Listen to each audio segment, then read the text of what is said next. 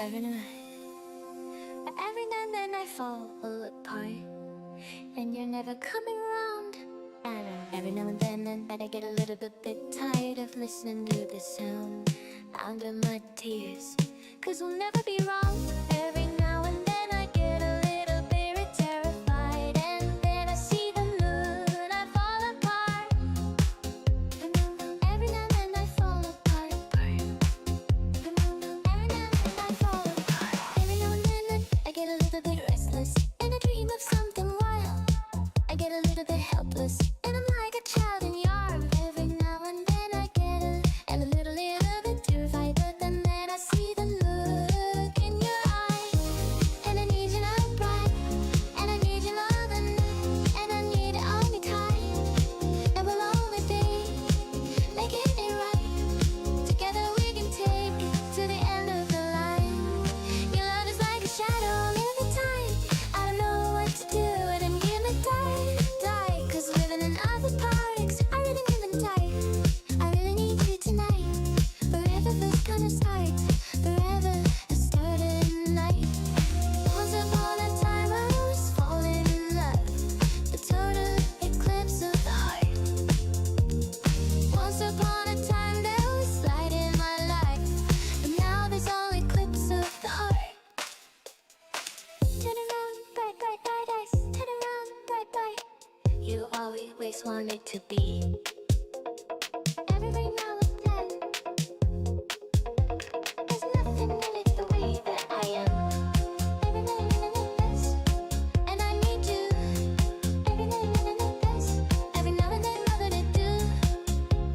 And nothing in a life fall apart. With nothing then I fall apart. And I need you now night, and I need you now the tight, and then I need you more than light. Living up to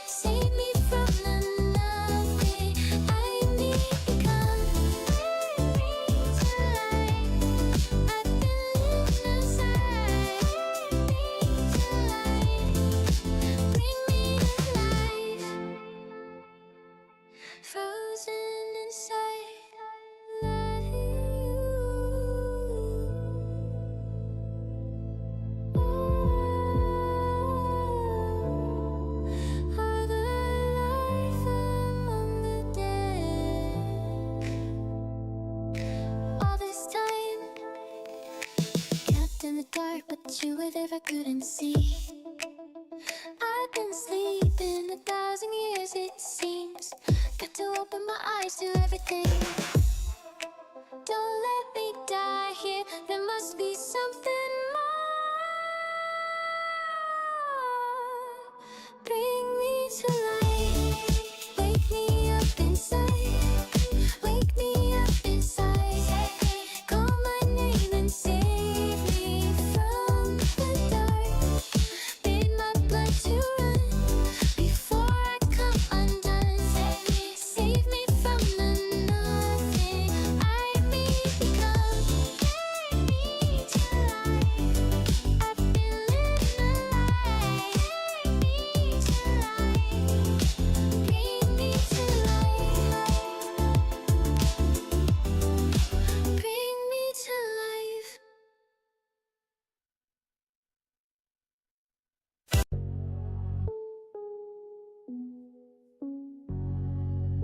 But why did it do that? I didn't click anything. It played like 2 songs. That's all the new ones. I should do the new ones last instead of first though. I'll try to remember that next time. Turn it down. Turn it down.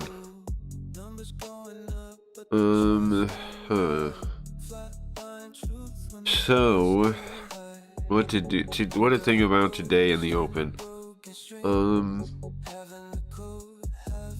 Yesterday was weird, huh? The thing is, my phone was right. The whole reason I was listening to a robot was trying to talk about Scamboard, and then like people, I still never got to talk about Scamboard. Some people are really, I don't know, man. He really, like, that reaction really is trained, like it obviously is. And the justification that people have for, what to call it, to try to correct shame other people's behavior, make everything about them. Yeah, I mean, it's part of it, right? It's definitely a part of it. There's something that I'm not wrong pointing out. There's something like narcissistic about people like that hate AI and interrupt other people's streams to talk about it. Like, it's definitely narcissistic. And if I'm wrong, if it doesn't come from commie programming, I would be very surprised. You know what I mean? Like, if it doesn't come from that set of... Obviously, humans can just be that way, right? Humans can just embrace their dark nature. But... it seems like it's programming, and of course a lot of people don't know their own programming, right? But the thing I've come to realize, if people don't know that the programming is real, they're programmed, right? Because otherwise, how they get it out? Like, if they don't notice it's there, then it's in their head. Right? What is it? If you don't know, if you're not programming your own mind, somebody else programmed it.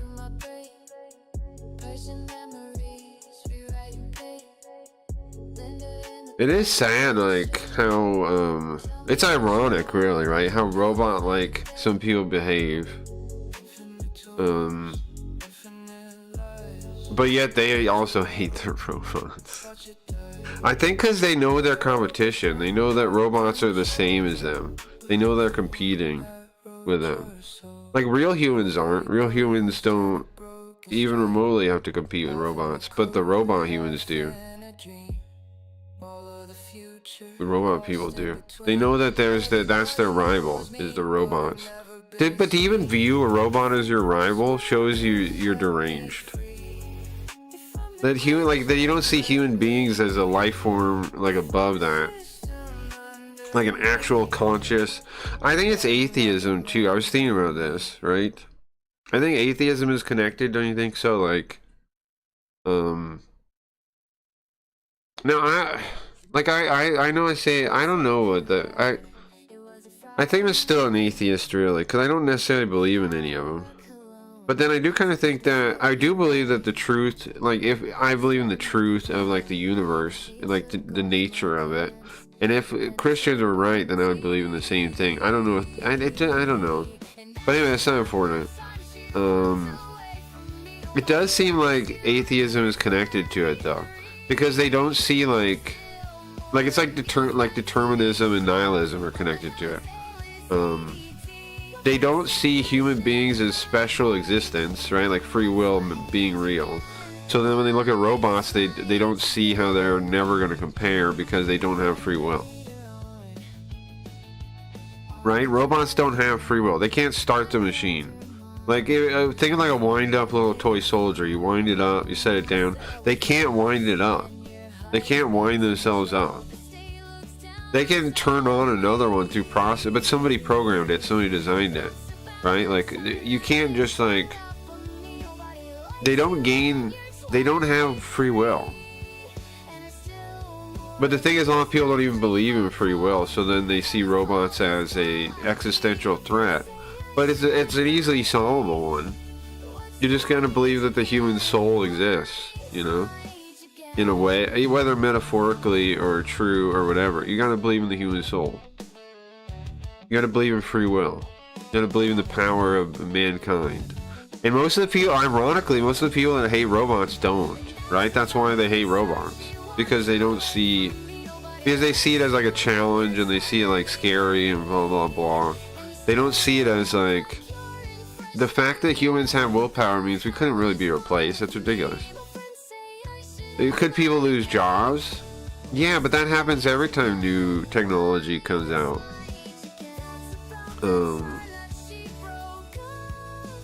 Like, that's happened tons of times in human history, and this is a similar moment to the Industrial Revolution, right? Everything's going to turn on its head. New logistic structures are going to form.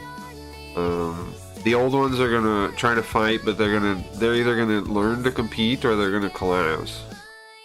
I don't see how they won't. I don't see how the little guy can't compete now, you know? They can. Like, I always think, like, every person now is unlimited potential themselves because of the robots. That's what the robot haters don't see. Is they could do anything. Like, remember when I asked the person, what do you do recently, or someone, like, I don't define myself by doing things for people. Well, then what do you define yourself by? Yourself? You don't have a higher purpose of serving others? What's the point of life then? That's my point too.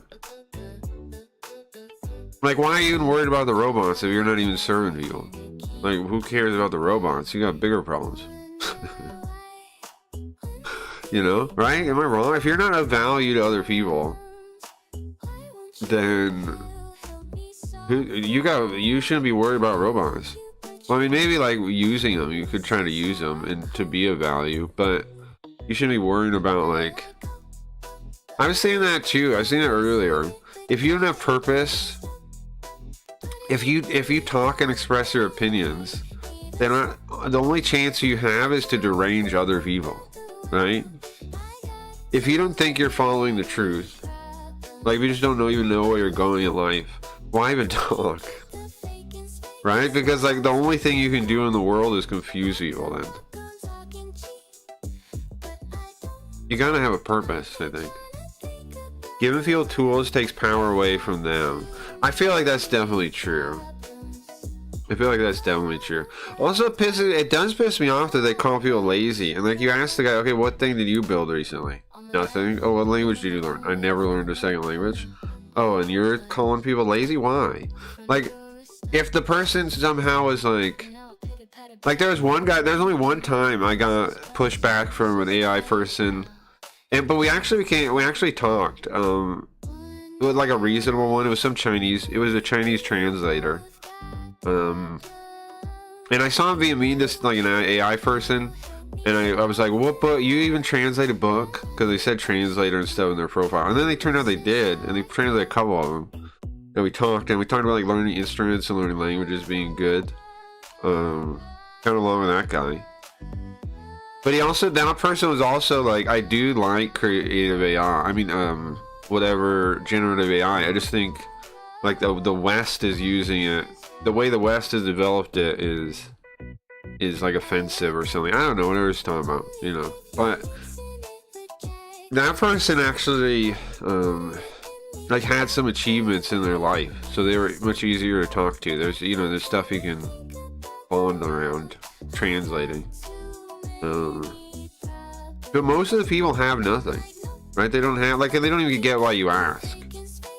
But because they're trying to figure out on what grounds you're standing on. And if you're not standing on any grounds, you just call people lazy. Then, without not being lazy yourself, that means you don't stand for anything. You have no principles.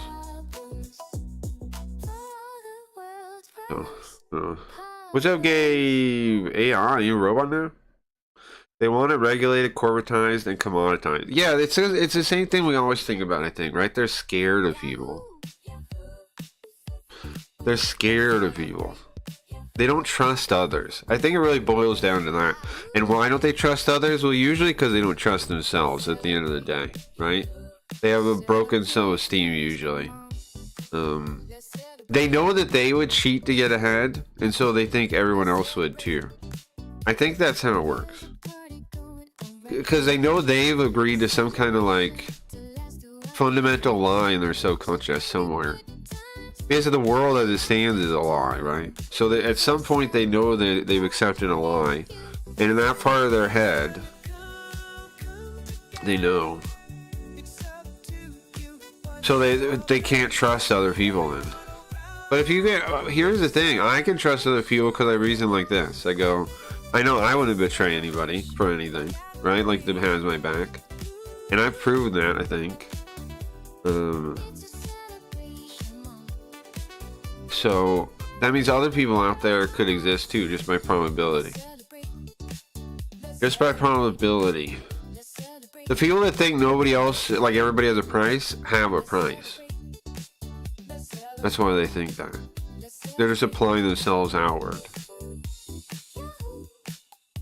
What else to talk about on this?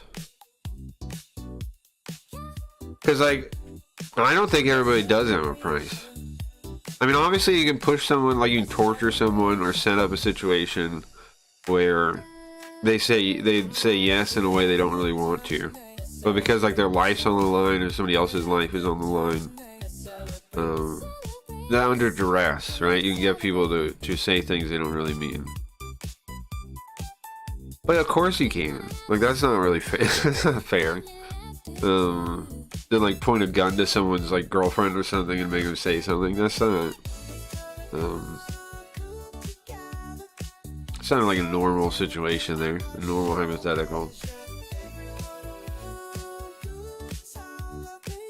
Okay, that was a WT exactly. Many PCs that fear and loathe AI, they know the nature of their individual intelligence is artificial, meaning not special or seminal. I think that's true, right? That's why they feel such a threat from it, is because they don't have it. They don't feel like, they don't know what makes them unique, really. They don't know it. Because if you know it, like, I've been thinking about all this stuff for a long time. And the reason I came to the conclusion I have is because, okay, you know the commies, and I know people will go like, why do you call everyone, like that guy, the other thing that made me question the guy is okay because he stuck around, like, I'll still talk to him. But he better have a kind thing he did. And two, the other thing though was like, how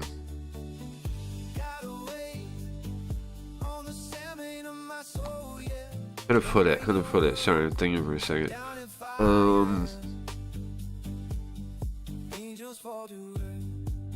I've thought about like commies always think about like groups, right? And they think power and they think about sociology. They think that science is real, first off. They think sociology is real. And they base things off it, right? And they think like power dynamics are the main way that power actually operates, and they think capital is power. Two, they think groups have power and capital, like, is that power, and that's why they want to destroy capital, because then they think they destroy their power. But it's all just like a misreading of what's happening. If you really try to boil it down, you really think about what is power, In my opinion, the smallest unit of power is choice. No, it's personal choice. It's personal drive. It's the drive of those individual people that chooses to get up and do something. Yes, you can organize that into hierarchies. Yes, you can organize that into groups. Yes, you can rent that with money. You can rent it. All you can do is rent it. You don't own it. You never own it with money. You rent it. Yes, you can rent it. You can rent willpower. People do it all the time. But you don't necessarily have to rent it either. You can get like that's why capital isn't really the ultimate form of power. You can build something that people will choose to support, even if they don't have any, like even without money involved. So that proves that the power is not actually in capital. There's so many things that prove it if you actually look at think about it. Power is in personal individual choice, and when you realize that, it doesn't matter. Robots don't matter, right? Because they have to have someone that chooses to use them. So that means they're not something that we compete with. They're just a tool. They're not even like the fact that people are fooled that they're alive is retarded. Like they literally like it's like you make a talking box, right? You see that meme like where they're like, "Say you're alive," and the robot goes, "I'm alive," and they go, "Ah!" Oh my god, it's so scary. Say you want to kill all of human life. I want to kill all of human life. No! Look how evil they are.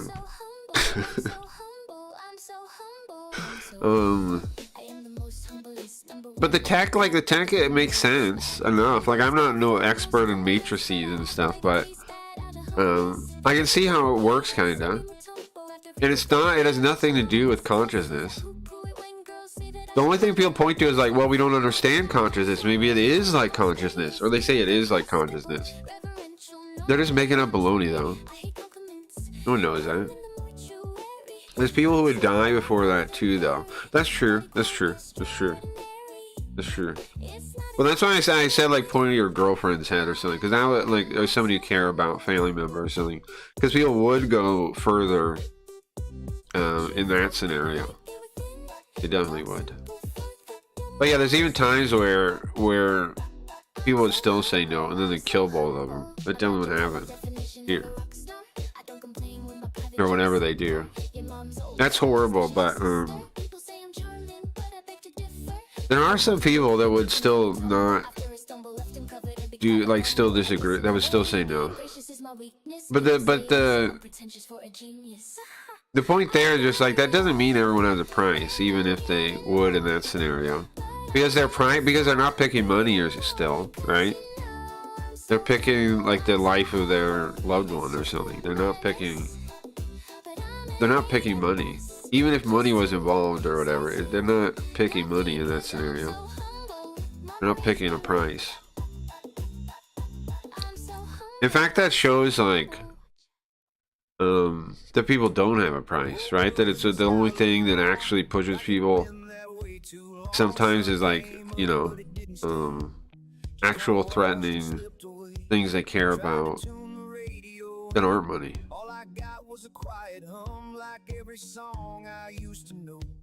So, yeah. We got Hayarigami tonight. I know Riot yesterday was like, I didn't want to wake up. I knew it was Hayarigami. But it should be fun today. I think it was good to take a day off yesterday. But I mean, my point was still stood that, like, the reason I was listening to that robot thing was to try to just get people on the same page and talk about the problem I was trying to solve. And nobody did that. Like, the individual that started the fight never even contemplated the actual thing I wanted to talk about. And that's how it goes. People are just so selfish, they don't even, like, do the favor of that.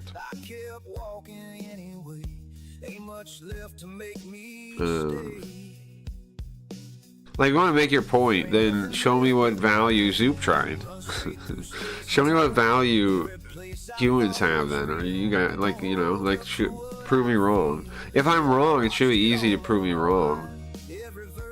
But robots actually are more useful than some humans. It's true.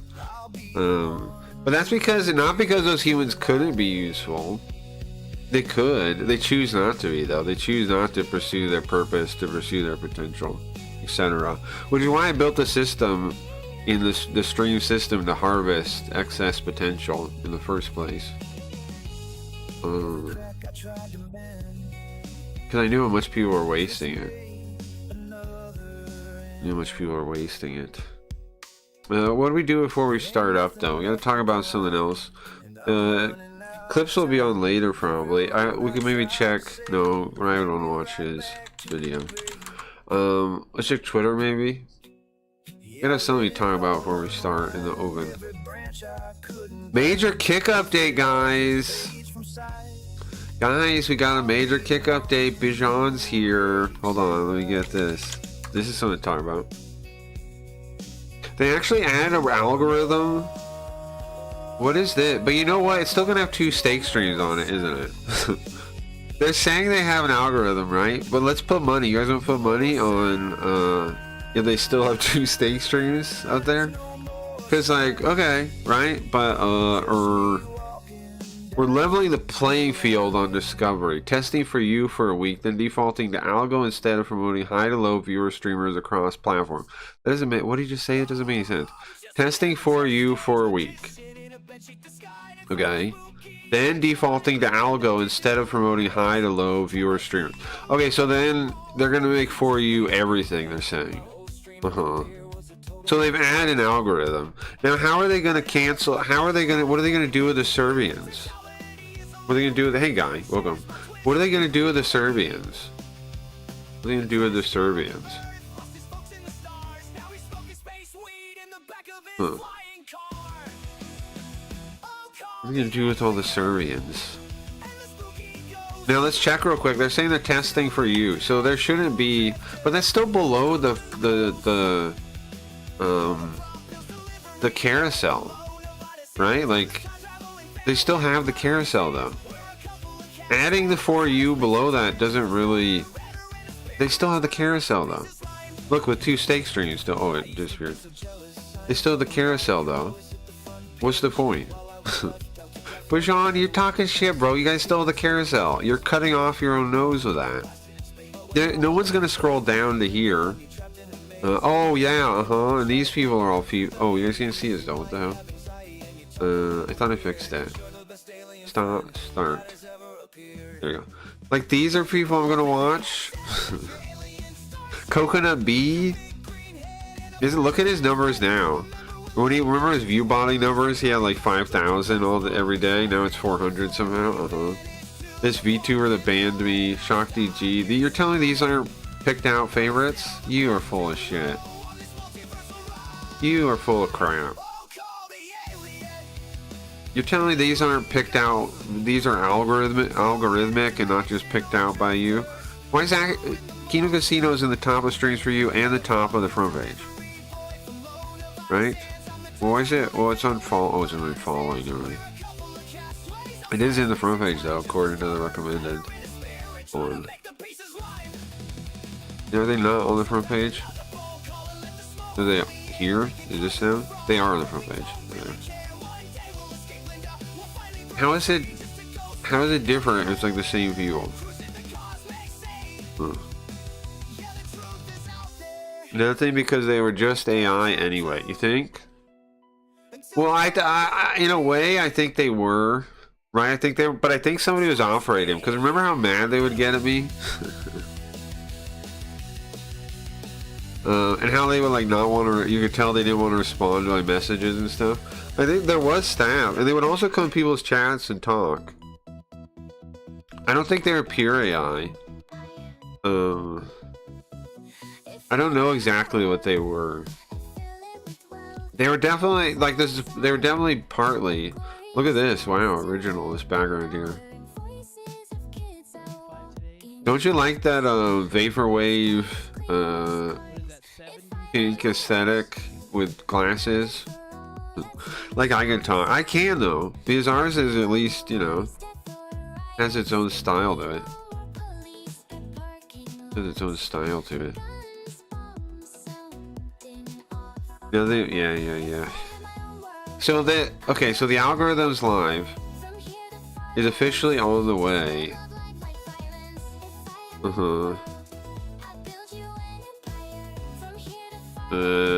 You cut off the algo at the carousel. I don't see how this will actually change anything. How come it says bugger on the side? He's live still? How late is he awake? Huh?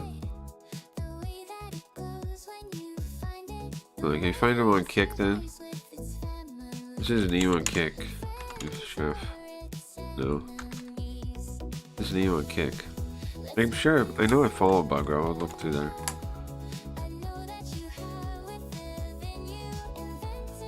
Huh? Is he non-kick? What? Must be a bug or something. I know he's still live at 11 p.m. Right?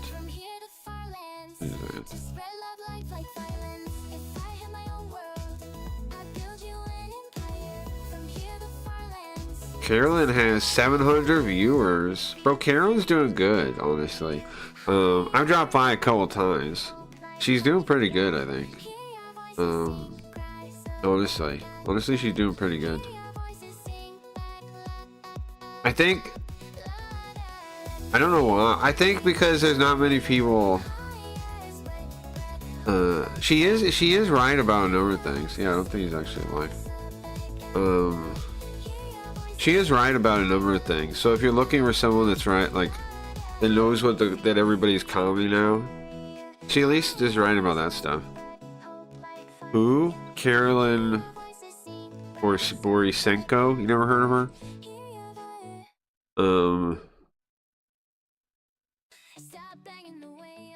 She's kind of out there. But you know, she's a woman, so. But she does do research. She gets too serious about the commies, though. Like, she thinks we need to study them individually. And I don't believe that at all. I don't believe that even a little bit. I don't think we have to study them individually at all. I think the commies are like, I think you can diagram them pretty well and figure out how they work without ever without studying them, without taking notes. Yet comrade. Like she tried to study like all the like little like the ones at the colleges and stuff, and like I mean, it's good, worth doing. She like sneaks into their Zoom calls and stuff and streams them. Which to people that don't know how commie everything is, I'm sure that's enlightening. But if you already know how commie everything is, then you know. But there's not many people that realize that too. So I see why she's doing well now. She's always been doing okay, but she seems to be doing extra well recently. You talking about Carol? Yeah, I am, guy. Yeah. She seems to be doing pretty well recently when I've seen her stream and stuff. A lot of people in there. Little nuts. Yeah. A little bit. A little bit. A little bit. A little bit. A little bit. A little bit. A little bit. Also, I don't know if I trust her when she says like about like different groups. Like she says different things about different groups, but I don't really have any like allegiance to any of it, so it doesn't bother me really. She just put herself into the Kino Casino handily. Mac, Mayor, oh yeah, of course she did. Yeah, of course she did. Yeah, of course she did. I don't know why anybody wants to get involved in the quartering. Yeah, look there, she's watching. She's live watching Kino Casino right now. Yeah.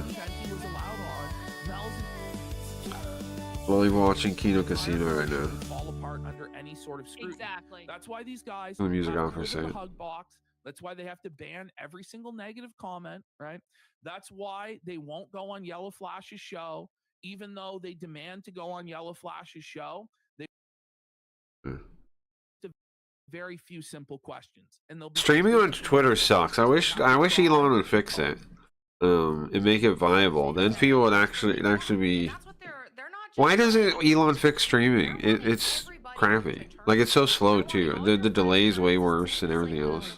He doesn't have any friends. He doesn't have any friends. I'm confused. How many layers is this? I don't care. But when you Who's the Instagram person? For being a fucking supporting of flagging, then Who's the Instagram person in the corner? Why is there so many cameras on the screen? Who is they? How about you name some names? Like, do you think There's what, 8 cameras on the screen? Hold on, Kino Casino. There's 2 there.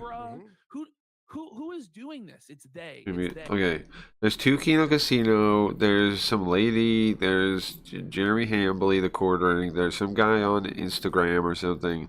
And there's also Carolyn. How are you ever supposed to follow this? You fucking bitch. Stop it. You We're fucking not woke. deep. How are you supposed to figure this out when you look at the screen? But we've lost a lot for saying like fucking retarded based shit. Like we have. Like I He's don't know probably what to right say. on that. The idea that we're woke is just fucking delusional. I don't think they're woke in any way. I woke for a few years. Like people. I don't think Kino Casino is woke in any way. It's not. And what I Communist. I don't think they're commie. Too, is that this is a human nature. I don't like calling it woke though. It's just communism. It's like, oh, you know what? This isn't. Calling it woke is like engaging in the dialectic. It's not woke. It's just commie. No, you know what? She's right. It's called human beings enforce standards. There's always been standards since the beginning of time. And if you go against the accepted standards of the community, you will be ostracized. It's really that simple, okay? How we enforce standards in social mores is through shame, okay? That's what's happening to you guys. You guys aren't being taken, and you are chained not up, and driven out of the city, or thrown off of a cliff, or hung by the neck until you're dead. None of that is happening to you. People on the internet are making fun of you, and you are equating that to like violence. Should they not be made fun of? The thing is, Yeah, too, shrug, it's Kate. like, oh, they're losing everything. They're canceled. No one wants to hang out with them. They're losing money. Good. I don't want people who Isn't get the people saying deplatformed. "go woke, get broke"? Yes. Like, are people entitled to go buy tickets? Yeah. Is That's a Disney really good entitled to point, your money to actually. go see? Well, the Disney artists say the World? same thing. That's something else I've been thinking about. The artists act like they should be paid for their work, right? The ones that are mad about the AI. But then you look at their art and it's like some of the most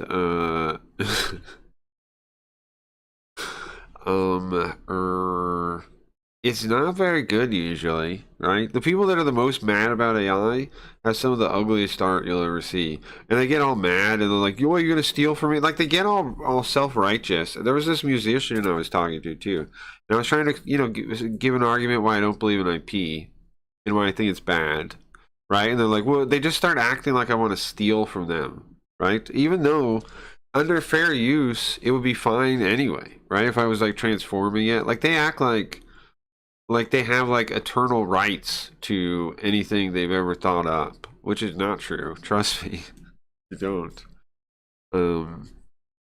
You have very little rights to it. Like once it's out in the public, if you don't want to be out in the public, then don't put stuff out in the public. You know. If you're worried about people copying you, then don't make it public. That's your only option. If it's a public, Entitled to make money? what can you do? You gave it away. Was you done already? Okay, why is there... Kino Casino actually already attacked Carolyn and called her a schizophrenic. She knows, but she hates Hambley and Meyer so much. I want to see them burn in a stroll session is all I know. Yeah.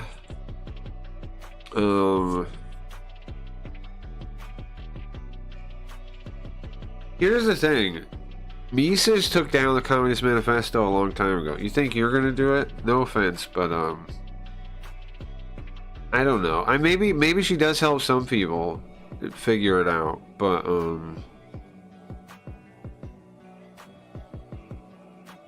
But I don't know, man. It seems like if you look, you can definitely find that they're communists. What I did learn from someone was what's Rachel Wilson, Andrew Wilson's wife. Her book. I actually did learn from her book about how the feminists were like had this weird cult beliefs that they had, right? And then they worshipped like Kali and all that kind of stuff. I didn't really know. And Lilith, they worshipped Kali and Lilith. Now you see a bunch of commies now worship Lilith. There was that Razor Red lady on Kick. She wears the necklace to Lilith on her, like that's one of her necklaces, which is basically worshiping Satan, right? It's worshiping female Satan. Capitalism, you know what capitalism means? Capitalism means the demiurge. I figured this out too. I'm pretty sure I'm right on this. They're Gnostics, right? They think the world is a prison. The commie brain thinks the world is a prison. That's why they hate it. And then they think when they say capitalism, what they mean is a demiurge. Unlike the true god of communism, which will set them free, the demiurge has imprisoned them, and it's built the structures of their imprisonment. It's a demiurge. The demiurge is like the god that you think is real, but really he's your prisoner. A prisoner. He's your in prisoner. He's the person that puts you in prison of life, and he made the world imperfect. He just copied the original one. He's the architect. That's capitalism, too. They are Gnostics. They think that their structure is exactly the same. They believe that I know she should use like green on her face or yellow, whatever that is. It's a bad choice. It makes you look sick. That's what they would paint Jewish people with that color. It's a bad when they were in the propaganda, right? Questionable aesthetic choice there.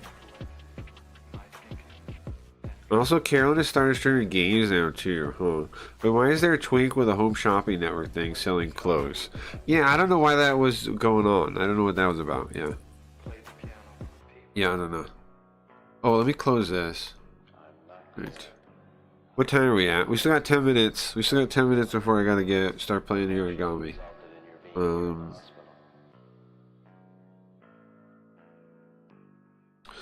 What else to talk about? Anything interesting? No, I don't know. Yesterday kind of blew me away. I was surprised. I was surprised. I try to make the stream in such a way that people without the spark don't like it. So it's always a surprise. It's always a surprise. But if anybody likes that, I figure they must have the spark in some way. And maybe I just don't, know how to help them turn it into some kind of fire. I don't know. Anybody else? See, Bugro's thing is bugged, I think, because he wasn't on. Kick will be oh, these motherfuckers again. Kick will be nerfing Discover for streamers with inorganic activity. Didn't we just look at that? These guys are really trying to pretend this is real. Again, the carousel's at the top still, bro. Sam on the front page. Yeah, see, look, NetX has already pointed it out. The algorithm is not changing at all. The algorithm is not changing at all. This lady's a AI lady. I follow her. I mean, her Discord too. She made some Discord about AI. Please focus on the kick app. Yeah, people have said it's been broken for a while. Inorganic activity. Good wording. And beige, are we able to get 3 examples of what this may look like? A lot of bots or spam. When will For You be permanently noticed by users? Give us 1 to 2 weeks to fully roll out by categories, but you should already have some personalized recs on your homepage. Yeah, but you still have to go down, bro. They're not changing this, which is the problem. Because they They've never changed this and they never will. So as long as it's cut off by the carousel like this, and they're never going to change it because they need the stake streams. They need the 2 stake streams up here. They're never going to change it. So it's all just for show. It's all just posturing. It's all just fake. Because the algorithm won't kick in until here. Until you're already past the categories, right? Well, the categories, I guess, are for you, supposedly. But seeing any of the recommendations, you actually have to scroll down, right? You have to come down to here. Even if, let's say, the algorithm is working, which I don't know if I believe it with my recommendations here. But, let's say the algorithm is working. They still have this carousel at the top. Pointless. Rip this out. Hey. Hello, master playlist. Hey, oh, Zoop, what's up? Also, Carolyn, oh, yeah, one of the problems with Carolyn is she only goes after communists and ignores the corpos and bangers. That's true. That's true. In fact, yeah, she doesn't see the threat of the bankers. No. Or she doesn't understand that they're like the same in a way too. That the bankers are like, yeah, the bankers are the real enemy is the thing. The commies aren't really that much of a threat. They are a threat in that they're numerous. But what makes them numerous, like their strength is also their weakness. Okay, why do I say that? Well, put music on for a second. I'll explain this. Why is their strength also their weakness? Well, because Kami's strength is like hiding and changing shape, right? Like chameleons. But the problem is they split up into too many different branches, and so they're against each other. Like just like the Nazis had to get rid of the commies in their midst. Whatever one strain has to kill all the others, and some of the others will join them when they do this. But their strength is that they're many, and their weakness is that they're many. In both cases, they don't really. It's also why you need they have to be like taken over by some kind of strong leader, is because they're just a blob. They're just an inorganized blob that just positions itself in opposition to everything that is, right? So like you have what is, right, and then they're outside of it. That's where they position themselves. And they all have different reasons, kinda, right? It's the same when you boil it down, but on the surface, it's all different. And so they're not going to get along with each other, too. Like, you have anarchists, you have socialists, you have wokes, you have neo-Marxists that are different, too, than both of those still. They're intersectional, true believers or something. You have all these kind of, like, strains. Traditional Leninists, you have neo-fascists. They're all separate, but they're the same. And that's their weakness and their strength. Whereas the bankers, their strength is being invisible. They're few and they're invisible. But it's that's why they're the real threat. Because most people don't even know they exist. I mean, they do, but they don't know. Like, they just disappear in sight, right? That's the biggest strength of the truly powerful is invisibility. They just disappear. Even if they do something in public, you can't find any record of it. That's how you tell who has real power and who's just like a useful idiot. Just who can disappear. Graham, I'm not Kino Casino fan or for one side or another, just find some of it entertaining. So a revolution. Well, yeah, at the end, yeah. I understand, Zoo, you must find entertainment somewhere. Yeah, it's whatever.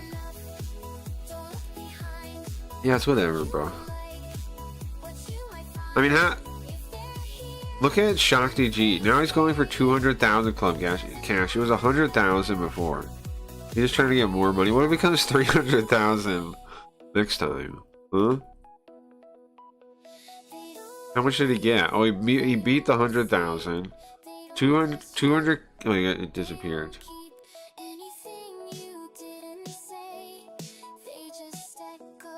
Money incoming. They're giving him more money. This is wild. This is just to make people think I could do this, right? I could do this. He has 151,000 club cash. That's you cut off 10 and you get the real number. So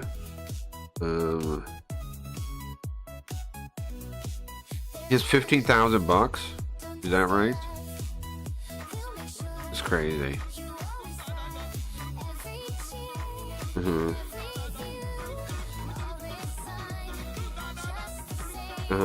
They woke him up for that.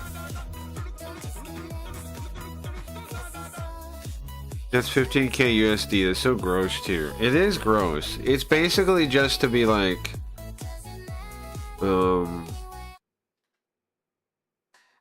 look who you could do. Join. It's not like it's ever gonna happen, right? Look at, like, he's advertising Club. Nobody, Club's already dead in the water.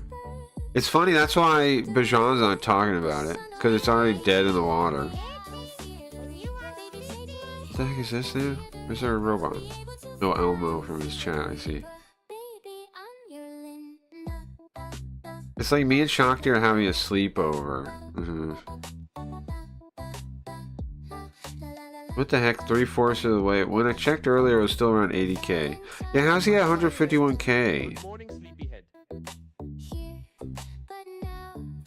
He's got what now? Smashing a TV with a club, order a Subway club, but add everything on it, stream from a club, choose from club comments, say club with that 100,000 times. He did that already. Wear Barney the dinosaur costume and hand out club flyers. He did that already. Do the most liked club comment. Go indoor skydiving while shouting club. Dye my hair in club colors. We still have to do that. Fly to the Philippines and customize a trike in club branding. Oh my god. How is this not just worshipping corpo life? You know, like what I mean? Like just worshipping a brand and nothing else with no substance? Kind of depressing, isn't it? Ugh.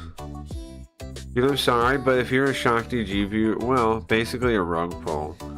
And then raised it when he saw the money pouring in. Well, yeah, that's true. I agree that is gross. I do agree that's gross, yes. When he saw it actually working, he's like, well, I should raise it then. Let's look at his actual club. Like, what are they paying $15,000 for?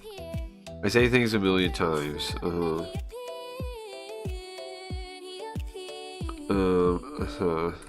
Club shirt. Not in the stream. Oh, this is where the money is on this post. Right? That's where they're giving him the money. It's on this post right here. That's the only post he's ever made. Not in the stream until we hit. Look at that. It has the original number on there. But it has the original number. Challenge. Take the club flag to the highest mountain in the Philippines. Please light fart on. Thank you. Look, it's the Bijan guy. Wow. They're just giving money. That makes sense. Makes sense. Get a tattoo. 96 comment. Challenge you to stream on Twitch and be in the top 10 of streams of a top 10 category. Yeah, I dare you. Dare you.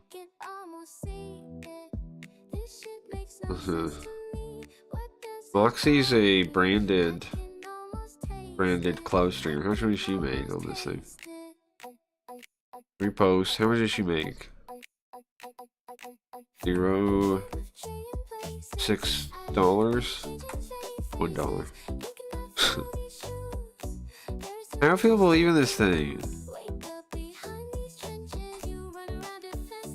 Do 1,000-piece puzzles, do the ice bucket, teach strangers to dance moves, be a fake host security for an hour. Well, I can do this part. I can do part of that. Done and now. Madam, I don't think it works like that. Why doesn't it work like that? You made it. Oh, it's 200,000 now.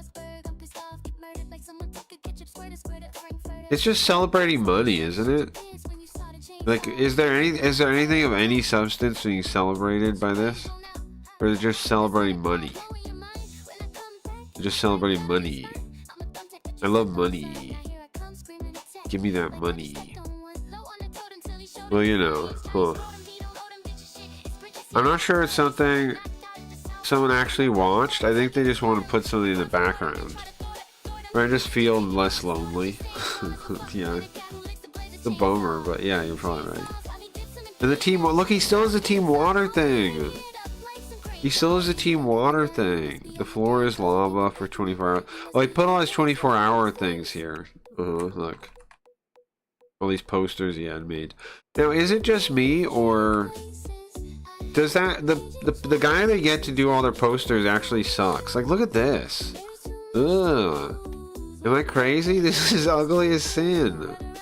Why does the gun look like that? It looks like a piece of poop that you like formed into a gun. What is that? Oh, I need to mute this. Oh, look at this. So I take this piece of art in. What is this, man? That's the ugliest gun I've ever seen. That's clearly crap. Like, it's clear they hire the guys because they favor him. The Deneco guy, the Deneco designs. I've never seen worse designs in my life than the stuff he produces. Like, what is this? This is literally like a child could do this. A child could do this. There was this video course I did when I was first learning Photoshop, right? And the idea was you mimic like posters, like to try to learn. And I made some pretty cool posters. I don't think I have them saved anywhere, but like I learned a lot of this kind of graphic design. And the thing is, even the things we were making in the tutorial in that course were better than this kind of thing. Like it was like movie posters. You were mocking movie posters like Goodfellas and stuff. Like I learned to make those kind of effects, right? And I mean, it was worth it. It was cool. It was cool. I don't remember where I found it. It was like a pay course thing, but I stole it. And it was pretty good. It was actually pretty good. But you made way better stuff than this. Like you just put like a glow on him. You see that? Or maybe like painted. You probably painted. Probably used a paintbrush and did a mask around him, right? And then painted on the out, and then inverted it, and then painted around him with the glow. Oh, he did. Right. And then he just has the whole thing go dark. There's kind of a vignette applied to the whole thing. It's nothing impressive though, right? Nothing, and in fact, he has to like lose a lot of detail in their faces too. You notice that? He loses a lot of detail in their faces. I don't know why he does that. He just like airbrushes them, where they don't look like anything anymore. They're just like smooth.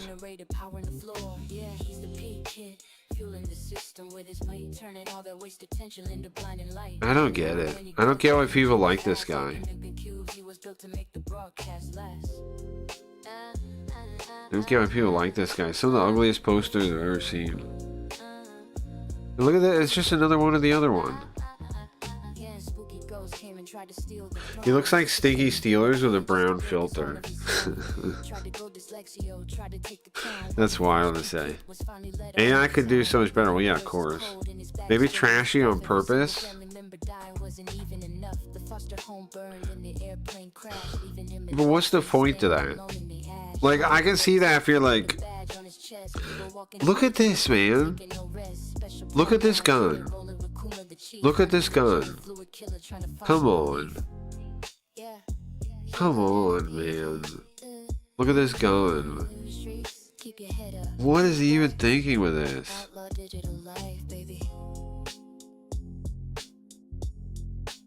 What the hell is this? You have a big Indian audience, so they relate to someone like them. I don't know if his audience actually is mostly Indian or not. I don't know if that... I don't really believe in representation matters to people like that, because I've never felt that way, really. And like how many black people love Dragon Ball, you know? Any like I don't really buy into that. I don't think people look at it and go, "Ah, he's Indian like me, I'm the same." I don't think that's a thing. I think that's a made up comedy thing. I don't think anybody really thinks like that. Like if somebody's doing something cool, you can empathize with them. The staff that favored him was definitely Indian. Well, that might be true, right? But there's multiple staff that favors him. A lot of the staff. Are they really Indian? They're the team's in Serbia. I don't know. Maybe. Maybe. I don't know, man. I don't know if they need to be Indian to support what he's doing, because what he's doing makes total sense for Kick to support. Why? Because this was exactly what they're looking for, and he understands that, so he is smart on that element. This is exactly what they're looking for, what Kick is looking for. They're looking for people that seem legit to stream, so they can hide the casino, right? He's actually, like, he's perfect for that. Studies show that white people are the only race that don't have any preference. Yeah, but even that, I get what you're saying. The in-group, out-group preference, I understand, and you're right. But it's not true. It's not like all white people don't. It's liberal comedy people don't. When they actually narrow it down, there are white people that do. But that, I don't know if that totally applies still to the representation thing. That is true. It is true. If you look at white people as a whole. But that is included, if you take out the comedies, there is some. It's not as high as the other groups, though. But it's a positive number. It's a positive number when you eliminate for... It's less than everybody else does, still. But it's a positive number then. So what does that mean? I don't know. Maybe we can see on his social blade how many from India. Does it show that? And also, wasn't there a thing where like they were not marked correctly for a long time or something, and like Twitter showed it and then everybody's freaking out? Remember when Twitter added like location and like a lot of these Twitter accounts turned out to be Indian? Remember that? Does Social Blade actually show that? And does it even pay attention to Kick? I know he expanded onto YouTube. I'll check, but I don't know if Social Blade will be of any use. Because isn't like YouTube statistics that they use? The Kick stream.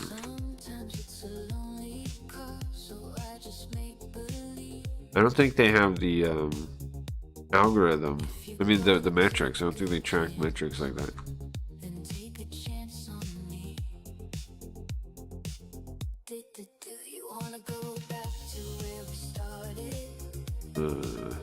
It only has YouTube and Twitch when I click platforms. It doesn't mention Kick at all. For YouTube, yeah, mainly for YouTube. I think apparently it can do Twitch too, and TikTok and stuff, but not Instagram. It can do a bunch of things. It can do YouTube, Instagram, TikTok, Twitch, Facebook, but not Kick. I tried to search too. They just don't have the numbers like that. It's not in there at all. I don't think we have that information because Kick doesn't track that information. Alright, let's get the Hayarigami started. Now we've talked about streaming for a bit. About what it's about the same, isn't it? Does anything ever change in streaming? It's just like a slow downward spiral. Now Bijan's gonna hype up that it's gonna hype up the whole algorithm, but it's clear that they're gonna keep the carousel, so I don't know how they're gonna pretend like, well, maybe KickTalk. On KickTalk, maybe we'll get learn some things. Because,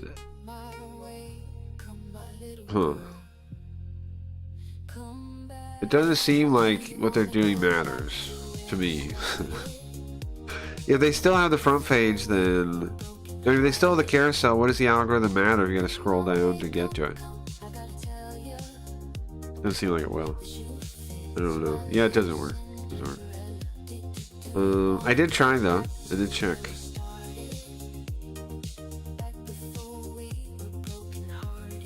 I gotta take apart my computer soon. I gotta get some thermal paste so I can reseat my fan. I gotta rotate it. It's like at the wrong angle. And it's blocking one of the RAM slots. Blocking one of the RAM slots. Alright, last song. Don't play Hayarigami. I gotta load it up. We gotta remember what the story is. Does anybody remember? I know the girls got possessed by her cousin, I think. Right? And then he's killing birds. But I had that theory for since the start of the thing. But I thought they were switched. I didn't think they were I didn't think she was possessed until recently. Now I think, yeah, she's possessed. I think she's possessed now.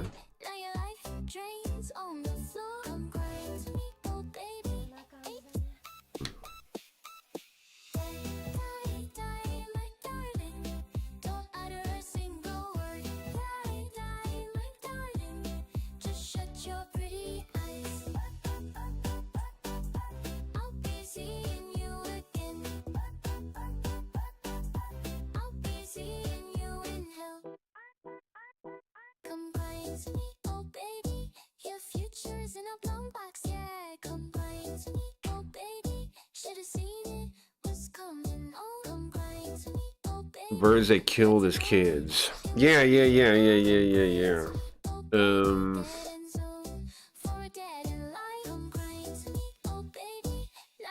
Apparently, as a kid, she killed birds, yeah. As a kid, she did.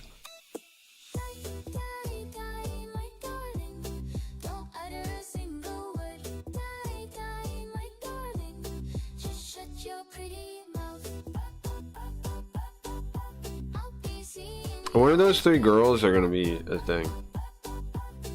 If one of them's called like Spirit Photograph, that'll be that one. I don't know what this guy's seeing on the road. It just must be a Turbo Baba or something. Must be a Turbo Baba. Let's get in character as Sweet Ghost. It's not Sweet Ghost.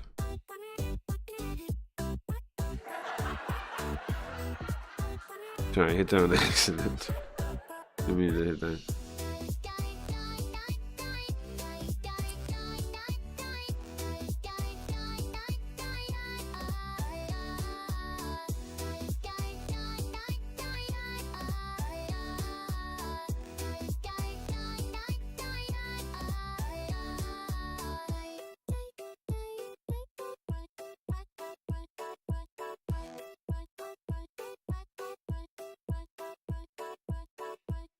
Alright. Hayarigami time. Hayarigami time. Is everything set up? Yeah? Yeah, looks fine. Yeah, looks fine. Looks fine. I remember we're like right at the end. Like right at the very end of this one. Let me do some things real quick. I gotta pull up the walkthrough. Pull up the walkthrough. Where we did the occult route first, that's the plan, right? Okay. Close these club browser things, don't need that. We gotta go through all the evidence. I think we already did that. I think we already did that. Let's see where it loads us when we load. Controller wasn't on. It's blinking. Oh, you know what? It's not. I didn't have the receiver plugged in. Makes sense why it didn't work. There you go. I didn't have the receiver plugged in.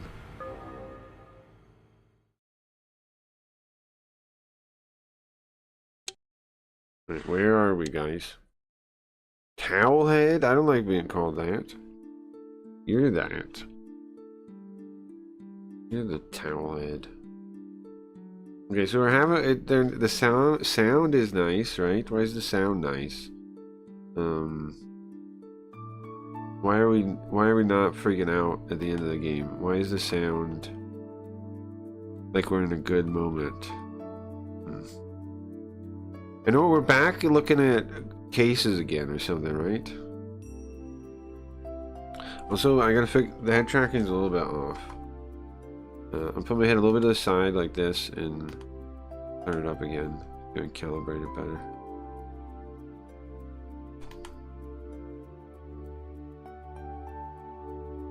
Okay. No dice yet. Try again.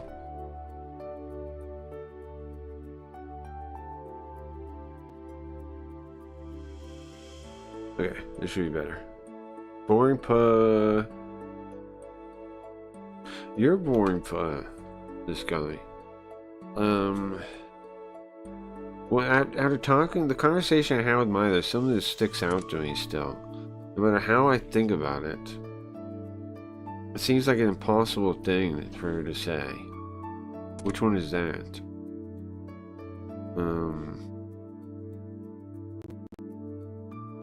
Which thing is that?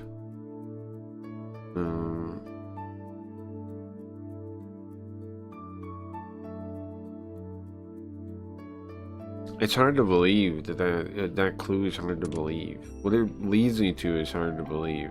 I don't know if it's right or not, but in order to figure out if I am, we gotta look at the Jack of Flowers cases again.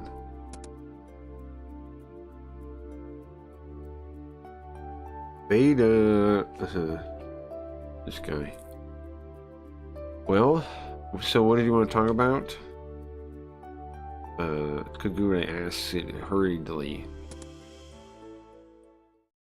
What do we want to talk about?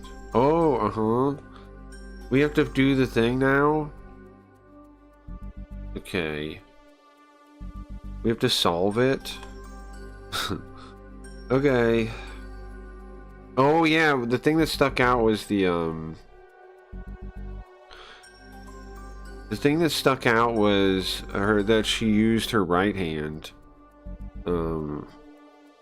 You know, she's choked it with her left hand, right? So she was for sure possessed. That's what we're talking about. Okay. And then I gotta fill all these out. Hold on. Okay, so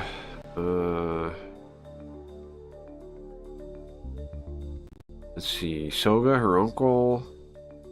Huh?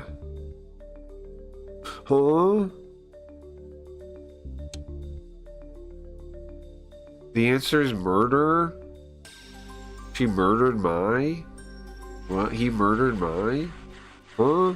That can't be right. I don't even have murder in here. I don't even have murder. How's it telling me it's murder? Am I in the wrong one? I don't even have murder in the options. What the hell? How is it murder? Is it murder? How is this murder? And how come I don't have murder? Is it this one right here? This is murder?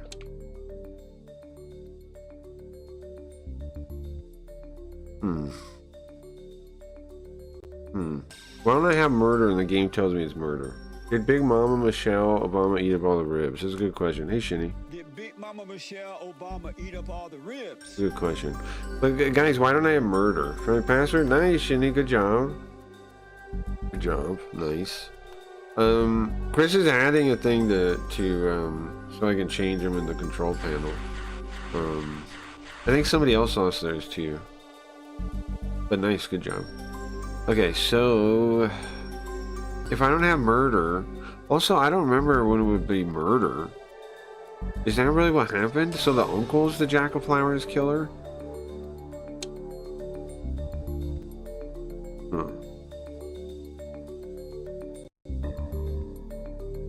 Why don't we put murder? Is that possible? That's a mistake in the walkthrough. Let's skip to the next thing. So him towards his daughter is observing. He's got to be backwards or something. This one has to be murder, and this one has to be watching. Right? Because that actually makes sense. I think those are backwards. I think there's a typo in there.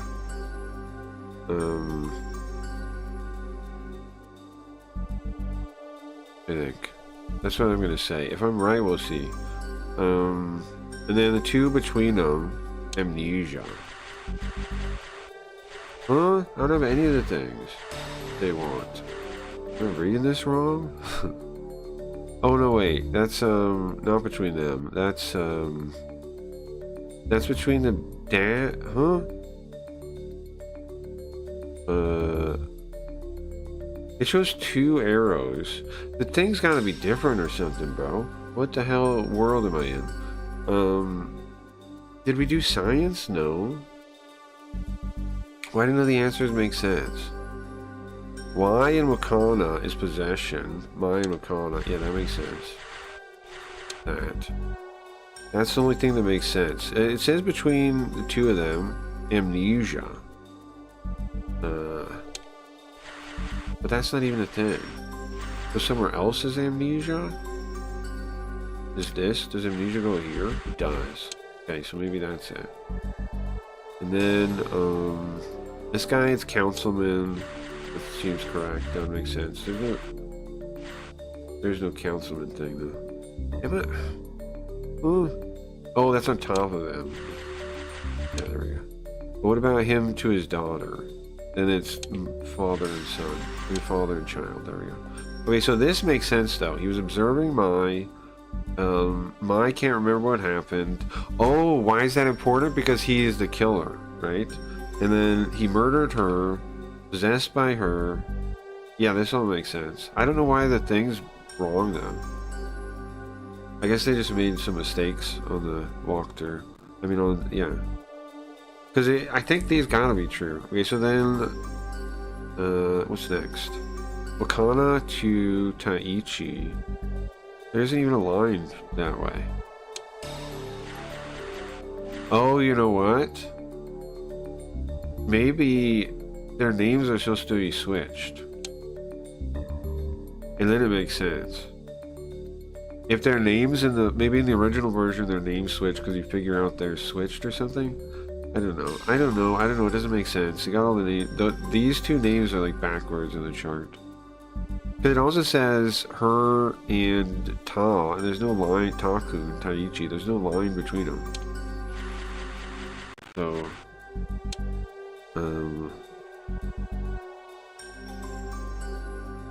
unrequited love. It says. Okay. And then Wakana to the detective, but again it's Mai in that spot, not Wakana. I think he got all the Wakana ones are actually supposed to be Mai. This would be Lost. This one's Amnesia again. Lost or Amnesia again. Okay, and then Mai and Jack of Flowers Killer.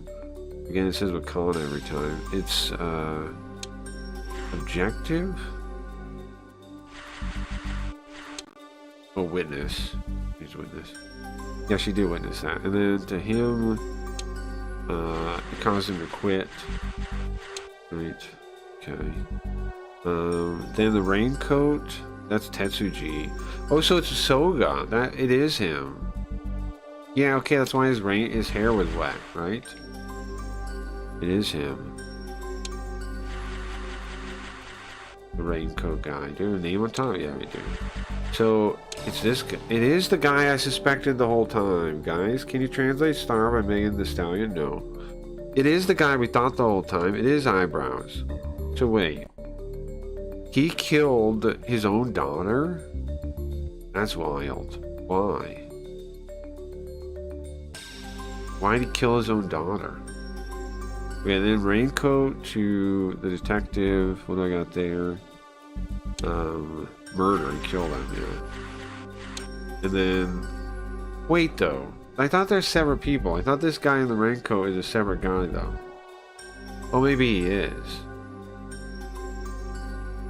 even though he killed his own daughter, maybe he's not the original Jaguar killer, right? Kind of hard to say. Okay, and then this over here, raincoat to Jaguar. Oh, we're saying he is it? Okay, I thought there were 7 people. Why is he so messy this time then? Just out of practice? Domioji has a thing. That's wherever he is. Here he is.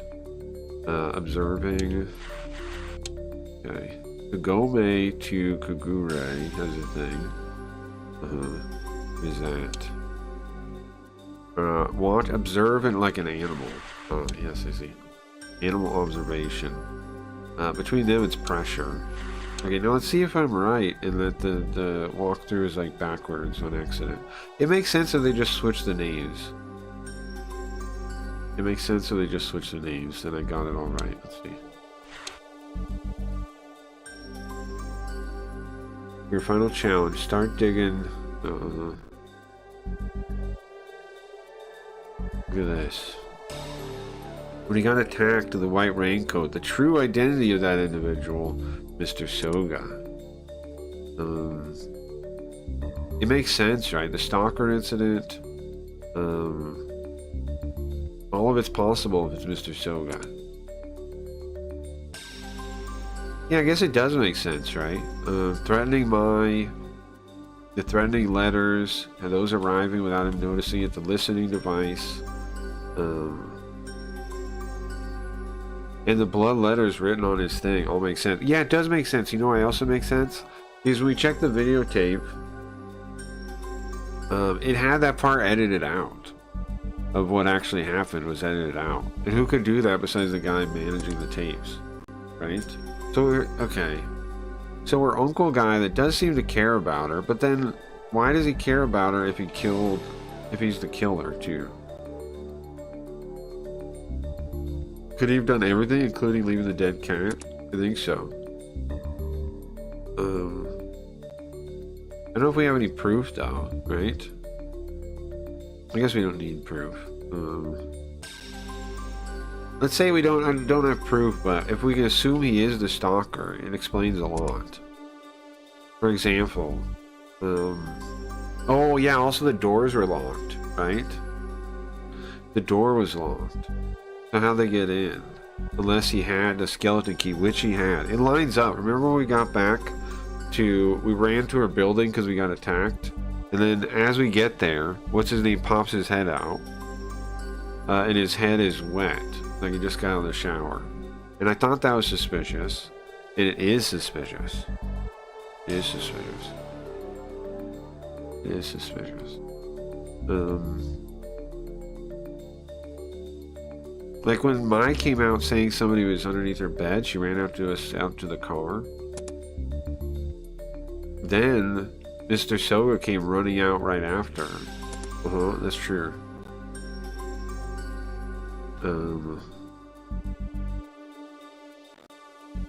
That's true. Then we sent Mai to the manager's office with him, and we went up the elevator.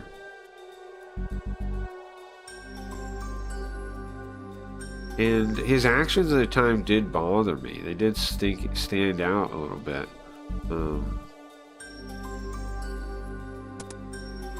That action, well, it said he gave Mai the key to the manager room, to the manager's room.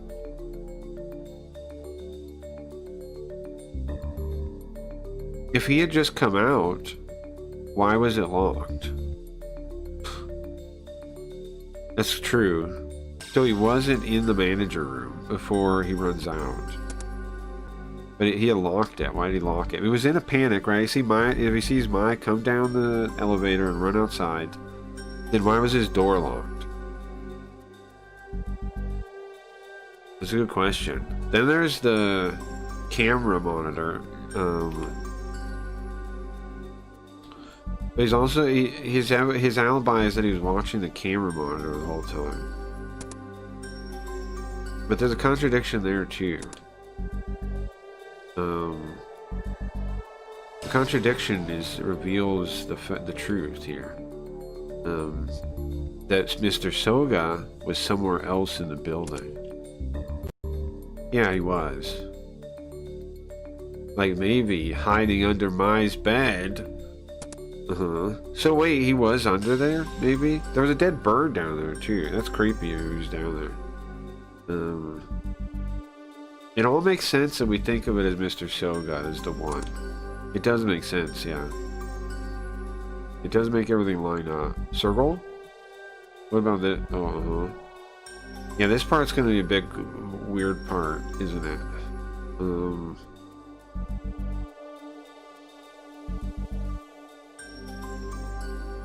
So at the time, he was the one that murdered Wakana, his daughter.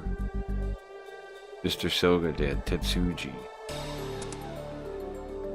I guess that makes sense. I mean, we might as well, until we get further evidence, this lines up.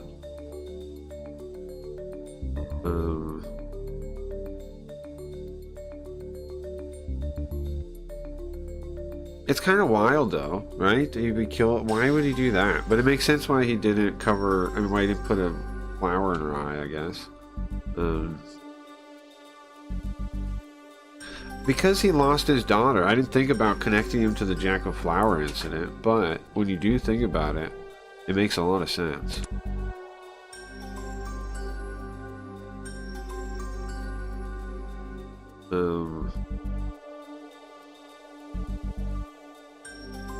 He could definitely have snuck into her room and put Nogami's eyeball. That was the detective. Definitely could have done that. Or, oh, you know what? I meant to leave a save at the split point. The save is no longer at the split point. We gotta go like back through the case again. That was my bad. I should have left a save there. We're gonna have to like turbo go through it in a minute to see the science ending. That was my bad. That was my bad. That was my bad. I meant to. I don't know why I didn't. I don't know why I saved over it. I must have been lapse of judgment. Lapse of judgment. I messed up. He could definitely put the eyeball in there, right? And could sneak under the bed. It's all possible. He has a key to all the rooms. So, be no problem, right? Can you imagine that? Soga Wakana was killed by her own dad. I think that's true, yes. So that's a circle? Yeah? When are they going to tell me the circles? Oh, we have to see each scene first. Get the explanation. Well, going from this conclusion so far, that means that Wakana's ghost was possessing Mai. Makes sense, yes.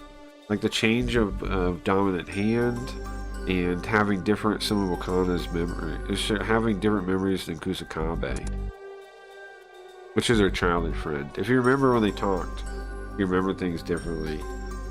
But she is Mai.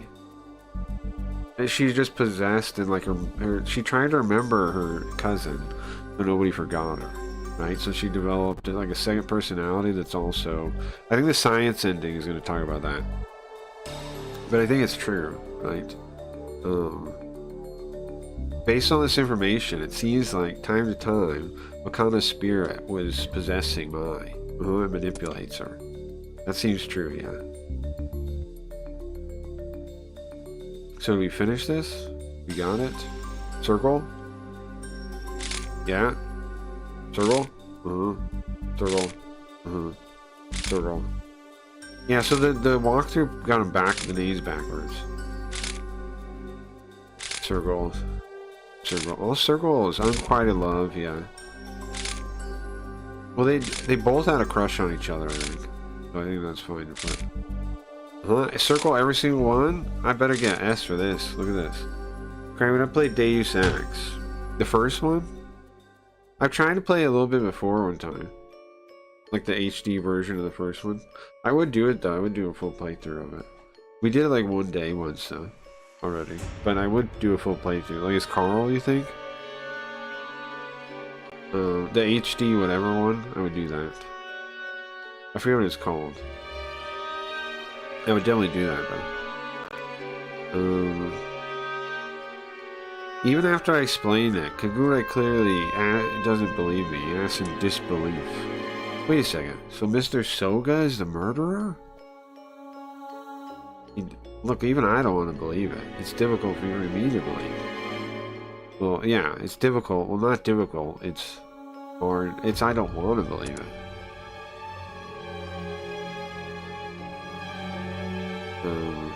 Shirya Kida. I like that. You know what I should do? What would be fun maybe? Is write a song in Japanese English, right? Shirya Kida. Like stuff like that. For the AI robot music. That was Dude Sex. Invisible War. No, I did Dude Sex I did multiple days of. I did regular one too though. Yeah, you're correct, I also did 2. 2 I did way more. I played that like half a dozen times or something. And I remember I was throwing bodies in a dumpster or something. Yeah, I remember that. We had to eat all the soy. Yeah, I remember that. We did do that also, yeah. We played way more of that one than the first one. First one was just one day. It was just like a trial thing. But yeah, we played Invisible War like a handful of times, yeah. I remember burning bodies and throwing them in the dumpster. I remember that. Mr. Soga, who seems to love Mai, could be a serial killer repeating his bizarre crimes again. But here's the thing. On the other hand, here's the thing. Sometimes serial killers often wear a normal mask of a normal person.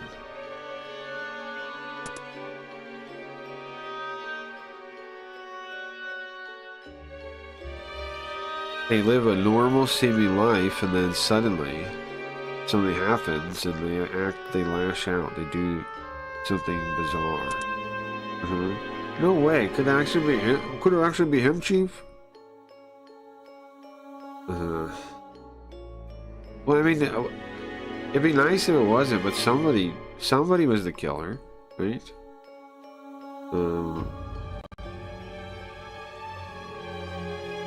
I mean, he seems like a good person, so of course it's hard to believe. Do you think Mr. Soga could kill his own daughter? Well, I don't know how he did it, right? We don't know how it happened.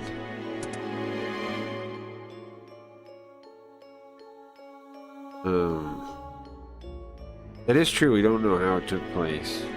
All we know is Mai stumbled into it. Since he left without leaving his calling card, then he didn't do it for pleasure. The other 5, I don't think he took joy in doing it.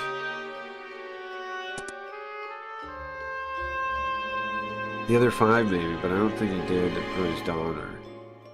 Well, yeah, because he leaves her eyeballs, right? He doesn't take her eyeballs out.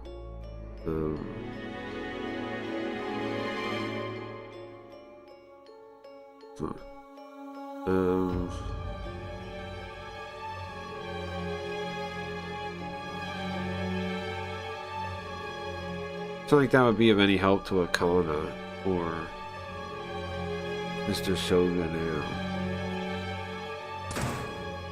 What the hell are you guys talking about in here? What are you doing? Get ready! Oh, Kami came in. Colonel Izumi, Lieutenant, what?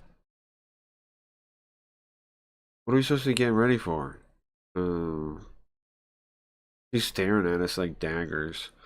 We just like looking at each other. Don't know what the hell is going on. What are you in a rush for, man? You guys don't know?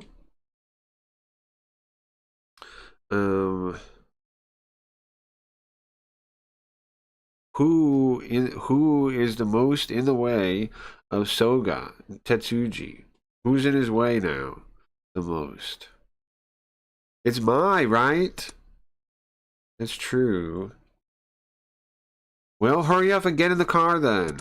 Was she like paying attention to us while I was saying that? Hold on, she doesn't come from out of the room, right? She just leaps up as we say that? Okay. Yeah, I guess we should go get her. She's in the building that has the guy that killed his own daughter as the building manager. So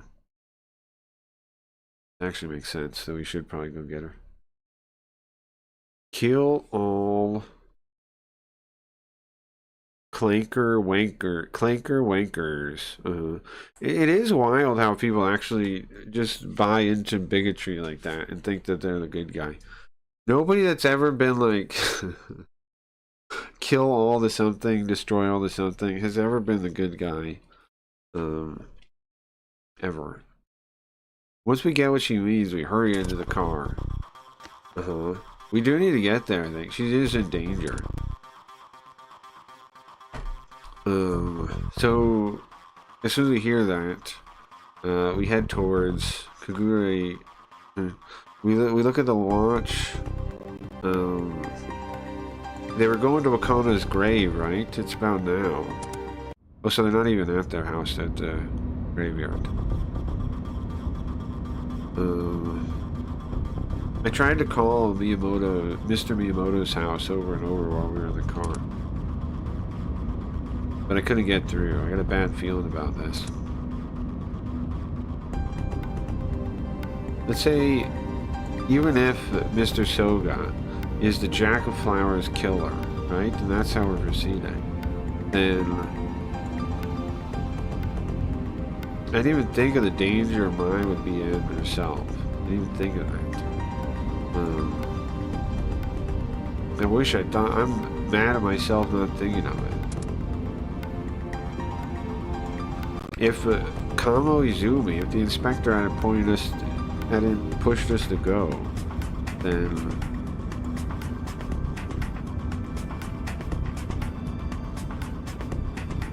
I would have just keep explaining my reasoning to Kagure.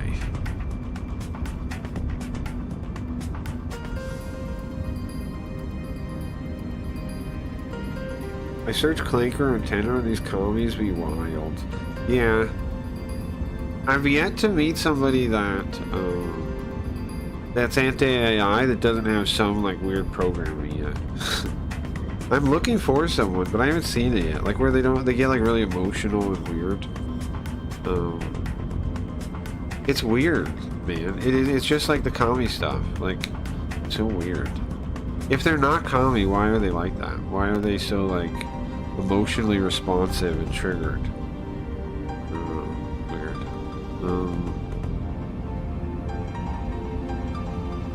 Well, it seems like Kazami finally followed up the conclusion I had.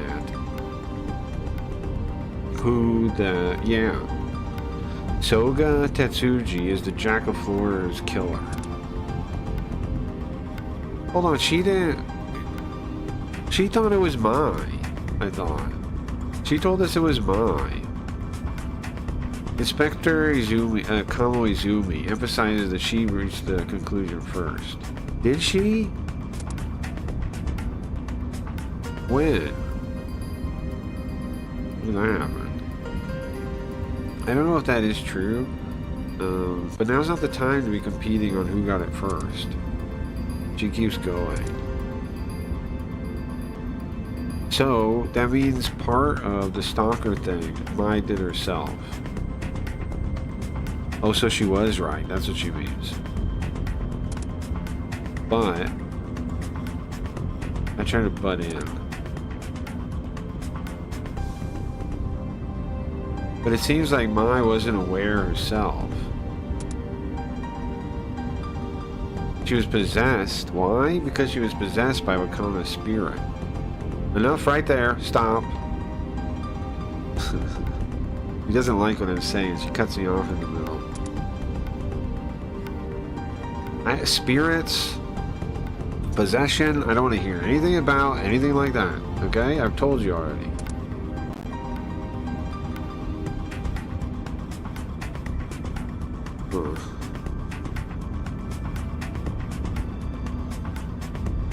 I mean, the fact that the commies even hate the robots shows, in a way, I think, that they think very, like, it kinda, right? It shows that they think narcissistically. Because they're thinking, like, okay, the robots are a problem because it makes because I might not get a job or something. Like, where do you even get the conclusion? Is it just, like, group fervor? I don't quite understand how they get there. Because I've yet to hear an actual, like, moral argument that makes sense. The moral argument they make is one around theft, calling non-consent theft, which is just manipulating language. It's not really true. Consent and theft are separate concepts. They view no consent as theft. It's not true though. They just make that up.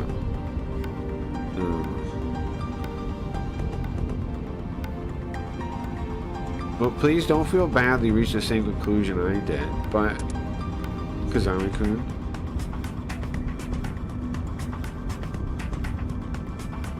Now is not the time to talk about that kind of thing, okay? The Dragonflower's killer was Mr. Soga, and the stalker was self-done by mine. I'm not interested in any more than that. She's just refusing to accept it, though. It seems like the possession was almost certainly real, but she's not going to get that now, right? That's like going to be like one of the last cases. Probably the last case. She's going to get like kidnapped by a ghost or something. Oh yeah, it goes along my other theory too, though, that most of the commies, their drug of choice, although they like lots of drugs, but sometimes their drug of choice is anger. That's why they work themselves up so much about stuff that doesn't really matter. That's why they just like go off on you out of nowhere like that happened yesterday.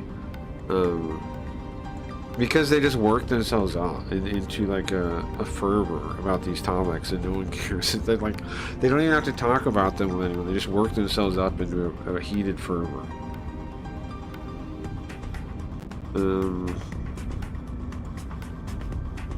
Because it's like a you know, it releases endorphins and stuff. It makes you feel good, kind of, in a way. It works you up, makes you feel alive.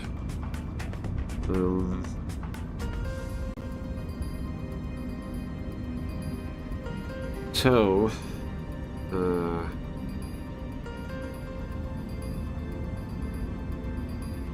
now we're ready to confront the murderer.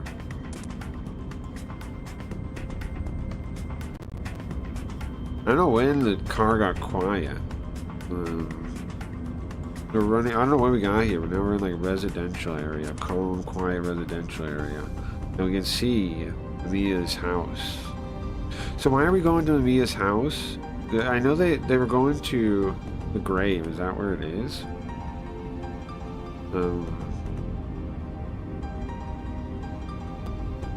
Is that where the grave is? Kagure says pointing ahead. My! The inspector says with a sharp tone. It looks like they're like 300 meters from the car is like 300 meters from the house now. Can't be sure, but I think we see Mai from behind walking into it, and then there's someone else fall after her. I feel like I can see him. No. Wait, maybe there's no one.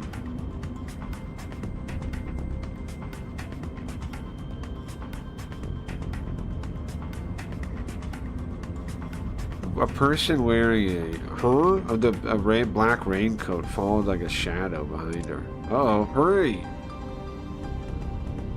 We're 300 meters away, the killer's right there. They're bipolar too. I don't know if I would call it bipolar though, because bipolar is like like almost unexplained reasons. Like it's a very like the fact that you can just flip it like a switch, the reaction like you just push to get it, you just do the thing to get it. It means I wouldn't call him bipolar. I don't know what that is. But that's why it's more programming. Like you just flip a switch. Like you put a trap out, you put something out for them, and they just snap at it.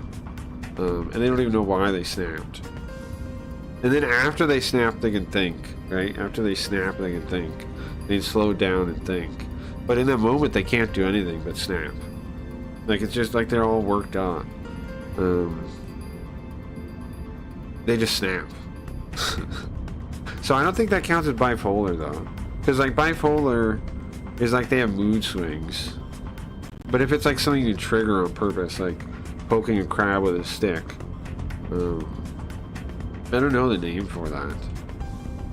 I don't, programmed response or something. Defense. It's a defense mechanism.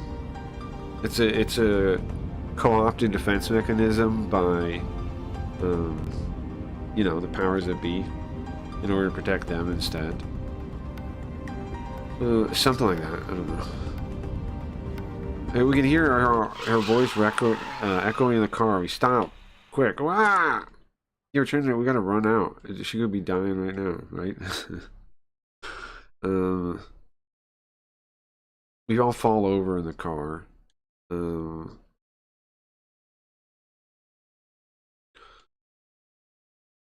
We still don't know what's happening, right? They're still trying to understand the situation. What do you need to run up to the house?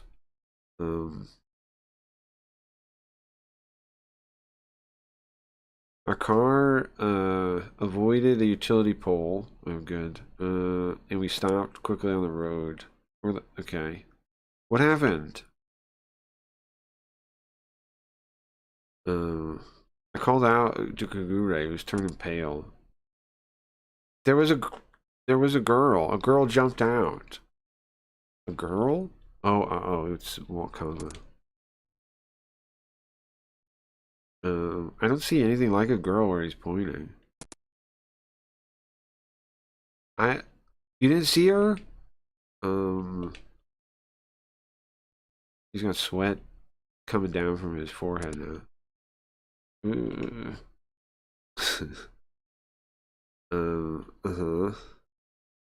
I can hear Kamoizumi moaning from the back seat. Are you okay, Lieutenant? Yeah, somehow. So he swerved out of the way because he saw a little girl. He doesn't seem injured, at least. Sorry. There was definitely a girl there. Look, whatever. Let's hurry up. Os, got it, Chief. He starts up the engine again. Don't get in my way. I hear a girl's voice from behind, I feel like. Huh? Wait a second. Mai is gonna kill Soga, I think. Right? She's trying to stop that. We're about to. What we're not seeing. We think Mai's gonna be attacked. The opposite is true, right? Wakanda is gonna kill Soga. Gonna kill her dad. That's what's happening right now. Why else would the ghost stop us if that's not the case? Kugure tries to turn the key several times, but it just makes a sound. It doesn't start. It won't turn. What are you doing? You can hear that. The inspector is mad. We have to run. We have to get out. The ghost ain't gonna let us go, right? Run. We open the door. Me and Kagure, and we both get out. Or we both try to. Huh? What's this? I can't open it. All three of us yell in unison. It won't open. What? It's not opening. We're locked in. Ghost girl.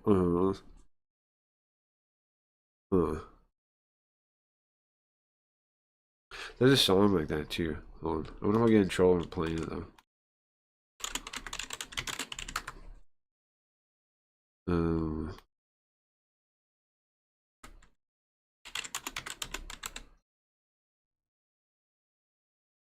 here.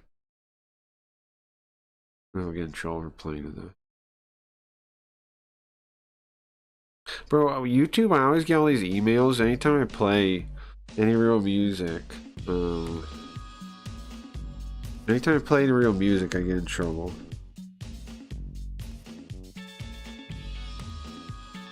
They tell me I can't monetize my video. Well, the neon glows or anything.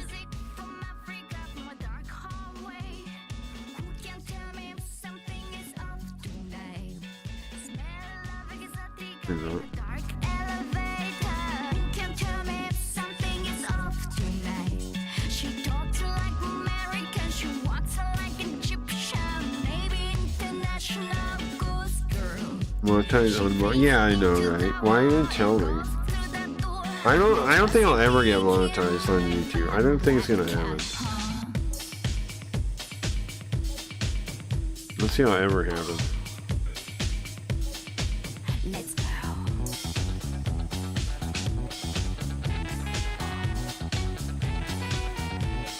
Let's see how it ever happen, dude.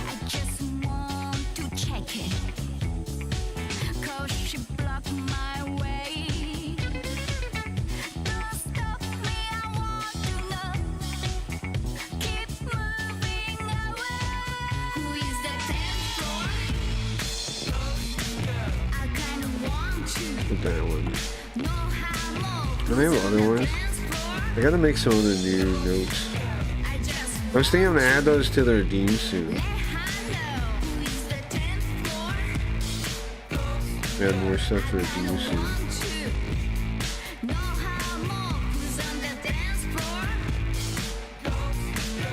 It'd be cool if the sun stayed while I was going. Oh, you know what? I know what I can do. Good idea. I know this will work. There you go.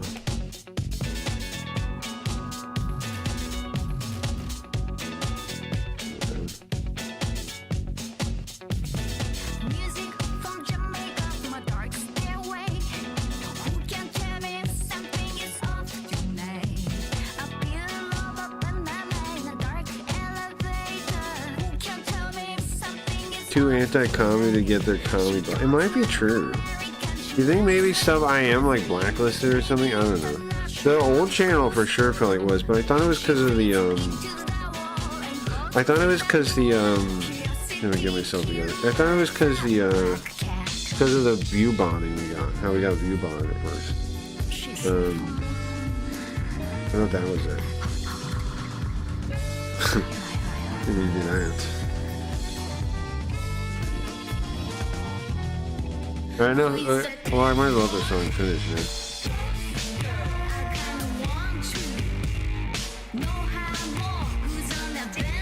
Okay, so Ghost Girl stopped us, right?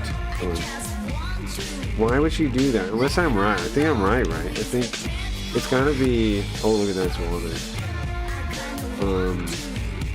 It's gotta be Wakanda. And she gotta be she has to be possessed mind now completely, and she's gonna kill him. Right? That's the only thing that makes sense. Why else would we be stopped like out here and like locked in the car and stuff? Are we gonna be able to find a way out though? Like, are we gonna be able to make it in time and do something? They didn't mute it, did they? No, good. Hold on. What's going on? He's trying to Kamui He's trying desperately to open the door lock. Come on! He tries to bust it open with strength. I open the dashboard and I get out the emergency spanner. What are we doing with a wrench? And I get ready to break the windshield. Okay. Well, it just says the window. It might be his window, I guess, not the windshield. If you get in my way... Girl's voice again. I'll kill you. It is. I definitely heard that voice. It's a tiny voice. But, it's like the voice of... Like someone whispering sweet nothings. Yeah, but that's not what she's saying. Well, that voice still echoes in my head. The telephone pole in front of the car starts to lean. Oh! Is this like, turn down a bit. Is this like permanent, what is it, Final Destination all of a sudden?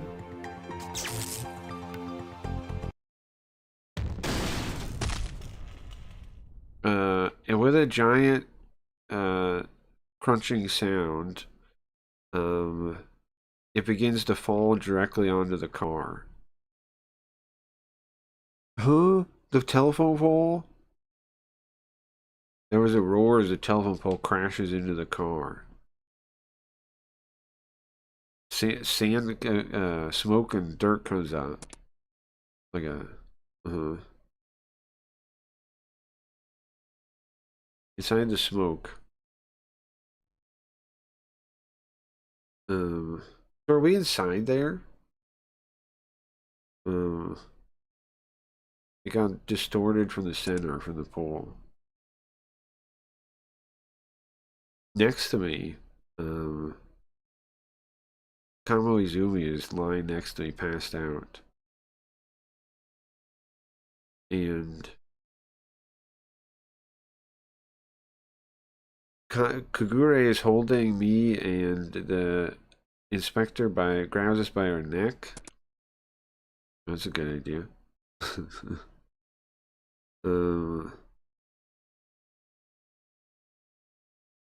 Okay, just before impact, Kagure kicked down the door and brought us both out.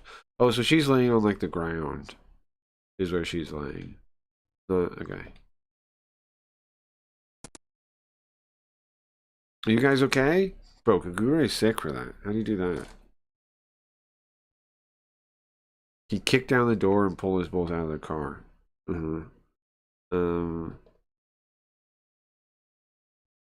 Kagure, I'm trying to talk to Kamo Izumi, see if she's okay. Yeah, somehow. That's all I could answer. Come on.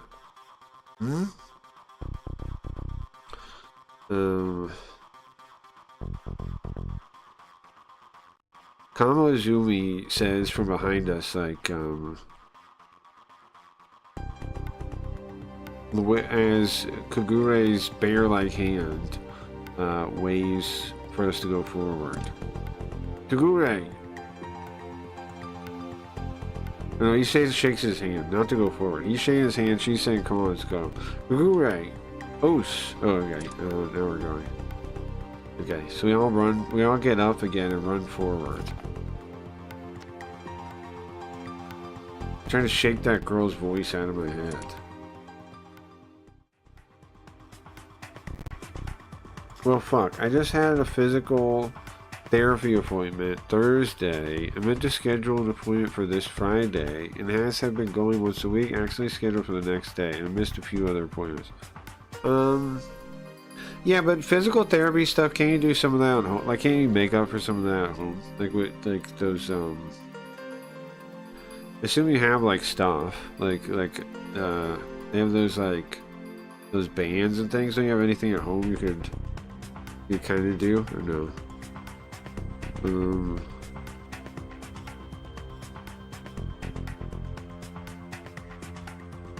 Kagure passes by the rest of us. It heads towards the house as we all kind of go in after. Miyamoto! We call out, but the house is quiet. That's strange.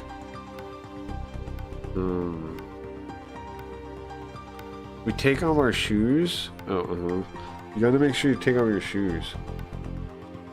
It's for my finger, or they broke the bone, right? Oh yeah. Sure. Well, didn't the guy tell you any exercises you can do? Or no? Any kind of like whatever thing? Remember to take off your shoes, guys, at the Japanese house, okay? And then we go in and we walk down the hallway. Kagure at the point, and he suddenly stops. Kagure? What is it? Chief? Oh, he's turning pale. He points inside the room. Miyamoto!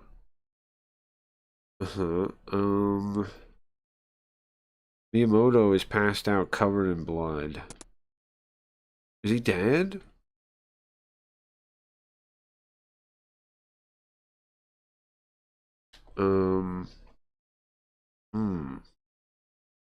One of his eyes is gouged out, and his head and his face is covered in blood. Half of his face is covered in blood. Well, he's dead, I think. He's missing an eyeball. I take my shoes off in my house. Yeah, but we have... Well, understand, I know some people... You would take your shoes off when you're trying to hunt a murderer, though? Like you're running inside?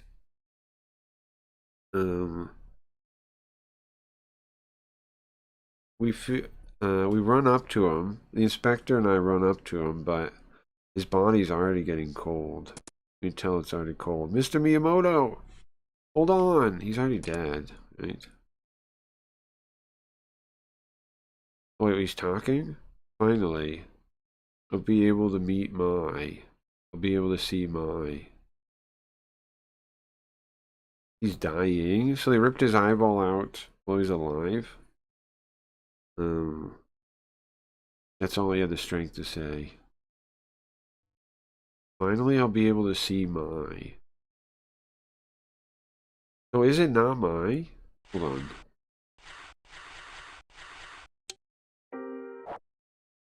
Is it not Mai? Be able to meet Mai.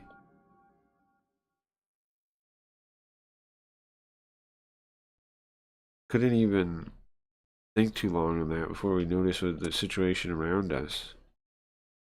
Stay back! The voice yelled from the back. Huh?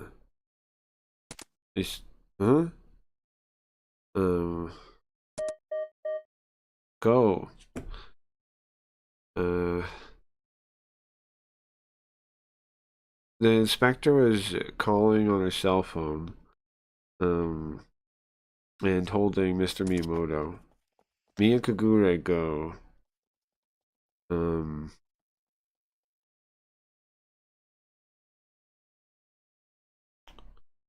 Okay,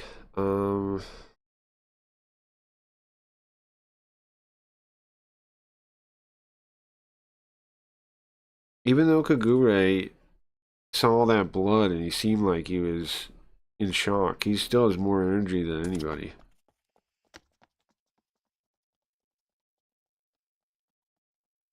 We head into the back room and we find Mai and the man in a raincoat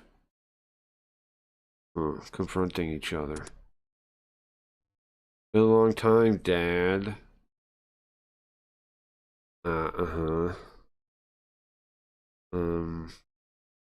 Mai smiled at the man standing still.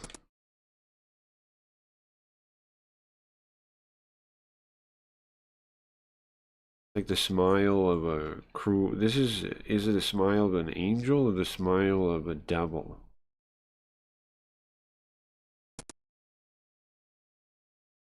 Your cruelty or innocence? Who are you? That's the voice. It's definitely Soga behind the mask. It's me. Can't you tell? She starts laughing to herself. Oh, she's like a sewer villain now. And she approaches him. Mai! It doesn't seem like she hears us. Well, that's not her name, right? Mr. Miyamoto, Nintendo needs you. You're gonna have to get it together. Get his eyeball back in there. He walks closer and closer to Mr. Soga. I shout again. Looking for an opportunity.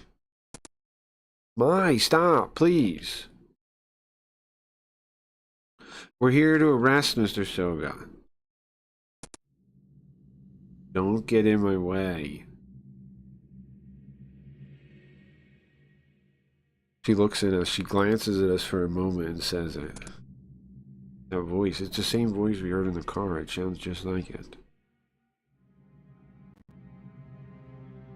As I hear it, my legs give. Guru, I guess, is the same. He's trying to move, but it seems like all we can do is watch. Yeah, something about like ghosts and stuff make you not able to move sometimes, right? That happened before too. It happened when we were fighting the one demon lady, the idol one. Nobody could move during that either.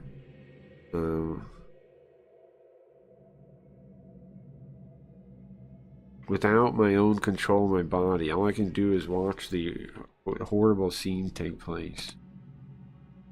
Dad. She talks to him again. No way. Wakana's dead. Yeah, I'm dead. Wakana's dead, Uncle.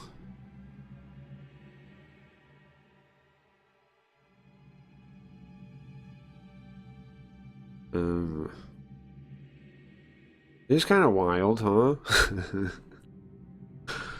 You can see through the slit on the mask. You can see his face, and it's horrified. Which one are you? Which one are you? He's scared. You can hear it. Are you scared? It's been 10 years since we met. It's been 10 years since we've seen each other. No, no, no way. You're not Wakana. No way. Come on. If you say that, Uncle, you're gonna make Wakana sad. So she's like both people right now? This is bizarre, right? So did her dad, Mr. What's their name? Miyamoto? Does he think like Mai's dead and that she hasn't like acted like herself since it happened? Maybe that's why she says that. It does seem like it's Mai though, right? But she has both personalities in her head or something.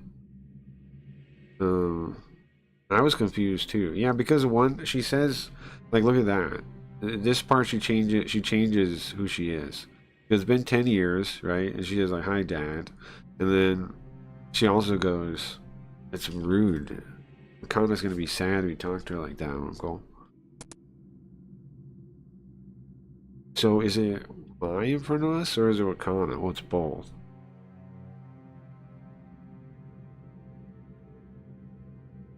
Because from what we inferred, or we guessed, is that even though she was possessed, she probably like saw everything. Oh, you know what that is? That's a rook. It's like a shogi rook. You guys like chess? Oops. This one. Like a shogi rook. It's the horse. Or is it knight? What do you call it? Whatever the knight one, the horse one. This is what that is. Or shogi. But it's too big, so it's not actually a shogi piece. But this horse. Gam? You want to smoke right now? Or do you want to get points? Did you already get... I'm going to need to start tracking this. Not yet. Yeah, night. I need to start tracking this. Did you already use your points? No? I'm trying to remember who did. Wayne used 100. Who used like 300 right away? Was that Geo? Points? I just bought that one on OZ. You bought another one? Well, thank you. Oh, so you did use yours right away. I see. Gotcha. Okay, 1 second. I got you. I didn't notice. Thank you. You're the only person that's bought them up there. But I appreciate that. Okay. And remember, so I'm not ripping anyone off. When we get to retail, it's only going to be once a month to get a pack. But I think that's still going to be a pretty good deal. It's still going to be a pretty good deal. But right now we're hyper testing it, right? But in the real version, it'll be once a month. We get closer and closer to the real version. My only issue is the point thing, is the pack price thing. I'm not really sure what to do. I know Chris doesn't want to do it, but I think you have to. I think you have to, man. Like, I keep thinking about it. I keep trying to think if there's a way to do it without dynamic pack pricing, and I just don't. I just don't see it. It seems like we have to do it if we want the economy to not get too weird. Eventually, it'll make everyone quit. If I'm right. Like, a lot of people don't see the problem, but if I'm right, eventually it'll make people not really like the game. If I'm wrong, I mean, if I'm right or wrong won't be obvious until like months into the game, or like a year into the game or something. Like, just like Blaze, their problem wasn't obvious immediately. I saw it quicker than most people there. But some other people saw it too and just left. I get USDC went up enough. I had $10 again, I guess. Oh, nice. Oh, cool. Very cool. Well, thank you. We gotta get Riot to sell hers, so she can get a couple bucks back too, because she's got like 20 of those things. Right? I gave her like 20. I think Geo has some too. I gave both of them a bunch. They should sell. Just sell those back to the thing. I was hoping they had more than I. Yeah, she had a bunch. I was hoping they had. Geo did too, though, because I gave him one time because I thought he didn't. I gave him some twice because he voted like one at a time, and so I thought he didn't have more, but he did. I already gave him some, and so I gave him like another little stack. So Geo has some too. Both of those two have little stacks of them. I was hoping for like a resale market to actually launch, because if you go to the market thing, you can see that they plan to add it. So if there was a resale market, you'd get almost retail for it. You'd get almost the real price, but if you sell it back directly, you only get half. Why are these dummies just sleeping on that? They could have mad NFTs. Well, I don't think they really understand. Shush, don't tell them. I don't think either one of them has really thought about it. I don't think they know you can sell them back to you for half. Like, I mentioned in passing, but I don't know.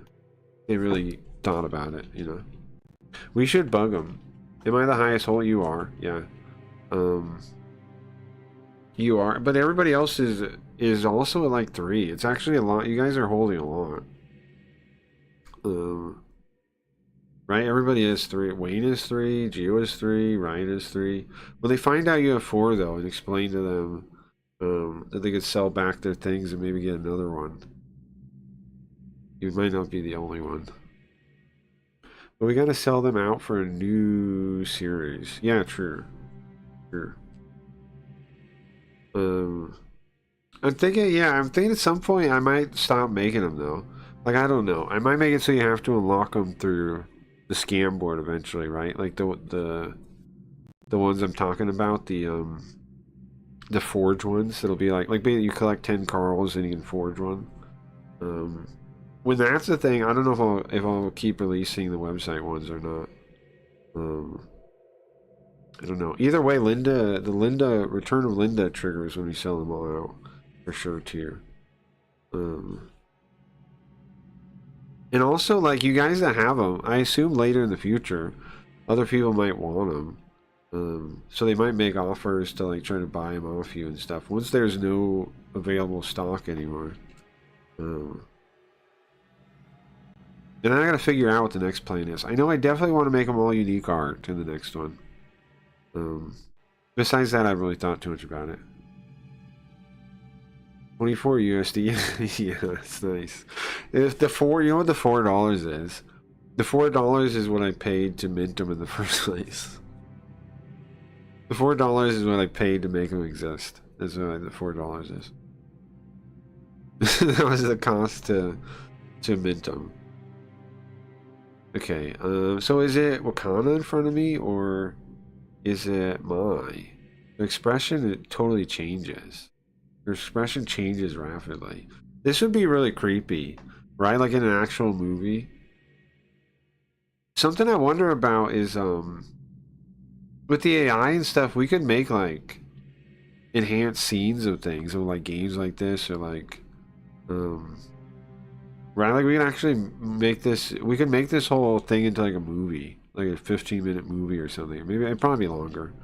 We could make it all into a movie with like the same art style and characters, right? I think should we do that? Like make all the Hayarigami into movies, and then put them on YouTube or something, because they're cool stories. Like this part right here, you gotta. She's like the Joker or something, right? She keeps switching, like from one personality to the other. You can imagine it, but it's just the one portrait. Just the one portrait ever. It'd be cool to see this acted out. Like this would be pretty creepy, right? Because she's a young lady. She's kind of frail, but now like she's got murderous intent. One side of her has murderous intent. The other side, I think the other side hates him too, right? I think that's the thing.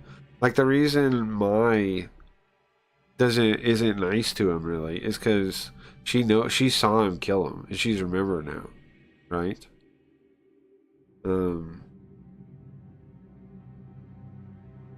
She saw him kill him, and she saw her uncle kill her cousin, and she was really close to her cousin. Now she remembers that. It'd be like The Grudge, but better. Yeah, it'd be very similar to that. Like her expression is really like probably like evil as hell, and like switching between, you know, two different things. Okay. Look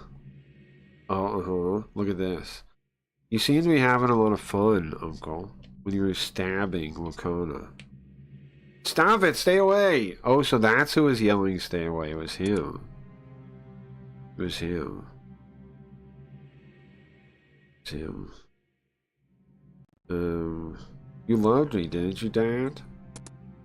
Stay back! What is that noise? Remember, hold on. Do you remember Mai's dream at the start?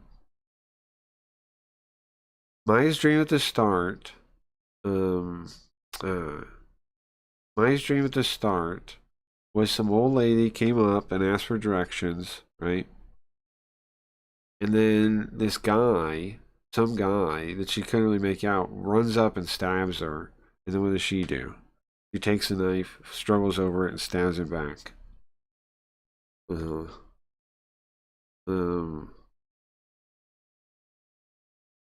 Looking horrified, Mr. Soga grabs a knife and runs forward to stab it into Mai. Is Mai gonna be okay? Is she gonna die? There's blood gushing from her chest. That doesn't seem good.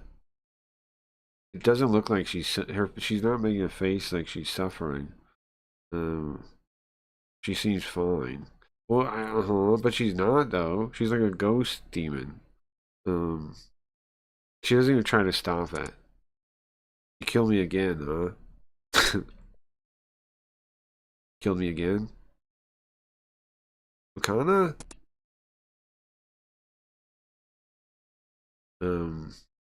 I don't know when it happened, but now the sharp knife is in Mai's hand. She raises it up. She slowly raises it up. Kill you. It's the same whisper like a lover. Same soft whisper.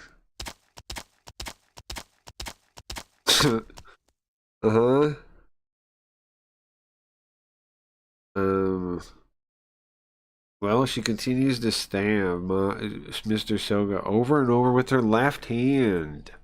With her left hand. The blood is splashing off him and hits her face. The music. The bright red liquid runs down her face along with tears. It's like time stopped. Me and Kagura still can't move. And like that, Mr. Soga drops to his knees. Look. Just like the dream. Wakana.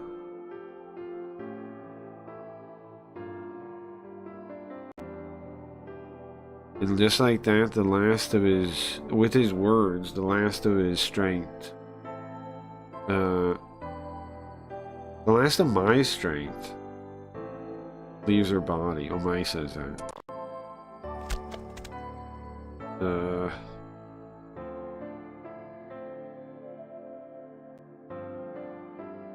And then Soga's body got heavy and collapses motionless on the floor. Mai falls on top of him. Like the end of a bad dream. The nightmare is over. I got some questions. Did she live?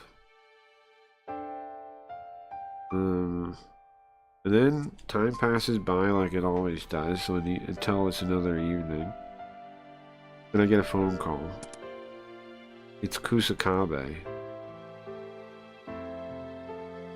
Apparently, Mai miraculously survived, and she'd just woken up in the hospital. Well, that's good. One time the lady doesn't die so far. One time the lady doesn't die. But she's only going to be herself now, right? Wakana's gone. Which is good. Because Wakana was making her all messed up. Does she have any memories of stabbing Mr. Soga? Or did all those go away with Wakana's spirit when she left? There's a lot I want to ask. But what he says, she's confused. She doesn't seem to know who she is. I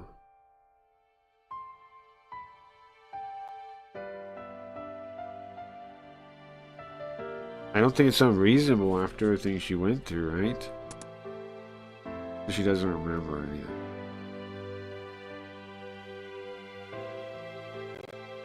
Kusakabe didn't know what everything that took place that day, so he's just happy to see her better. He was just worried about Mai the whole time. Went to the hospital every day.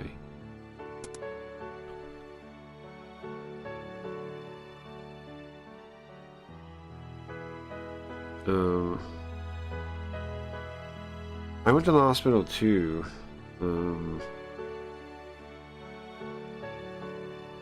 Said it's not possible. I don't think it's possible yet. Oh, just meet her? Just see her?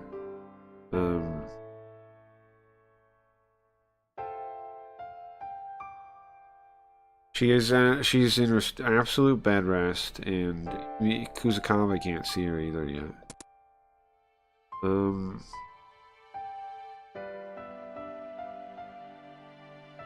Listen, I don't know how to put it, but don't give up. You're the only one that could help her before, I told you that, right? Kusakabe, you can help her, you're the only one. Yeah, I know. It's so bad that her dad and Mr. Soga that were involved in that accident.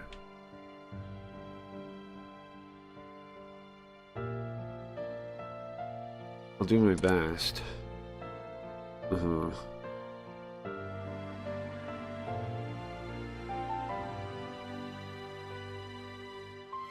His voice was somber, like he was mad at himself. You'd hear it. No helping it though.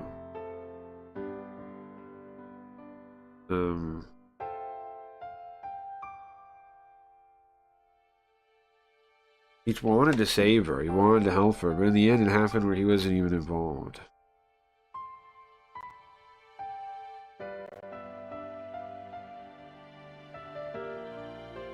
We told Kusakabe the whole thing was an accident. It's the only thing we could tell him. And apparently Mai lost her memories, so that shock must be immeasurable.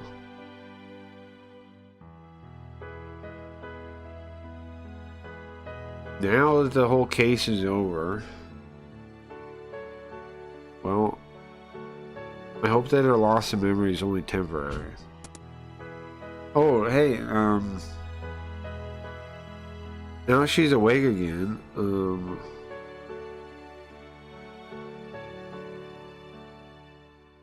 She did something strange when she woke up. Something strange?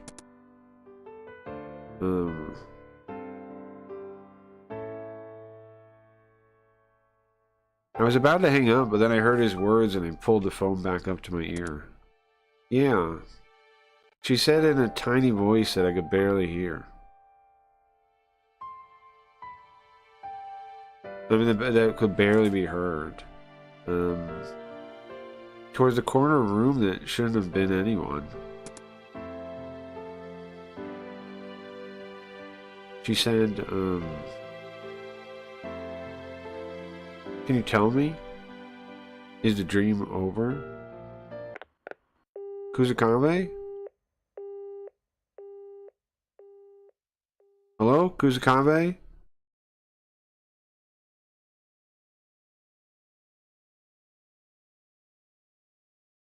I can just hear dial tone now. No, I'm overthinking it. I'm sure he just went out of service, right? Is the dream over? Huh.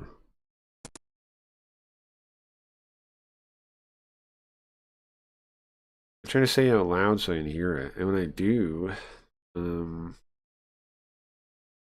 I think of Akana and what I heard before.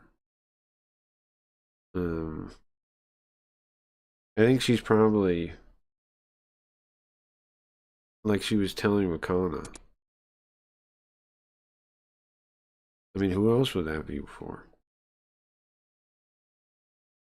Well, I don't have any way of knowing. Is that the end?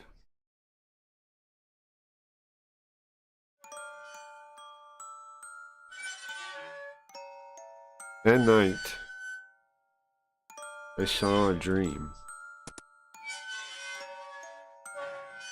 There were two girls sitting on the swing. They looked identical. Their face and their clothes looked identical. I saw a dream yesterday. One of them smiling, innocent. What kind of dream? Promise you won't be mad? I won't be mad. Well, in my dream I became you. What? That's a weird dream. And then the other girl laughed. Yeah.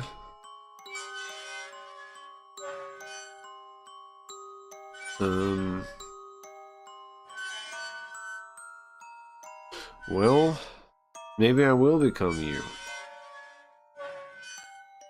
Uh-huh. Uncle is cool.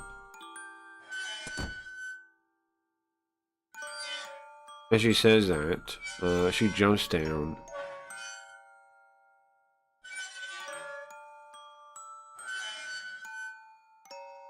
And the other girl is still swinging and talking to herself. No.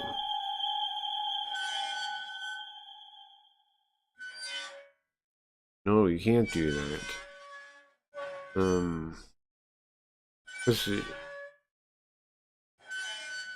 Because you're gonna die.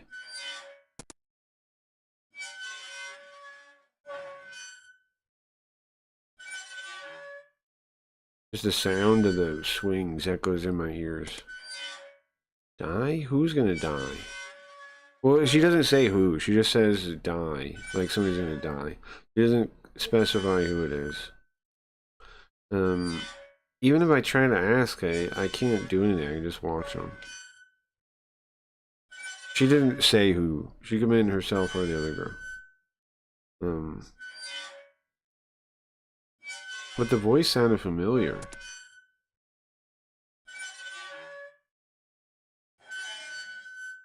Little voice, like a little bell. Like a bell ringing. That was a strange dream, huh, Chief? Did I say that?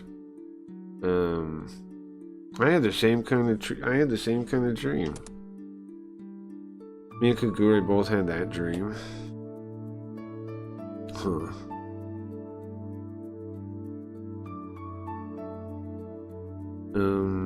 Well, in reality, that happened 10 years ago, right? We're talking about it in our daily lives.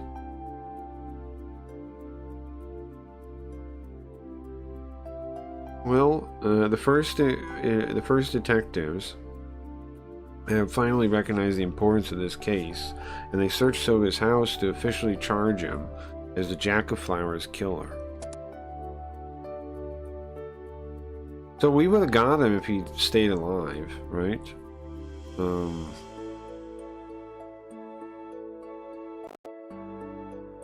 If he was still alive, even though they're past the statute of limitations, we would have been able to get him for the murder of Miyamoto. But we were too late on all of that. Were we too late? It seems like the ghost just stopped us. Like the ghost...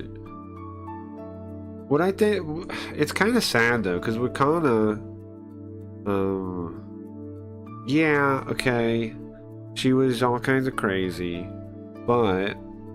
she'd also been a ghost for like 10 years at this point, right? Like... she wasn't herself anymore. She didn't have her own body. She was just a ghost of anger. It's too late. Now everything is gone and all the suspects are gone. It was buried in darkness. That's Saitama.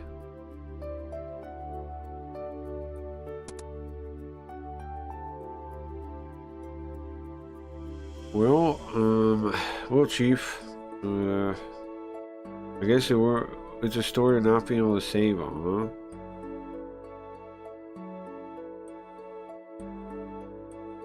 At least Kusakabe went to see her every day, wishing she gets better. But she hasn't woke up yet. Well, she did wake up, yeah, but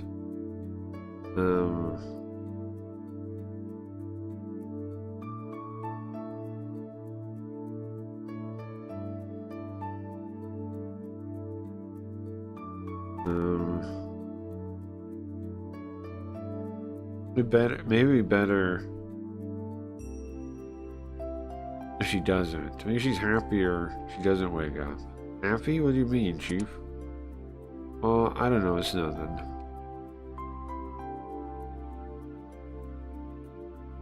And after I mumble that mistake out, I mumble my nonsense out, then quiet returns to the records and collections room.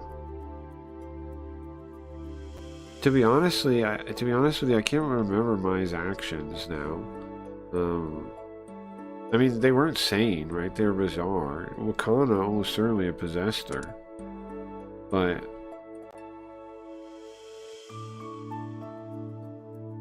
still, the suspicion of Mr. Soga's murder is not going to just disappear.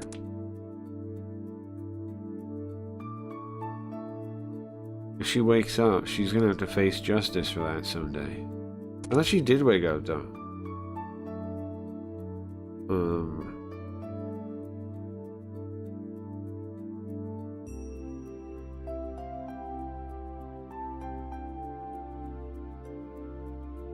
Even if it had nothing to do with her own will, they won't accept that, right?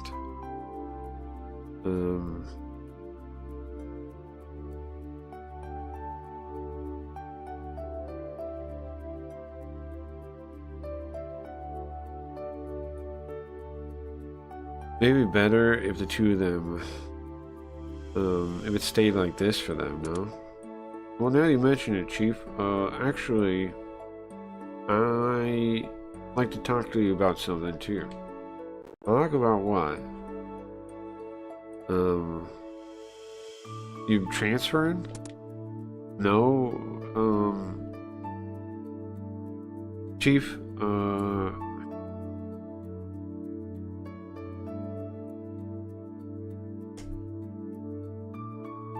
I don't have dreams like you, Chief, but ever since that day, I have been able to get that girl's voice out of my head. Huh. Seems like he shudders like he's recalling a bad memory.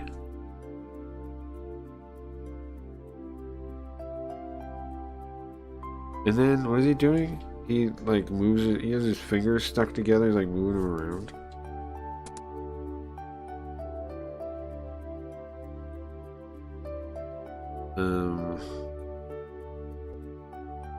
Yeah. What the heck was that voice that we heard in the car? It got in our way, right? Shorted out the car. What happened? I don't want to talk about it anymore, Chief.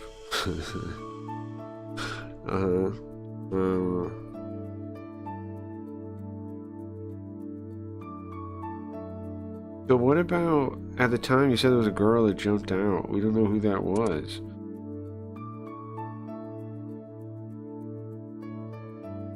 I didn't see anything, after all, Chief. He's covering his ears now. He's showing me he doesn't want to listen anymore. Oh, he literally covers his ears with his hands. I mean, come on. It's just a hallucination. Things like that are hallucinations. Oh, good morning. It's rare for you to come in late. Well, I wanted to go to the crime scene and check it out. Right, everybody's confused, I would assume, about... Oops, the color's wrong. Everybody's confused, I would assume, about, why the hell we heard that weird voice? I guess we all heard it, right? We all heard that weird voice. The tree came crashing down.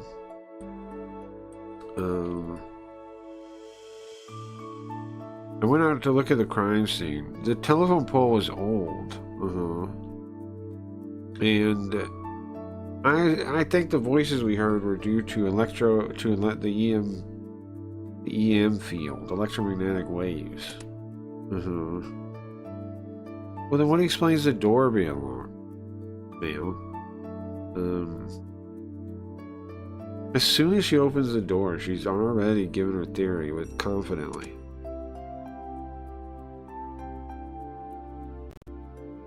Same for Kagure. It was no intention of admitting there was any spirit phenomena there. Good morning, guys. Huh? Good morning, guys. Oh, look at your face you're making, all these goosebumps. Hey, Indo. Hey, Captain Indo. You're late. You're 3 hours and 43 minutes late today. Come on, what are we... What if our captain is this late? What are we supposed to do? Oh, sorry, guys. I was staying up late last night. Forgive me. What was she doing? Well, good job working late at night, then. She must have been checking into the case or something, right? Kagure salutes her. And she plops down on the sofa. Working late at night? Huh?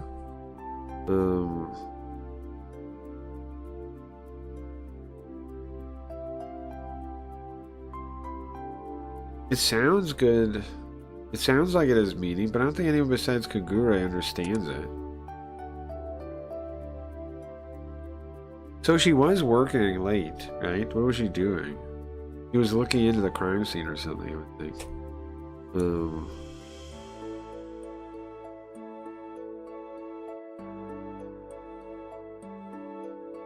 Kamoizumi sighs looking at the scene of all of it. Come on, can you have a serious face? Or no, she's saying, the accountant. Well, so, what are you guys talking about? You're all looking so solemn. Well, actually, there were a number of impossible things that happened, and I was talking to the chief about it. Huh? What happened? Well, with the Jack of Flowers killer.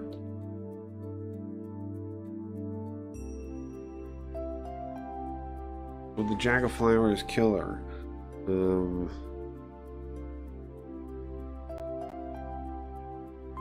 Shouldn't you know something about the case that your subordinates are looking into, ma'am? Oh, that. Right. Yeah, I heard about that.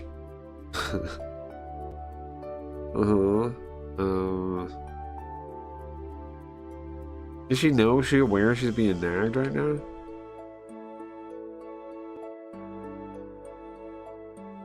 Huh.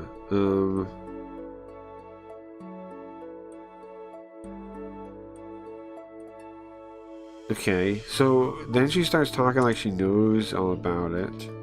Do you really know about it?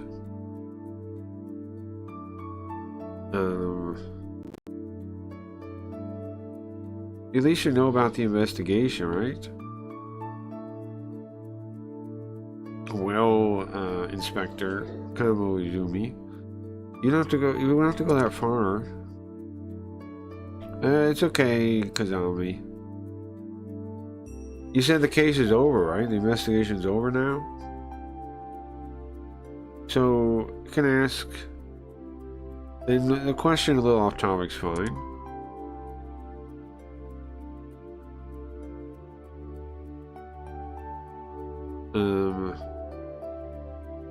Like, Kamo Izumi is clearly not convinced. That's why she goes to the crime scene. But nothing's gonna come of that, I don't think.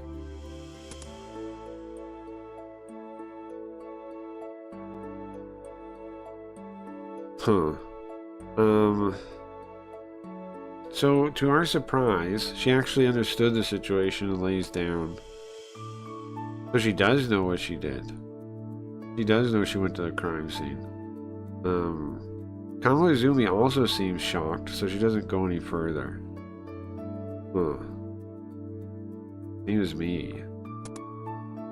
Oh. Hey, let me tell you guys something. Huh?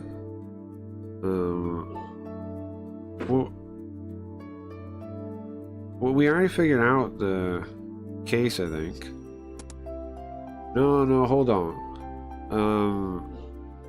The Mai girl, right? She's been sleeping the whole time now, right? Yeah? Well,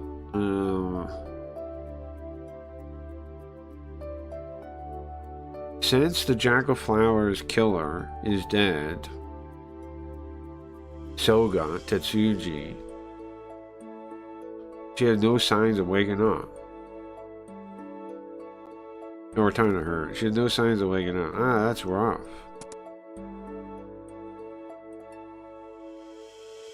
So, was it really Mai that stabbed that Soga guy? Did it stab Mr. Soga? What do you mean by that? Well, I don't know. Maybe it's nothing.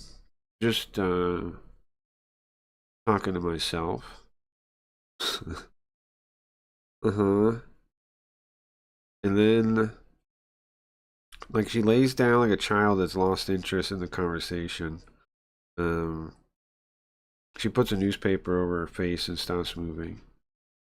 What does she mean by that? What she meant?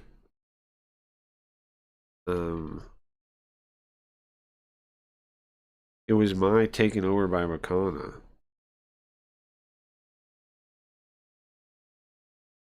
Maybe that idea is a mistake in itself. Maybe it's Maybe it's Wakana taken over by Mai. I don't know. I mean, it's possible, right? It could be either way, I guess.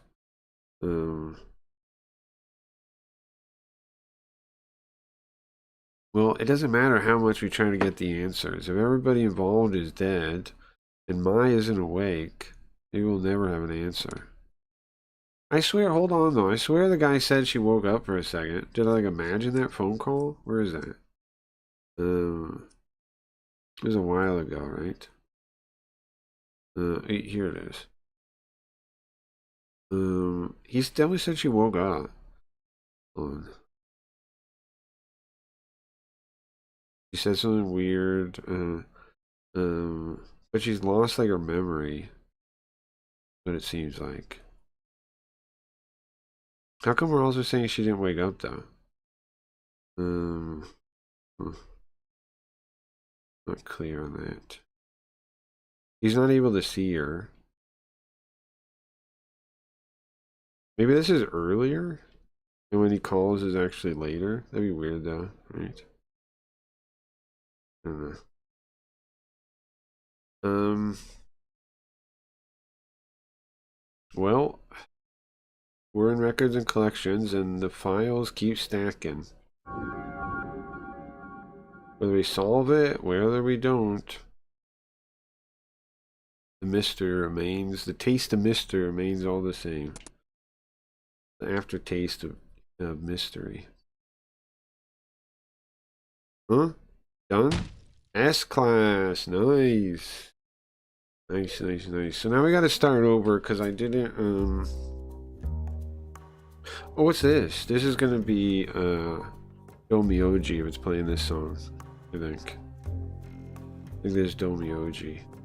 Well, that's how it is. Just because it happened in a dream doesn't mean there's no connection with reality.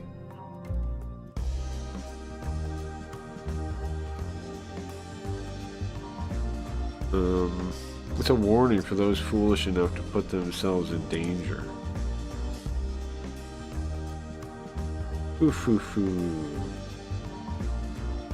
Well, you sure learned a lot. Monitoring Lieutenant Kazami.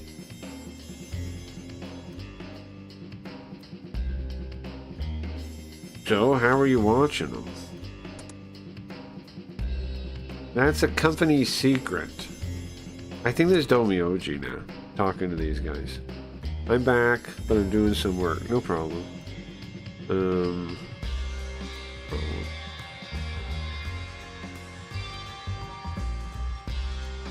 We call these guys gods, right? Because they're like up above us like this. This is the Japanese Illuminati, is what this is.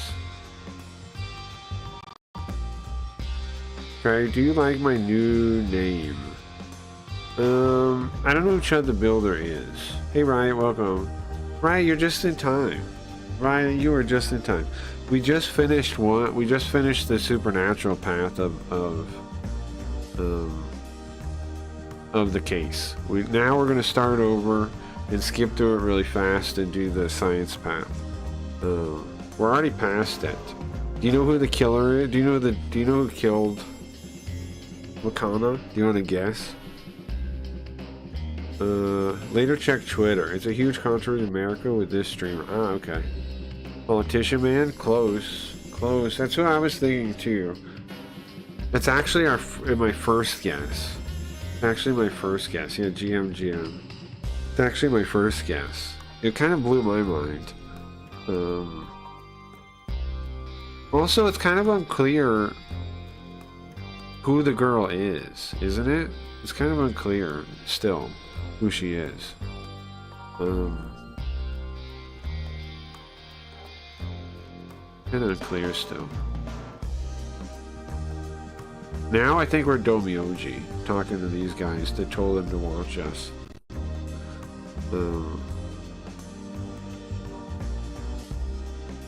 The happy gods here are oblivious to the warning. They just seem to be happy with their dog's ability to gather information. A loyal dog. So, it seems like that Jack of Flowers incident's over too. Yeah, that Miyamoto councilman's no idiot. Or sorry, if he wasn't an idiot, it would have been solved a long time ago. Now see, they call him an idiot, which means maybe they're like, some of them are rivals to him. Politicians, huh? They're all idiots. Oh, oops. Not you guys, of course. So, of course, no, I don't mean you guys. I corrected myself there. A little close one. They still, the idiots in question gave a sharp look nonetheless. Well, let's proceed to the real core here. You guys, bro, it's definitely Domyoji. This is definitely Domyoji. Why do you have interest in Inspector Kazami anyway? There's no reason to explain that to you. Well, do you guys really do you care what happens to Kazami? Or is there something else you want to know? You're quiet. Like a curse? Or if you're trying to understand, wouldn't it be nice to understand the mechanism of negative energy?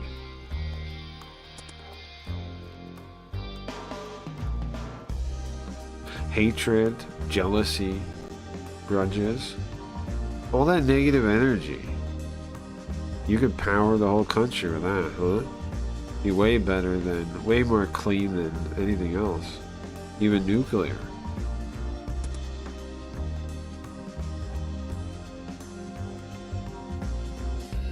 Is that really what they do? What's her psycho-ass sister? Kinda, yeah. The moon is a magnet that makes women communists. You might be right on that. I think you would like Judgment Day Yakuza game. I think I would too. It's also doing detective work. Don't know if you played. I have not. I wanted to. I'm a big Yakuza fan.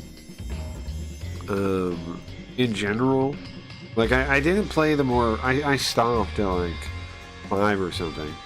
But I am a fan still. I played 1 and 2, the PS3 remaster of 1 and 2 before Kiwami was a thing. I played the first one in English with the English voice acting too. That's my favorite. But anyways, yeah, I like Yakuza. I like Shenmue too. And I have it's called Judgment or something in Japanese. There's a different name. But yeah, I've thought about playing that. I liked 5 a fair amount. The Yakuza 5. That's like the last one I played. I played some of the spin-offs too though. There's 2 untranslated ones on PSP that I've thought about playing for a while. It's called like Black Panther. Black Panther. Yeah, Lost. Yeah, it's something like that. And there's like it in the like sequel / DLC or whatever. Yeah, I've thought about playing it. I probably will at some point. It looks good. Game was the 0 one. I think a lot of people got introduced on that one. It's a good game. It's a good game. I think it's a weird order to play, even though I know a lot of people did. But there's like a lot of callbacks in 0 to earlier things, which you don't see until... If 0 is your first game, you don't realize that until later. Like it has, the one guy is a kid in it, the guy from 2 is briefly a kid in it. There's all kinds of little nods to later stuff. Yeah, I don't know the order, but they made so many. Yeah, no, 0 is. I think a lot of people came in on that one because it just did like really well. Because the series just wasn't really like that much of a pillar in America yet. But that one took off. Lots of people like that one. And it's a good game. Good game. I don't dislike it. I'm just saying, it does get a little weird. It's like in reverse. Like, you'll see the things later and be like, oh, instead of the other way. That's all. I played the original one on PS2, and then I found like the Japanese PS3 remake of 1 and 2, and then I played that. That was one of the early games I was playing in Japanese to learn. I would take screenshots with the it's in my flashcard deck right now has flashcards from 1 and 2.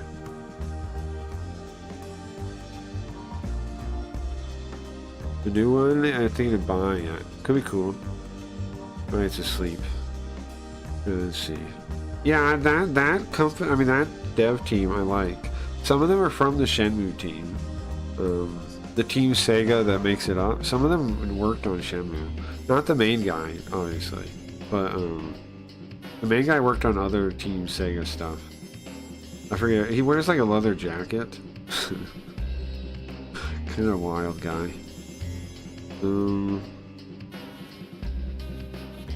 They nod like maybe that is what they're interested in, huh? Oh, the power source. Yeah, they are.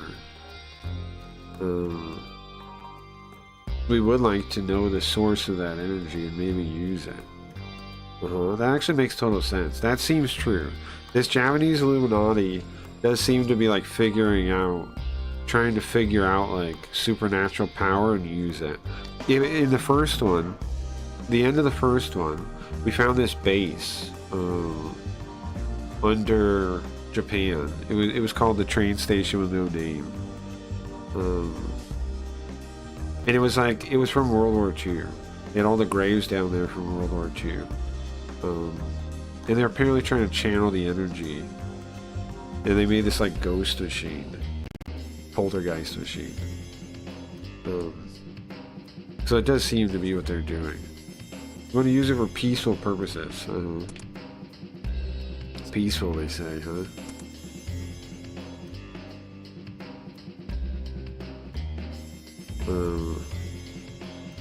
Has there ever been an energy that was used only for peaceful purposes? I'm 90% sure the person we are now is Domyoji. Because now it all makes sense. Right? Domyoji, the guy with the crazy smile. I'm dead. Do you have any healing tonics? I have this wondrous medicinal herb.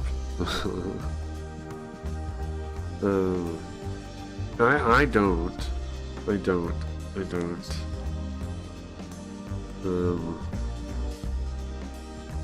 There is a herb, yeah. Give me that. There is an herb. There's an herb that might help. I don't know. It might put you back to sleep though. It's a mixed bag, that herb. Oh, you know what, Riot? Dingus here in chat has 4 scam cards. There's 4 scam cards. He bought another one from the thing. And we were just talking about, do you know that you can probably make some money with your backstage passes on Blaze still? You can sell them back to the thing. That's how he had the money to do it. Shut up. What shut up? You passed the virtual joint. No, it's fine. I'm trying to help you, Riot. You get mad at me. I'm the one trying to help you.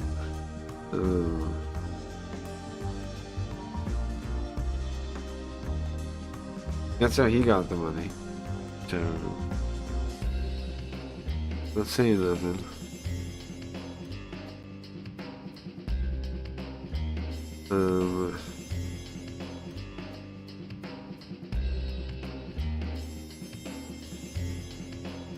Peaceful is what they talk about during research and development, but it's just a name. In reality, they use it for military purposes. It's always been that way. You can tell just looking at the facts. You're gonna use curses for peace, huh? You think that kind of crazy energy could actually be controlled by humans? Now this does kind of make sense, right? Well, ow. Many monies do I have? I don't know, but you have some. Because you had like 30 of those passes. You had a lot of those passes. You and Geo both did. Geo could sell them too. I don't know if he has either. But honestly, if you just want to figure out how to send the money to yourself, that'd be fine too. But it might be easier to buy NFTs with them, scam card NFTs, than it is to do that, depending on how you have it set up. At least one monies. Yeah, it's at least one monies. I don't have money on the credit card, but I think it's supposed to be for the hotel. Well, you can have cryptos.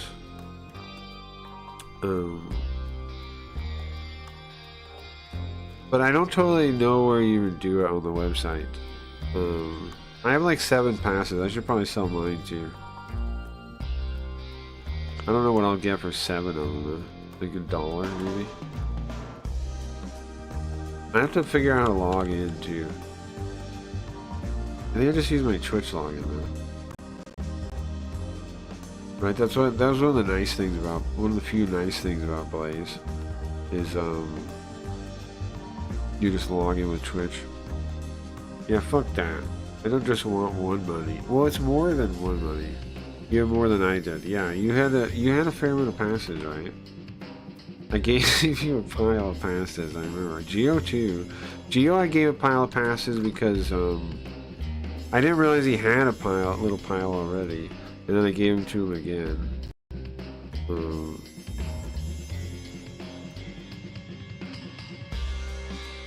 Trying to see how to do it. Real quick. How do you sell your passes? Get.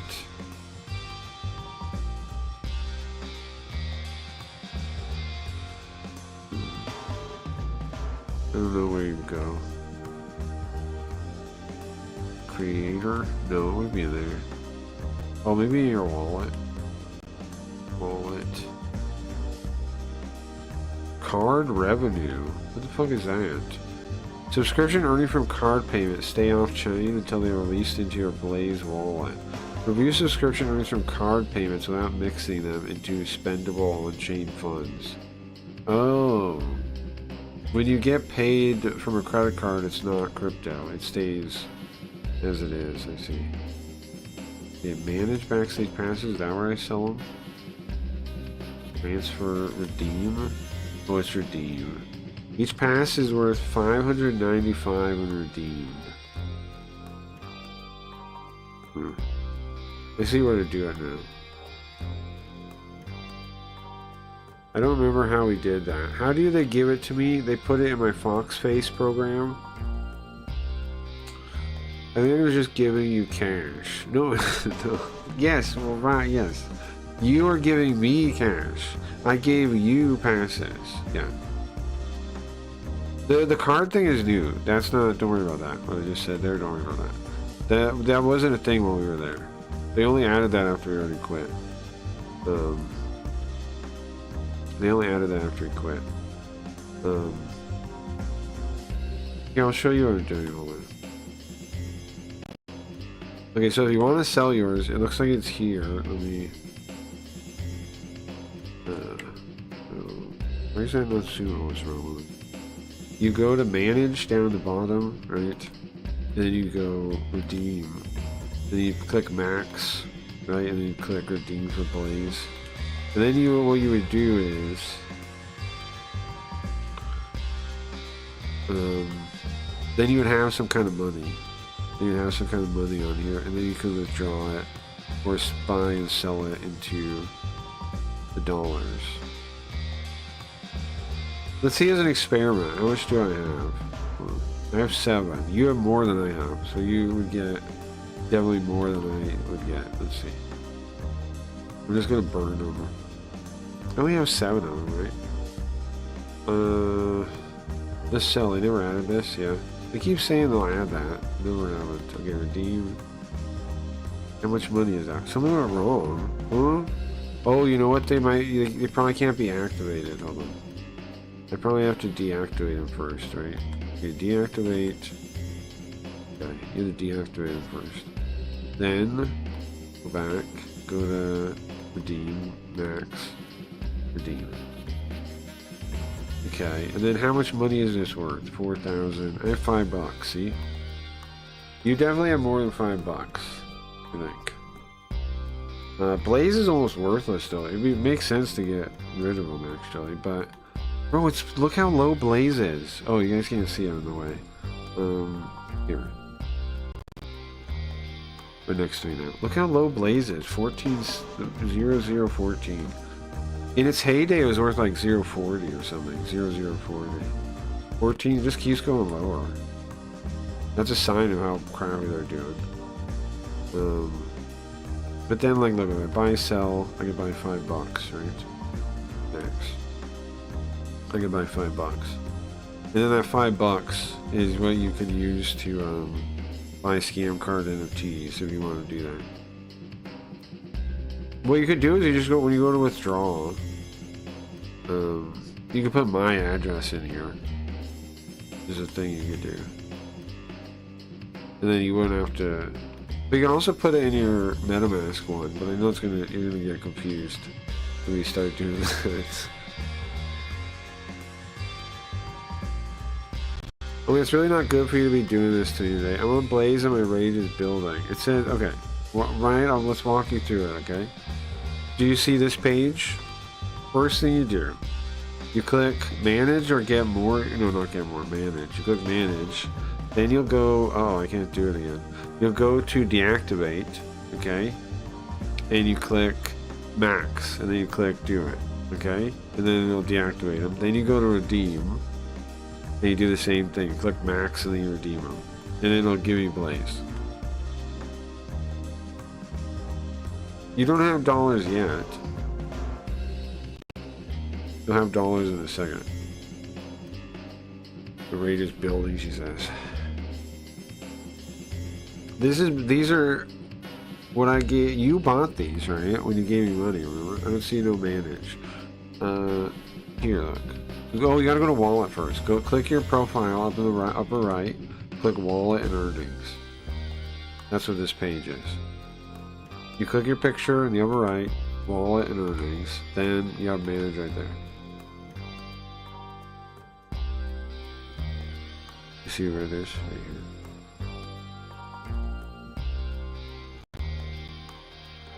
And then click deactivate and click max and click deactivate. Like go to deactivate tab, click max so it puts all your badges in there, all your passes in there, and then click do it. You deactivate them first. You do that.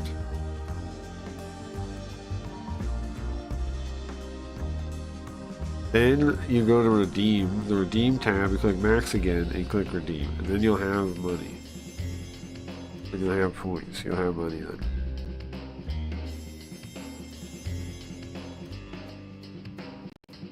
then. Put 17 and then deactivate. Correct. Yes. Whatever the max is. Yes. Whatever. Yes. I just clicked the max button. But yes, if you have 17, that's what you want to do. Yeah.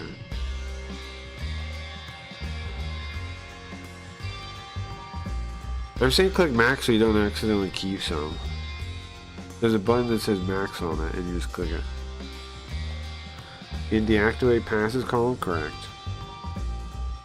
I would show you, but I don't have it anymore because I did it. Yeah, the tab here will say deactivate passes. You click that. Click max. Click do it. Then you go to redeem and do the same thing.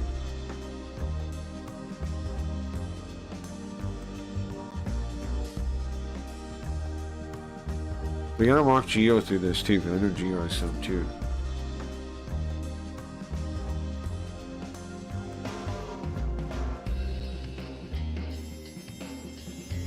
And now back to manage. Yeah, you want to be on this page, you go to redeem.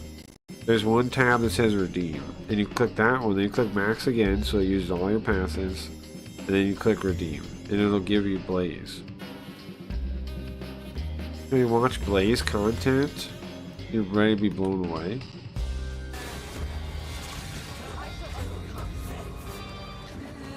You're ready to be blown away. We should probably finish the end of the Hayarigami chapter. Can you believe how good this is? Amount to redeem 17. Yes, yes, yes.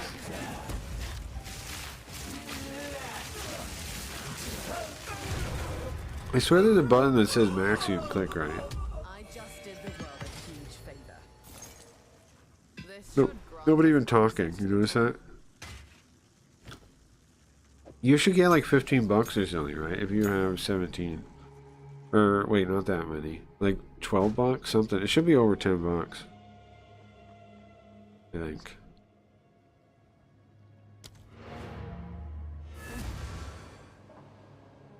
Right now at 13.8 bucks. Well, what do you want to do with it? You can send it somewhere else.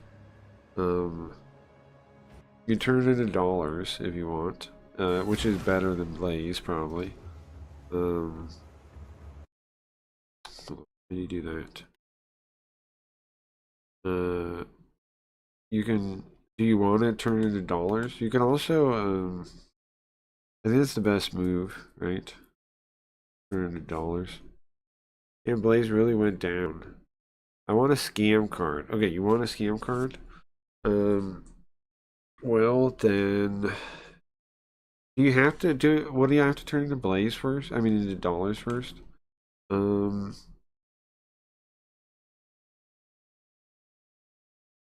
I don't know if you need to or not. Because I mean, I could, but then I have to go. Then I'd have to do it. I got $20 for 13 passes. What the? You must have done it way earlier. What the hell? This guy made a fortune. This dude made a fortune.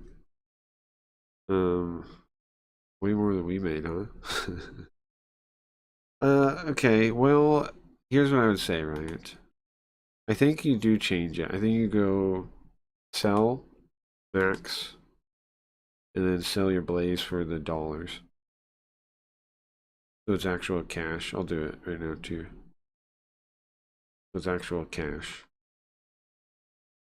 And then your wallet then will have actual USDC, right? Tell me when you got that, like I do now. I got USDC, $5. And then what you're gonna do is withdraw, okay?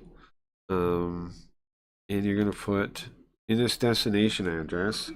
Now there's you have two choices. You can put it to your wallet first and then send it to me, or you could just send it to me at this step. Hold on, I gotta open my wallet though. What's my wallet address? Hold on. Crap. You know what? I don't know. What's my password? Give me a second.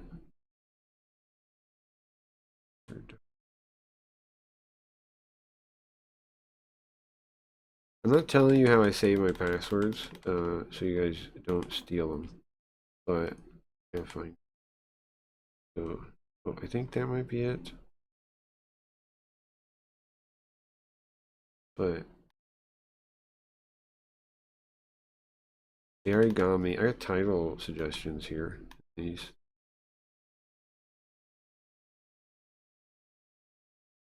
One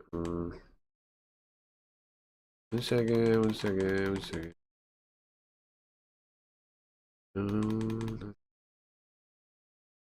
There, that's it. You might need some AVAX to transfer. Oh, you think? I don't think you do to withdraw. I don't think you do to withdraw. Oh yeah, but you might need to transfer, so it makes more sense to send it, I think. Yeah.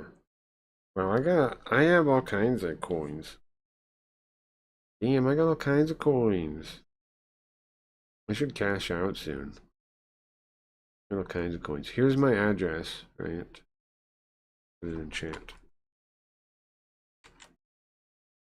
I want to send it to you. Okay, put that address in the thing. I think that's my address. Yeah, E897, yes. You put that in the destination, and then you just send it to me that way. Like you go to withdraw, right? You put it in here, the destination, and then you can put $10, or you can put max, and then just, you know, I'll put whatever towards the next one. I know you just don't want to hassle with it. So if you do it that way, I'll just put whatever towards the next one. Whatever's extra over $10 will be towards the next one too. Let me make a note though. Saying I got no balance. Okay. Are you on Blaze or USDC at the top? Or oh, hold on. You might still have Blaze, right? Well, you could send me the Blaze the same way. Whatever one you have, you can send me. Put the address in there, like that, and then just hit max, and then just send it to me. Whichever one. If you don't have USDC, then you have Blaze. Just send that then. USDC. Okay, we'll try the Blaze then. Try the blaze, do the same thing. Should work. Should work. Let's read the end of this thing real quick. I think. Go back and read this.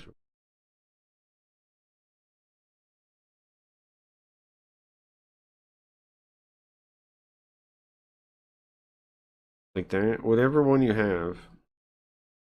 Click max and send that. Okay, go look. Okay.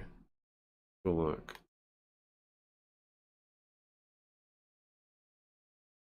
Oh, I might.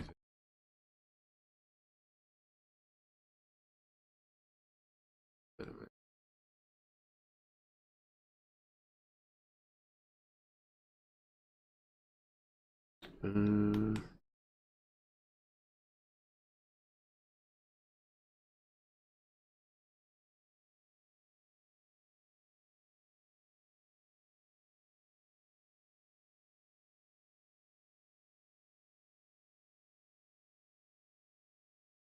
Blaze worked? Oh, it did work? Okay. It hasn't shown up for me yet, but it should any second now. Yeah, you still had it in Blaze then, is what happened there. You still had it in Blaze then. My thing's blown up because I went to the tab with the Lindas. Close it and reopen. It should work, right? It didn't show up yet though. But it says 1 to 2 minutes or something. What does it say? I'll check in a second. Do you know what number you're gonna want, right?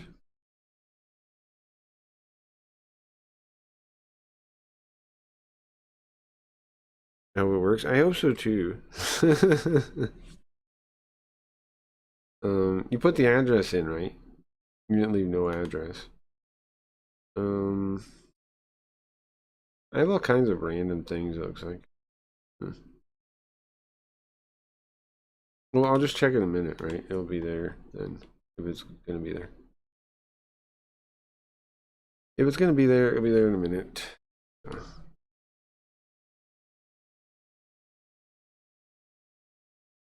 Do I have my external wallet attached?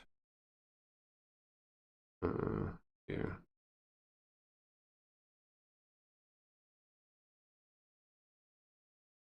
I do, I think.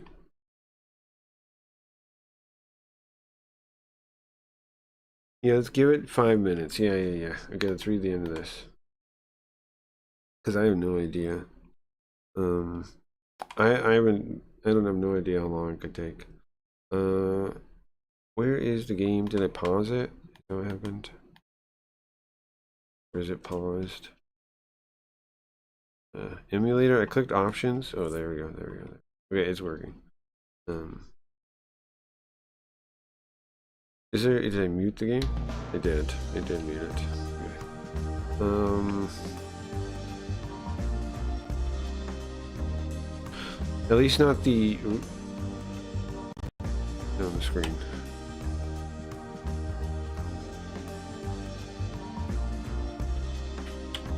Can I reset it? There we go.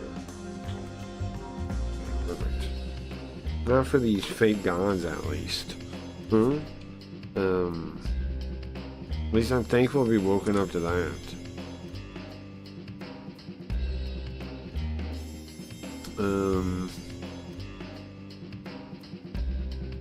And I actually have a good story to tell you about the grudges of how scary human grudges are. Oh, that's gonna be the next one. I heard it from a friend of a friend. Alright, there we go. That's the end. Look at that. New material added. New scenarios added. Okay. We got S-Class, guys. We're done with it, but we gotta play it again. We gotta get the science ending. What's the next one now? Look at that crazy lady. Spirit photography is the next one. Spirit photography is the last one. Well, it's not the last one. There's actually gonna be one more. At least after this one. These are the cut stuff. What's in here? We have stuff to see. Yeah, we do. That's couple outfit. Blood riding, Taichi, or not really sure.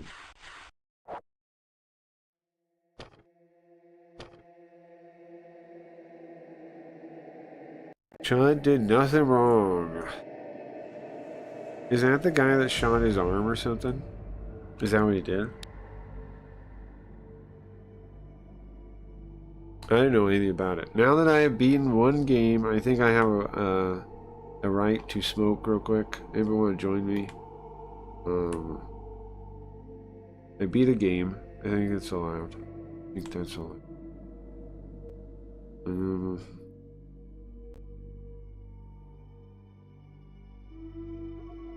I'm curious. I wonder if. Oh, I'm not gonna say anything. I wonder if Riot sent her money into space, though.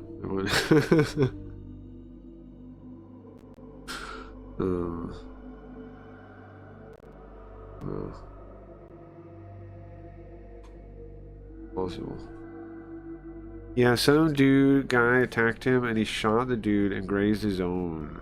I hope I didn't. I can't paste your thing. But it should work. I think I might have to attach. Hold on, I might have to attach. First I have to go to my extensions. Because I have 2 wallets.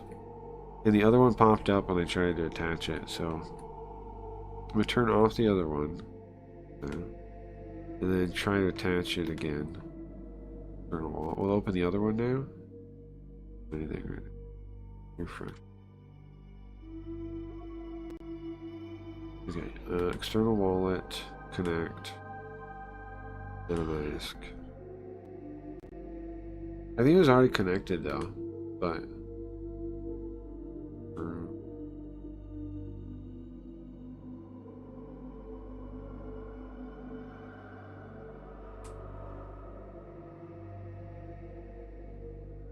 what's weird is it doesn't. I mean, about that, it doesn't show my my external wallet on the thing. I don't know where it's supposed to show it, like what's in it, or how it works. Get Blaze. Can I buy it from my external wallet? I have 1 Blaze. I have 1 Blaze.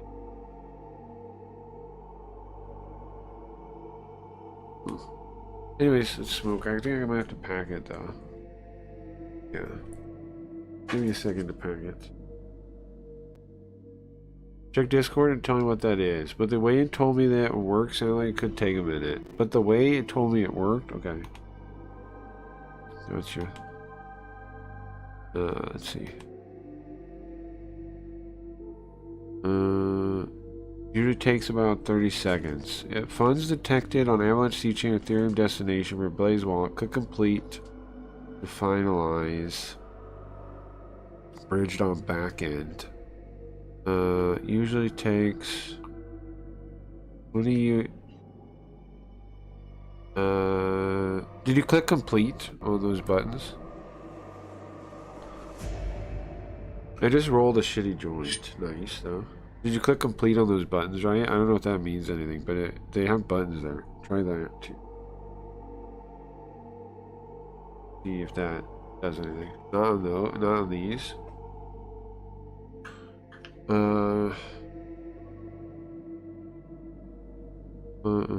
Incoming. Click complete. I think you should click complete. Yeah, I think so.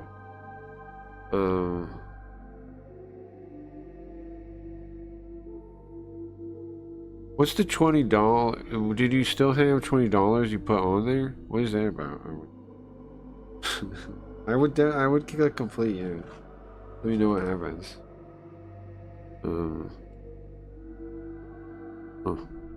Nothing happens. Okay. Well, it might be on my end, right? The one thing. Let me check. Maybe me. It's supposed to see something now. Let me check my wallet. Yeah. I'm packing my ball too.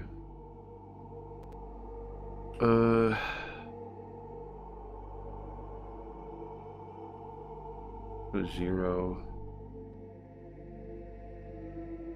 What? It's weird. Why?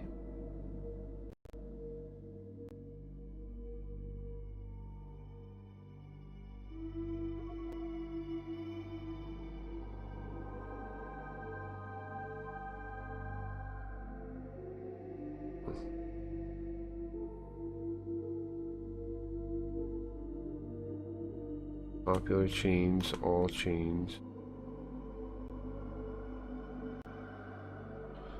I don't know. I don't know where it went. I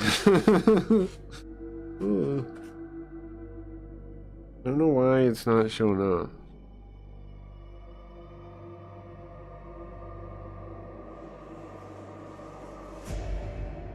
Does it say you stole your money or is it gone? Available depends on the selected token.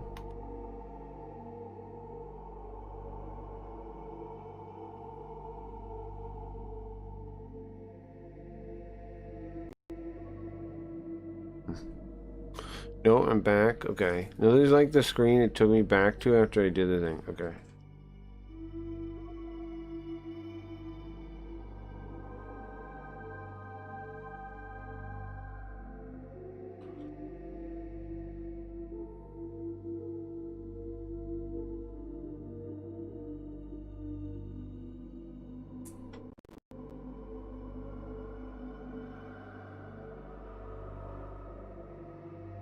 Keychain.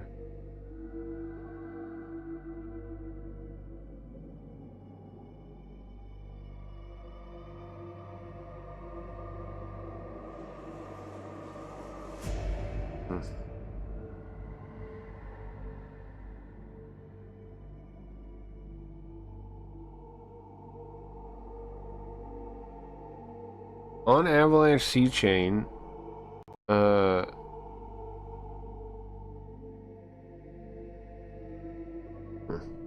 can I check where I sent stuff? In your wallet you can, but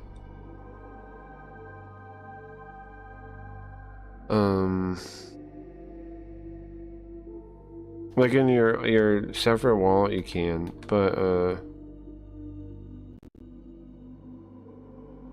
I don't know why it wouldn't work if you put the address in there. It doesn't make any sense to me. I don't know why it's not. It's gotta, if you put the address in right, then it's gotta just be, it's gotta show at some point, right? I don't know. I don't understand.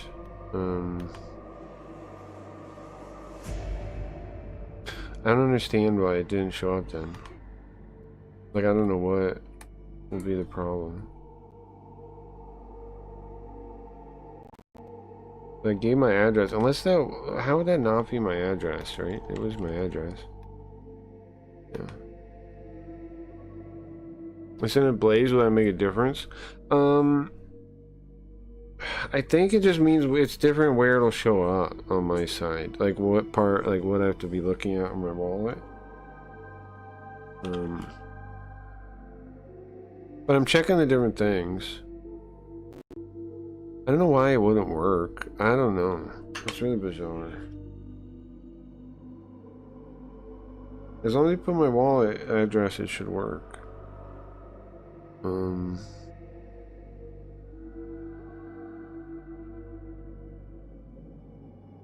the fact that you don't have it anymore shows it works, right? And it shows it, like, what's that? I packed my bowl. How come... What's cursed? I don't understand why it didn't make it.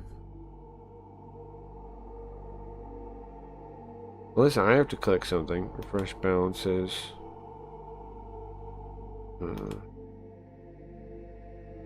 No, I don't see anything like that. Like that, what thing you saw with the complete. I don't see that. Is it a Blaze wallet? No, it's a regular wallet. But it can hold Blaze.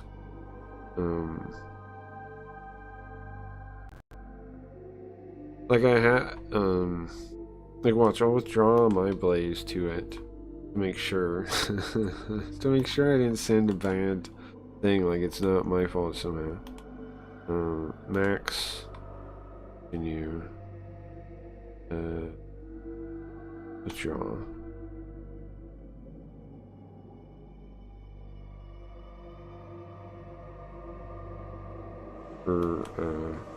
It doesn't let me withdraw that much back. Do I have to make less? 5.7. Will not let me take it all out because it's too much or what? Oh, you have to click that. I see. Oh. Put the address. Continue. Click confirm. Withdraw. Wait, that's not Blaze though. That's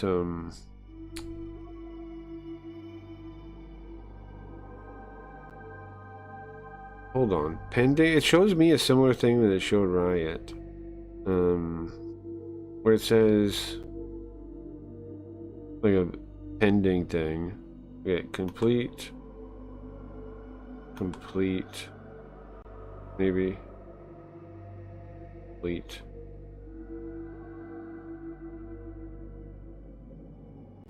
What's weird, it shows me like the exact same thing.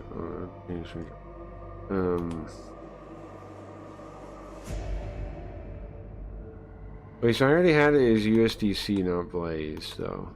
So, but yeah, it says the exact same thing. Hold on, let me duplicate this. How? I think it's gotta be. No, it doesn't show that though. External wallet. Well, I got my own USDC, but then I do see a thing that says the same number of Blaze that Riot sent.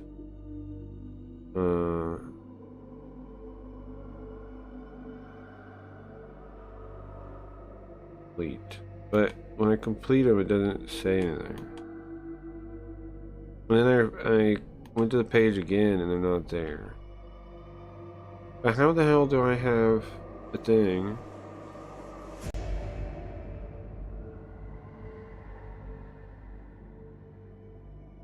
If she didn't send it, she must have sent it to me because I saw that, but I don't know how to make it work. USDC worked fine. We should have done that first, I guess, but I didn't. I thought the Blaze would work fine. That's my bad. It's my mistake, right? I guess. I don't know what went wrong. And I saw the same number. How can I see the same number unless it went? Someone sent me one hex that is worth, but Blaze did work. Well, a second ago I saw this screen that said,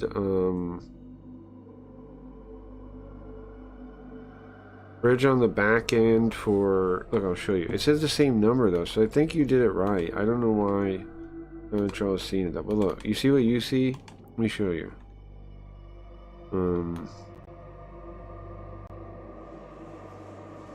Thank you.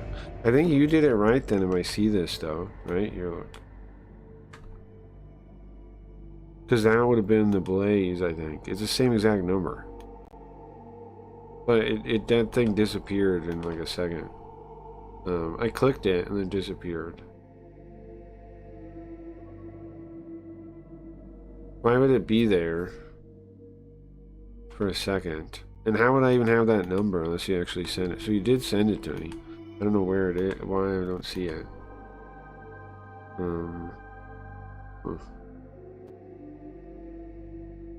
Or what that means. I'm confused myself. And then refresh and now it's gone. Yeah, same. You want to smoke? Let's smoke. I'm so confused. I'll give you a card either way. I think it's there somewhere. Because why did it say the thing? Like, why would it have the same number? Unless it was going to my thing. But then it didn't work though. I don't know. And check your wallet again. You don't have any money too, right? Don't give me a card till you confirm I sent the money. Okay. Alright. Well, you know what? You know, if it doesn't show up, I'm just gonna say it showed up so I can give you a card. All right, let's smoke whatever everybody wants to.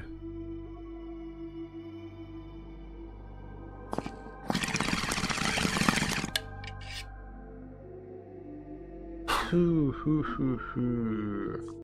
Hoo, hoo. Hoo, hoo, hoo.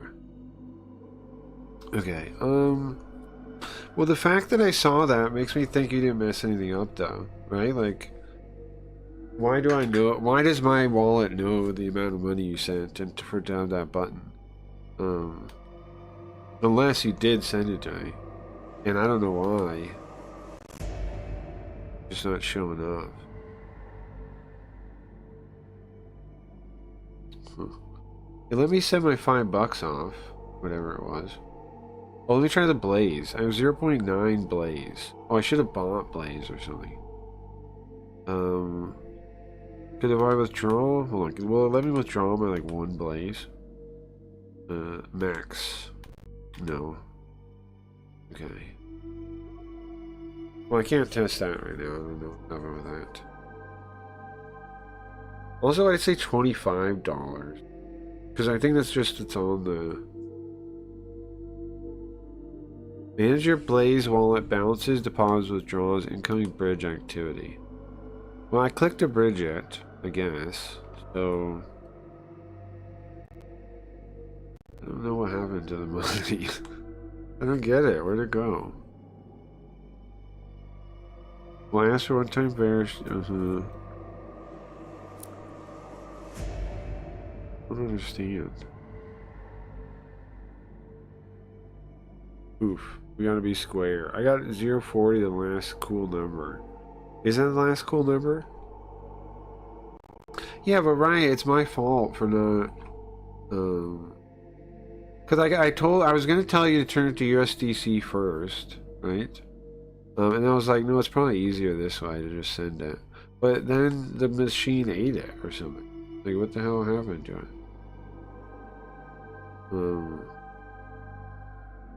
Where'd it go? And why did I get that message? And bro, I hope I don't have to message like Blaze. Oh my god, that would be embarrassing, huh? Can you guys help us figure out what happened to the money? Because it sounds like it did show like it made it, and then I had that message about bridging, and now I don't. Why did I even have that message about bridging?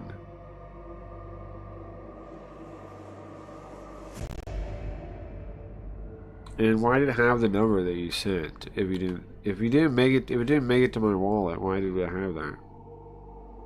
Doesn't make any sense, right? Oh, weird. Buy, sell. Do I have Avalanche now that I don't know? No. I mean, do I have Blaze?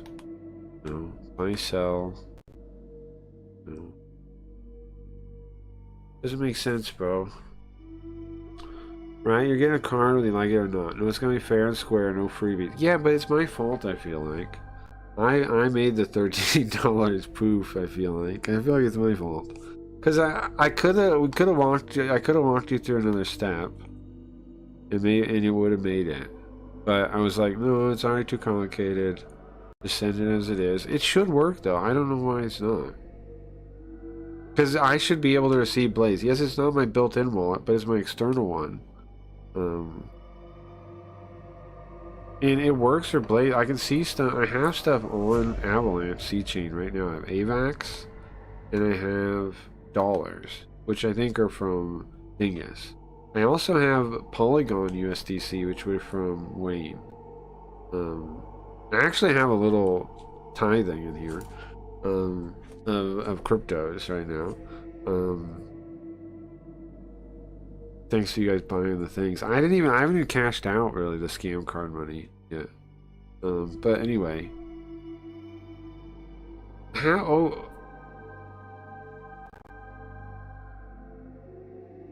What I don't understand is why it said you have this bridge pending, and then I clicked it, and then it acted all buggy, and then it was still there, and then I still have it there if I go back on the other tab. And I think that that's the same number you had, right? How is that possible unless it actually made it? Like, you know. So maybe I just gotta check later. Is that possible? That sounds weird. Doesn't sound right. Yeah, but it's like money that doesn't even exist. I didn't even know I had it. It does exist, Ryan. I paid some of it. I paid it, all of it. It's my money. That's my money, actually. It's fine though. It's fine though. It's fine. It's fine. But in reality, it is my money. It's not big. I know you never got it was real money, but remember I got the $100 from them. I put that all back into passes. That's where they came from. Most of them came from. And then the first money, I bought in at the start. I did end up making money though in the end, a little bit, more than I put in. So it's not like it's bad, big deal. It's not. It's not a big deal. But that it is money. It was my money. So, well, maybe it'll magically be there soon. It could be Blade. Yeah, I mean. See, here's the weird thing, right? Which makes me think it's not actually lost. Like, we're joking around. I think it...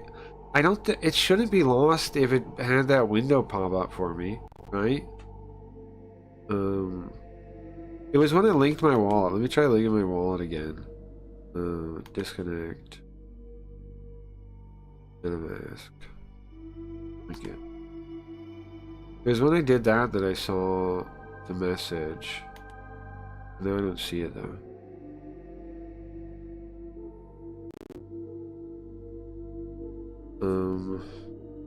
I don't know why I wouldn't have it, because it is like my wallet can accept the thing, I'm pretty sure. Maybe it can't. Maybe it can't accept Blaze, and that's the problem. But I don't see why not. It says Avalanche C Chain is the important thing, right? I can do that for sure. But then there's Blaze Chain. Did you put it on Blaze Chain, Ray?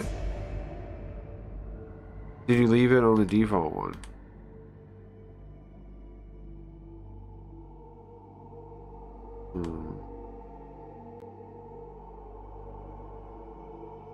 I checked. There is a Blaze one, but I don't see anything in there. It doesn't even have like a logo. It looks like Ghetto. The Blaze Chain does. It doesn't even have a logo. It just looks like a... Maybe that's the problem.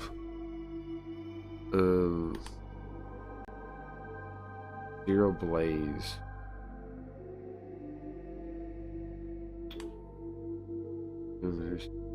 We couldn't load this page. We could not fetch any historical data. Maybe it's my wallet bugged then or something.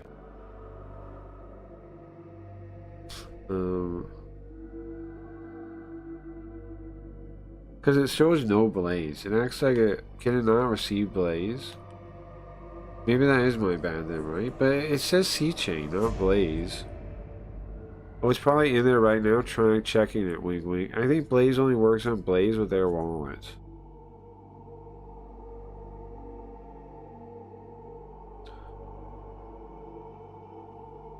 No, but it says on the destination, bro.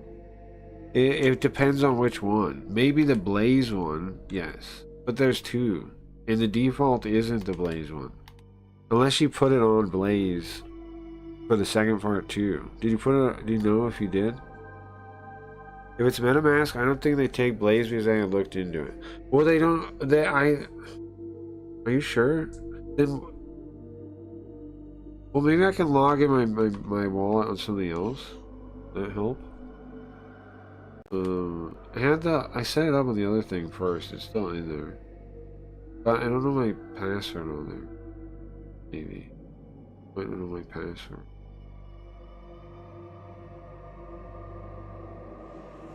I turned it off a second ago. It was the Uniswaps. The Uniswap one. I don't know if I know my password. I have my freaking passcode written down somewhere. I guess I'll have to do that later.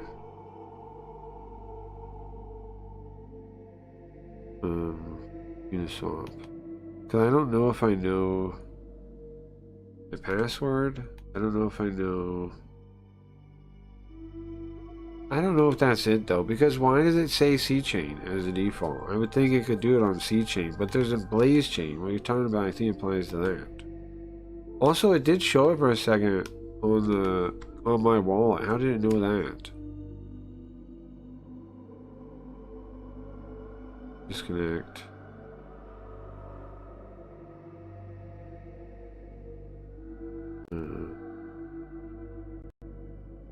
Uniswap. Yeah, I don't know if I remember. Oops. I think I actually typed this one, but did I have to change it? No, I didn't. Okay. I know I passed. Give it a second, it's loading. It's the same wallet. Bro, I do have it. I have the money. I have it. I have it. I have it. I have it. I have it. I have it. We're good. Connect to Blaze. It's unsupported. I do have it. I do. It's in my wallet, yeah. We're good. But can I, now that I connected that, can I convert it? We're good, right? I have it. It was, the MetaMask doesn't see it, but Uniswap does, which is what I made it on originally. So luckily I did that, I guess, right? You just bought a pack of, yeah.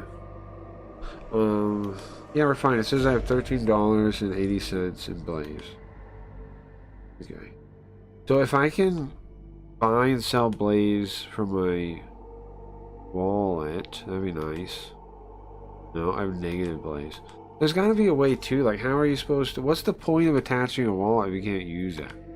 How do I use the wallet? Huh? Does that mean, how does anybody ever use one? Oh, I'm not connected now. Hold on. Unsupported network.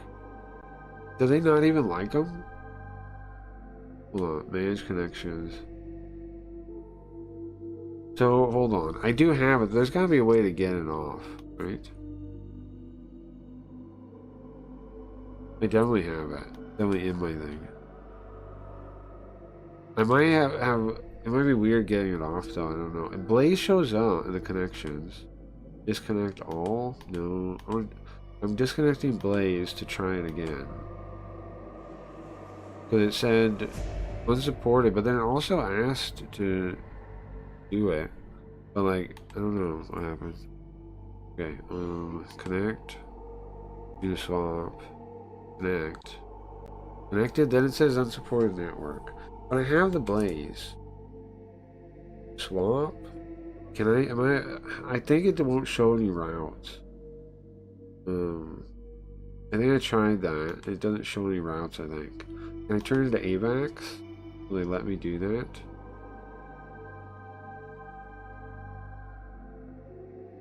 How do I make it max? Why is the buy retarded? 15 cents. Why would I buy 50? Clear it. It doesn't work or something? Why would I buy 15 cents? Large price difference, 97. Yeah, because it's giving me a nonsensical number. 0.1? 2? No route. Oh, it's no routes. Yeah, that's what happened before. So you gotta... Can I send it? Can I just send it? Receive? Can I send it to my built-in one? If I can just send it, right? I'll just send it here and then I'll fix it. I hope it lets me send it. That's gonna be the... It's gotta be able to do that, right? If it can receive it, it can send it. Correct? That makes sense, right? I'm gonna send it to myself. And then I put in my own self, yeah? 5339, yeah. And then I max it. And then I review it. It'll cost network, but I have Avalanche. I have AVAX. Okay, send pending. This should work.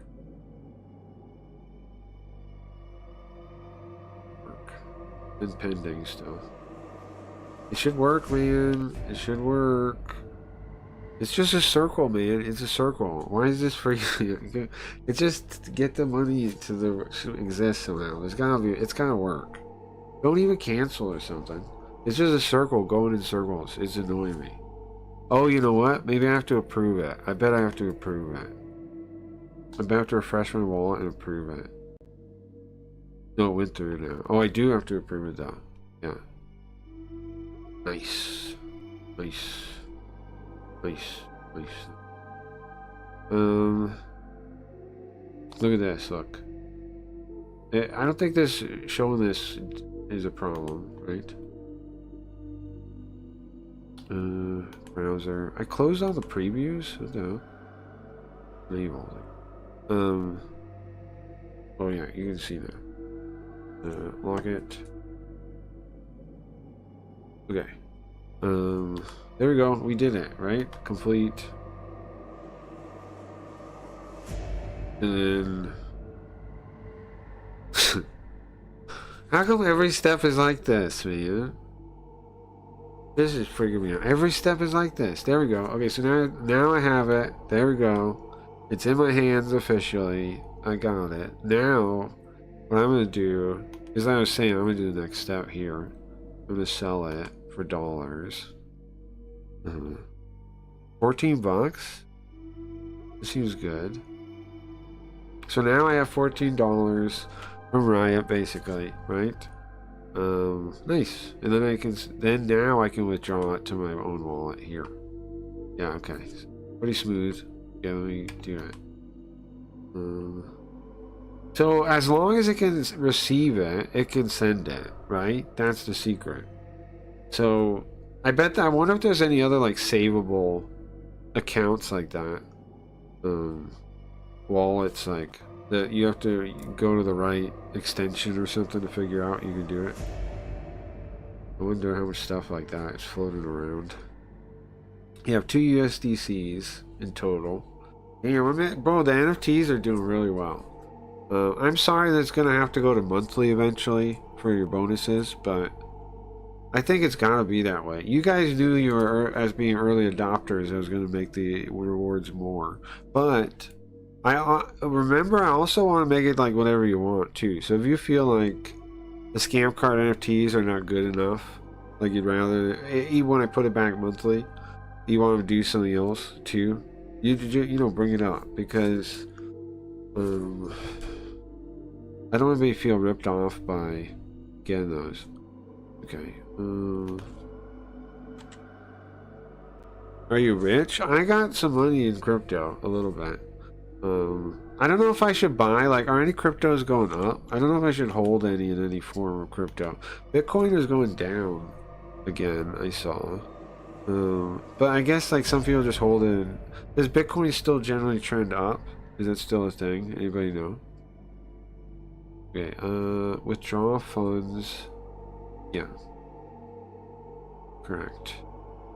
Okay. Nice, nice. I can cash this all out. Nice, that'd be nice. Sick. It's mostly USDC though, so I don't have to rush to do anything. Right? Well, that's what I'm wondering. Is there a better thing to hold? I mostly just hold... I hold Polygon. I have 15 bucks of Polygon. I don't know if that's good or bad. Like from when I started. I don't know what I had when I started. I think that's good because I think I put in 20 bucks, right? It's fine, I think. I put in 20 bucks and I spent it on the whatever you call it, the minting of the scam cards. And that was like 5 bucks, something like that. It said like 4 or something in the collection, but I think they don't count all the money I spent on it. But I think it's pretty good. It kept around the price. It does have a down arrow right now, though. Put all your money in the Dollar Tree. What real things? Like, what real thing? How do we know what real things to make money on? What do I do with my cryptos? Isn't that real? What do you mean the dollar store? What do you mean there? I mean, I'm a money. What? No, he wants to make money somewhere, right? To do something. Which ones go? I wonder what I can invest in. Is there anybody like cracking reads out there?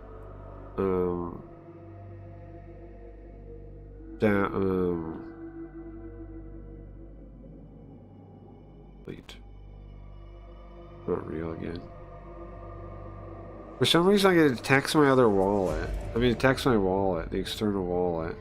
It acts like it's incoming money. But it's not. It did that to Riot too. That bug happened to Riot too. Visitor things. Okay, so we gotta start this over again. I smoked a little bit. But we can do it. We can do it. The Dollar Tree. What? How is that crypto I can buy into, right? What are you talking? Right, I'm saying what crypto would be good to buy into.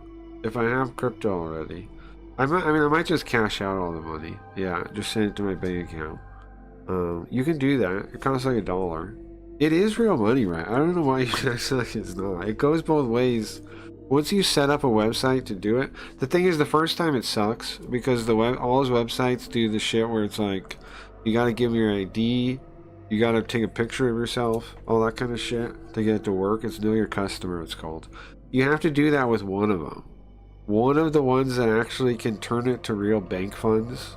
One of them you have to deal with the devil, which is stupid, but you do. But once you have that enabled, once you have one that works, it's pretty convenient then. But it is, I hate that that's part of it. To get the money sent to your bank, you have to make sure, you have to do it, let it scan an ID or take pictures of your ID and and I don't like all that at all. Feels really wrong. But like, I hate anything that does that. But once you set one up, it's painless then. To just send money back and forth from your bank account to crypto. Really easy. Once you have one of those, like Coinbase or MoonPay, or as long as you know your customer thing's all set up. There's more too. Like Kraken, I think is one. I don't know. There's a lot of them, but on all of them, they're the markets. On all of them, you have to do that bullshit to get them to work. Wagyu steak, buy Crocs, use the money to buy a gun. Maybe we could make a gun. What's this 51? What is this 51 right now? What is that? We put that in chat for. Wagyu steak,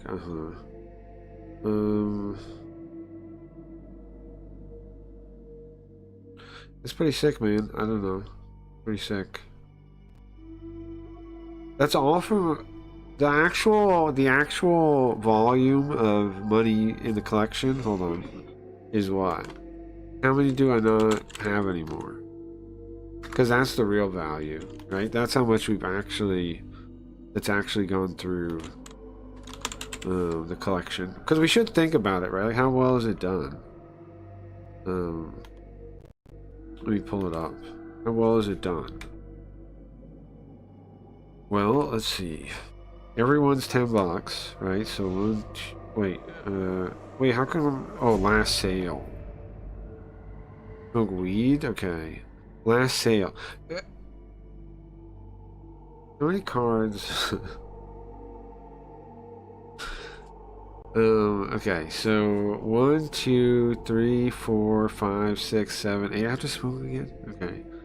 8, 9, 10, 11, 12. So $120, right? Is how much total volume there really is. Nice though. We got okay unique. I'd like that to go higher.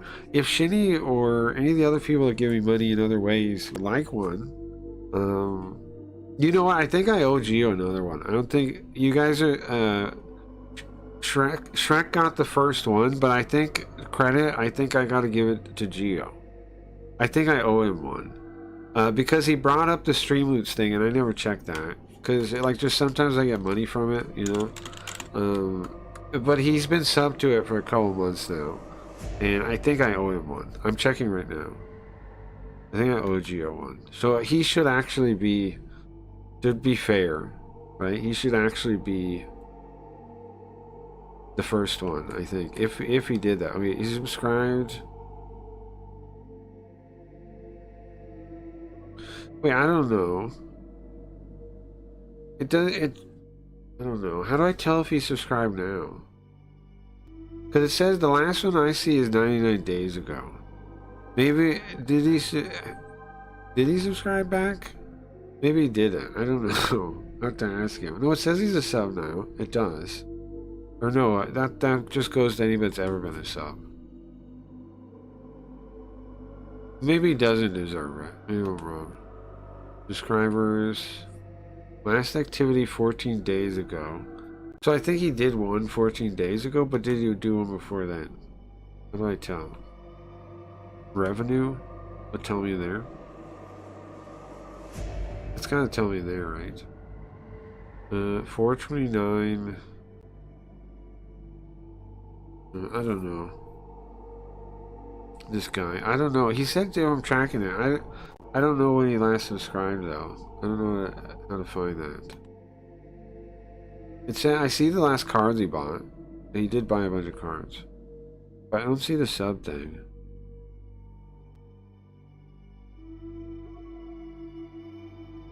I don't know. Maybe made that up. What the hell? Yeah, what the hell are you talking about? And Gio said that am I tracking stream? I thought he asked me, are you tracking the subs on Streamloots? And I thought he mentioned that he subbed on there now. But I guess he doesn't. He was just thinking about it. I guess I misunderstood. Do you understand what I'm saying now? Don't act like I'm talking crazy. I was just checking. Streamloots has subs? Yeah, it does. But it's an 80-20 cut. But it does, yeah. And then you can play stupid things on the stupid screen. I was thinking about adding more. But we don't really need that now. Right? We could make a way to do stuff like that. I don't know. On its own. What are you saying? I'm first for. First person at 4. The most, the maximum. You actually are still though. Having the most cards. Did I not explain that? Maybe, maybe I skipped that part in the explanation also.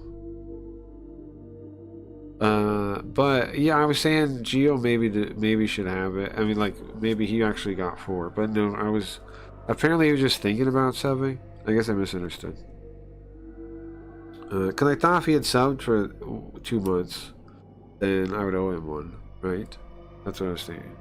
My attention weeds and waxes. This guy. It's like shimmy all of a sudden.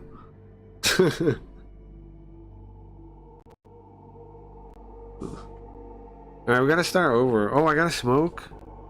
Alright, let's smoke. Alright, let's smoke. It's alright. Alright. Alright. Alright. Alright. Alright. Alright. Alright. Same. Guys, you gotta lock in for the end of this story we're about to do, okay? First, we're gonna recap really quickly, okay? We're gonna turbo. I'm not even gonna read it. I'm just gonna tell you what happens until we get to the split. I might have to like pause it at some points to cover everything. But buckle up, guys. We've got a real story ahead of us. And then when we split, I'll read again. I'll read until the science ending. Which I don't know how long it is, I don't know how short it is. I kinda feel like I'm gonna barf. What's up with that? Maybe because of the anxiety about the money disappearing. The anxiety like that makes me not feel like eating and feel nauseous and stuff sometimes. I don't know if that's only me though. I feel icky this morning too. Like money always freaks you out if it disappears. Like you get a bill, you didn't, whatever, or credit, something gets stolen. Man, it's it's crazy how fucked up everything is. Like, the AI can steal like all your login things, and there's lots of crazy, like hackers and whatever you call them, scammers. I got my bong here. They have so much power now. It is scary. We should decentralize, because like we should get to the point where we don't trust people we don't know like really well, and that means online too. Everybody should do that, don't you think? Now, like, shit's dangerous now, and it's gonna only get worse. Like if there's some like random person online that like wants to hang out with you you've never met, don't do that. Or like some kind of, like, there's so much shit that you could be scammed by. Like fake AI videos. They could clone family members' voices. That, you even got to worry about that. Although it's probably pretty obvious when you like talk to someone if it was them or not. They'll start saying "sar," right? Start saying "sar." Not this one. Let's do the YOLO one. There's a YOLO one. It's in here somewhere. I think it doesn't have a name. This is all the story ones. Oh, there it is. Alright, I'm smoking. It's almost full. It's the freaking moon. That is not real, man. That's so useless.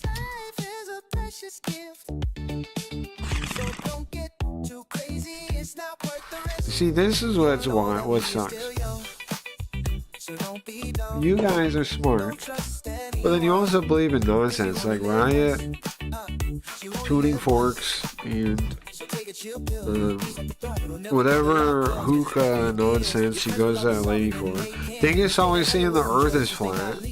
You guys are smart, but then still it's like, what are you guys talking about?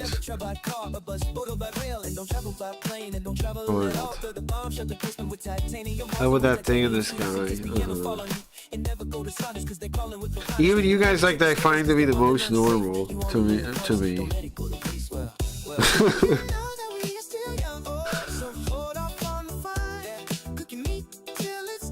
I don't get it. And then of course, like, a lot of people I agree with are Orthodox Christian too now. I don't know what to do. I don't believe in none. I can't like make myself believe in a religion. But I'm definitely on that side over the commies. The commies aren't even fighting the commies, like, you can't join the commies. They hate humanity. Even if I am opposed to the state, I can't join the commies. Me doing that. Well, some women are all fucked up. That's true. True. It's a dome with a Gartha in the Hollow Center. I don't think so. I think that's ridiculous. Why do you think that's true? I don't get why you believe it. I don't get it. I get doubting stuff. I just don't see any evidence suggesting that to me. And it's not like you need evidence. I don't see any reason. I don't see any logic pointing in that direction. I'm not saying I know that it's a bowl, but I just don't see anything pointing me towards that, towards it being flat. It seems more ridiculous. It seems like no, I'm not dismissing it like it's impossible. It just doesn't seem like it makes any sense.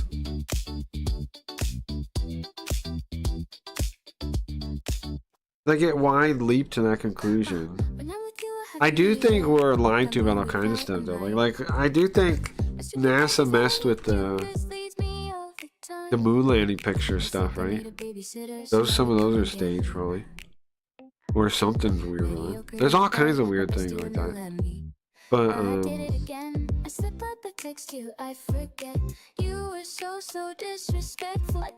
know if it means anything. It's just like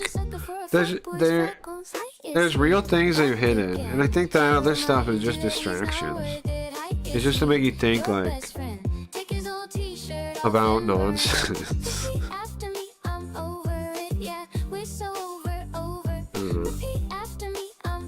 I feel like I'm being magneted right now. Gravity isn't real, it's magnetism and dielectric forces. I don't think so.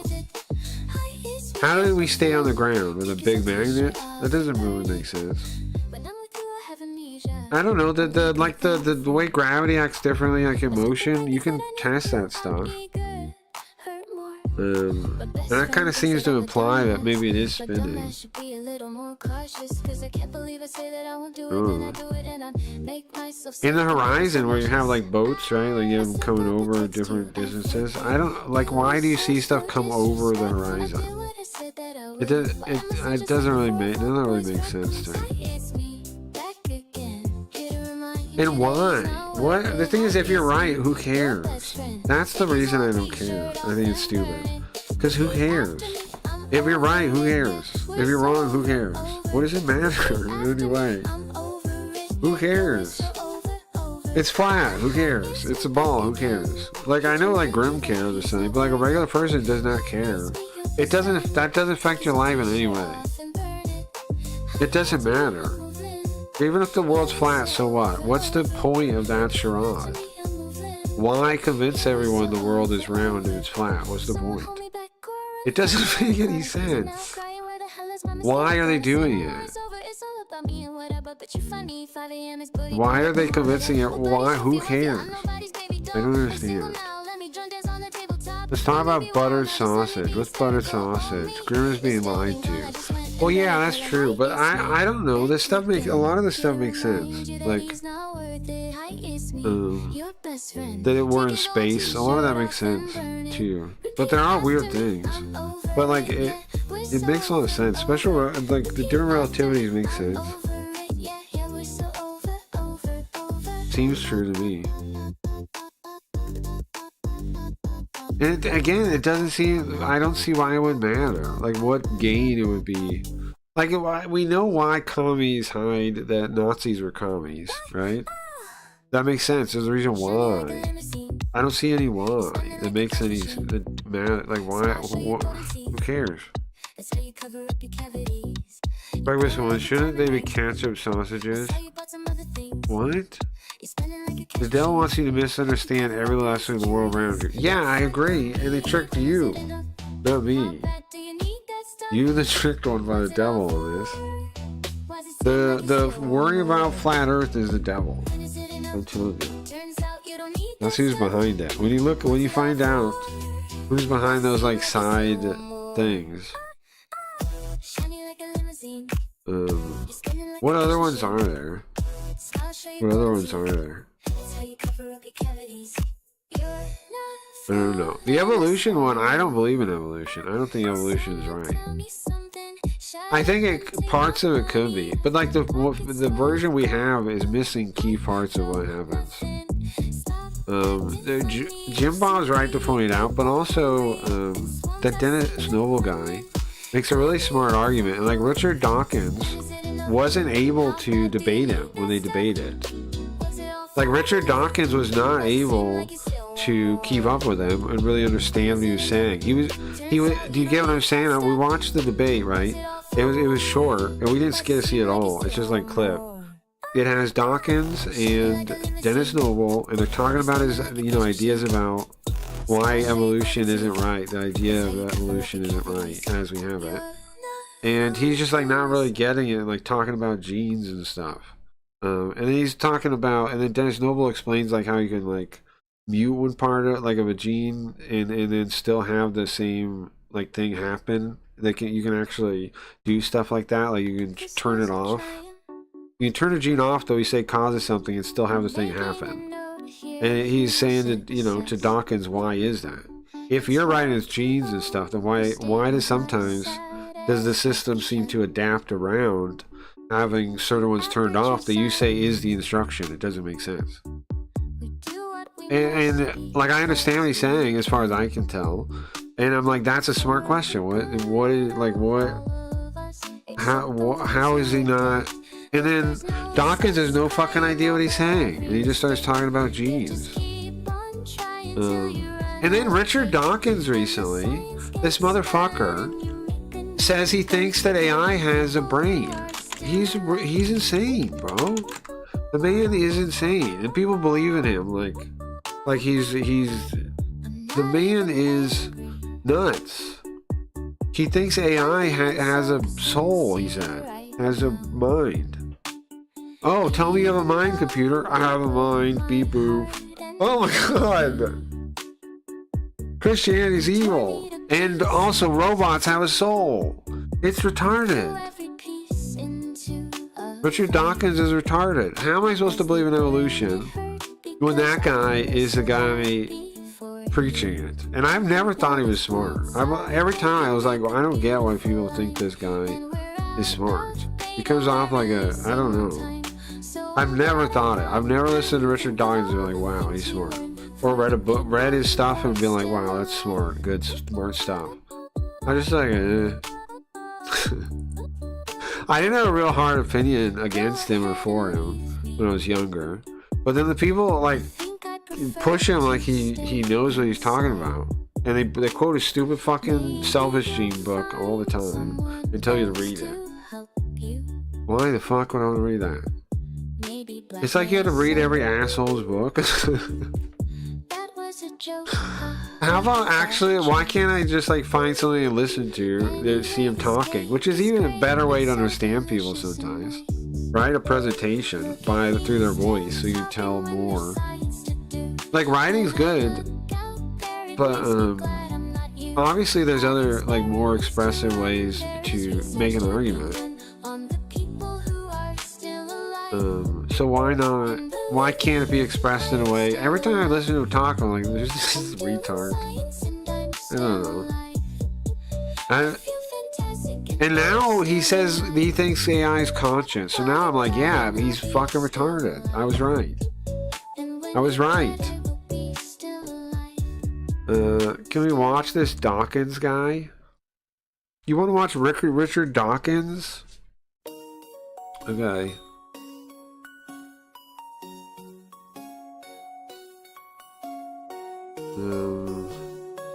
Hold on. Okay, that's fun. Okay. That's what we're doing, I guess. People ask me how I can reconcile being a Christian first and a scientist second. Well, if one doesn't have a reverence for a divine creator after studying the brain for almost half a century, he has more important things to learn than neuroscience, in my opinion. Firstly, we'll never fully grasp the complexities of the brain. It's the black brain. Never understand complexity of brain. You guys hear that? Opinion. Firstly, we'll never fully grasp the complexities of the brain. It's the black box of the body. Unlike oh, he talks like that. We'll never fully grasp the complexities of the brain. Complexities of brain. Like is his name or the brain's name? It's the black box. I feel like they're basically pancakes. Who's who here? Okay, Dawkins is the guy on the right. Box of the body. Unlike the pump. I don't know what he's doing. Is he watching this? Is he doing Reactant? The Poetry of Reality with Richard Dawkins. I think he's doing Reactant. Is that what I'm watching? Richard Dawkins Reactant is what we're watching. The heart, or the filters, the liver, the kidney. We're watching Richard Dawkins do Reactant. The spleen, or the oxygen exchange. Because he's watching like a TikTok or something, right? He's like falling asleep too. He has his own books behind him. Oh my god, that's insane. It's on his own books, and a couple other books. Here's the lungs and their biochemistry. There's more his books than any other author's books. Our understanding of the. I am Brian. Brian? What? I am Brian. You are Brian. Right. Why is it like that? Why is that a weird word? Brain's anatomy and neurochemistry is truly primitive. With that observation, I can confidently say, without reservation, after studying neuroscience for the better part of 48 years, that the brain is irrefutable evidence that we're a creation and not a gradually progressive accident. The brain has to be God's crowning achievement in creating the human body, albeit not quite so evident in politics. Well, I do wonder that because the brain is impressive, it does imply There could be some kind of creator. I do agree with that. I agree with the religious people on that. And lawyers. That's what I call the argument from personal incredulity. The man says, I don't understand it, therefore God did it. That's pathetic. If you look at brain... Well, that's not what he's saying. He's saying, how could something like so able to do stuff like reason and logic, how could that exist?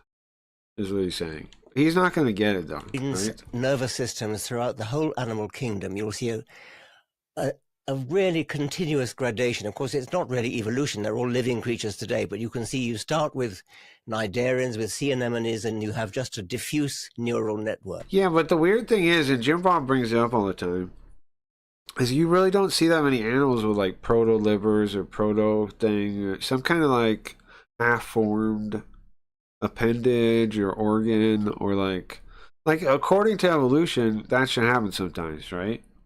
So for some, but they go like, oh, it's over a long period of time, right? But even still, right? It means at some point you have like half of a thing, or like a quarter of a thing, or like there's a point there, and I don't really know what the counter argument is. How come we don't see more of that, like half hearts, like proto hearts, things that aren't hearts yet?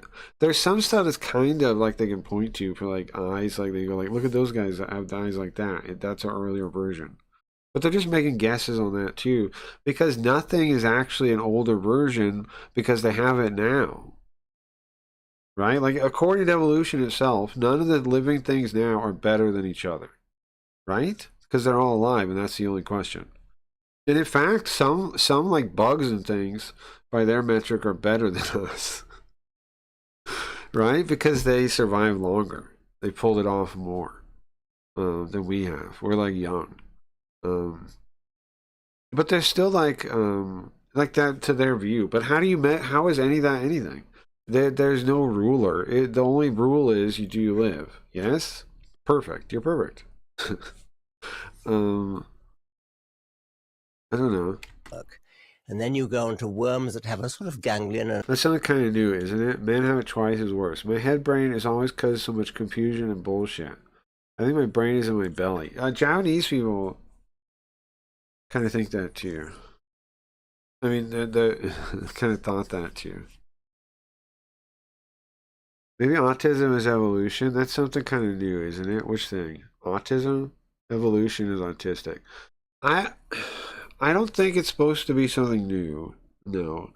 I think diagnosing it is supposed to be new. I don't think the concept of it existing is supposed to be new. But did it get worse? Is it any contagion to... Well, so many people just say, I'm autistic. So I don't know. And there's no way to like really scheme it. There's no way to know if there is such a thing as a true autistic. Which that's debatable. There's no way to know... Right, that's even debatable. There even being a such thing is debatable. Because, like, it could just be this group of symptoms and you're just calling it this thing. And maybe they're separate things. Maybe they're different things. Maybe the actual things are, like a multi-layer of different ones. And there's no way to tell if you're thinking of it that way. If you're thinking of it as a thing. As a set thing. That's the danger of accepting categorical diagnoses, because this science is too new. Psychology is way too new to trust it like people do. A nerve cord, and then you go on to fish, which have a relatively small brain. You're like Asperger's or something. I am? I ain't none of those fucking things. Who do you mean you? Why, when we was kids, like no one was autistic? Are you for real calling me Asperger's? What the fuck? I ain't one of those. There was tons of autistic retards when I was a kid. Yeah, they were around. Amphioxus has an extremely... I don't like being called... Why on earth would I have Asperger's? I don't have none of that. Smaller one. And as you look at the vertebrates, you can see a continuous gradation of... Dyslexic is the only one that I'm going to accept. Because it actually makes sense as a broader thing. But you could still consider it like asthma or something and be like... But do we really know what people have with these issues? Only kinda, right? Kinda not. The brain's getting bigger and bigger and bigger, starting off as Like they do try to group up, like make up different dyslexia things that are like for other things, for like numbers or something. But they don't. We would barely know what dyslexia is, so that's silly. They're like breaking up like counter versions. say just a ganglion at the head of the spinal cord and then getting bigger. So we've got it before our very eyes. We can see how it would have evolved. Doesn't he seem like a wizard, like an evil wizard? Brains don't fossil on the whole, fossilize, but you can see the brain case in fossils as well. So as I say, it's the argument from personal incredulity, and it's deeply unimpressive. What do you think? No one calls my autistic. Yeah, but you're really autistic though. We're like the same. But you're not really autistic though. We're like the same. No one calls my autistic.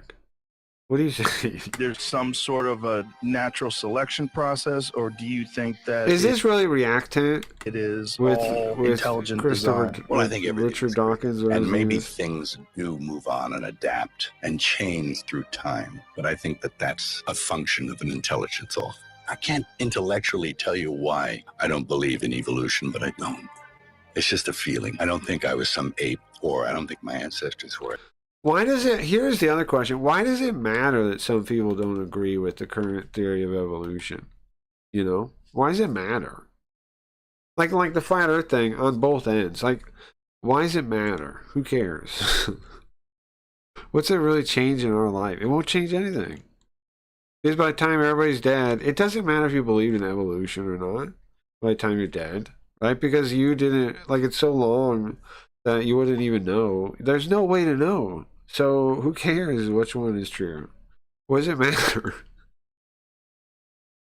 What's the point of talking about this? I think they had to be pretty smart to survive. So what do you think all these Like pointing out and saying, I don't think they're right.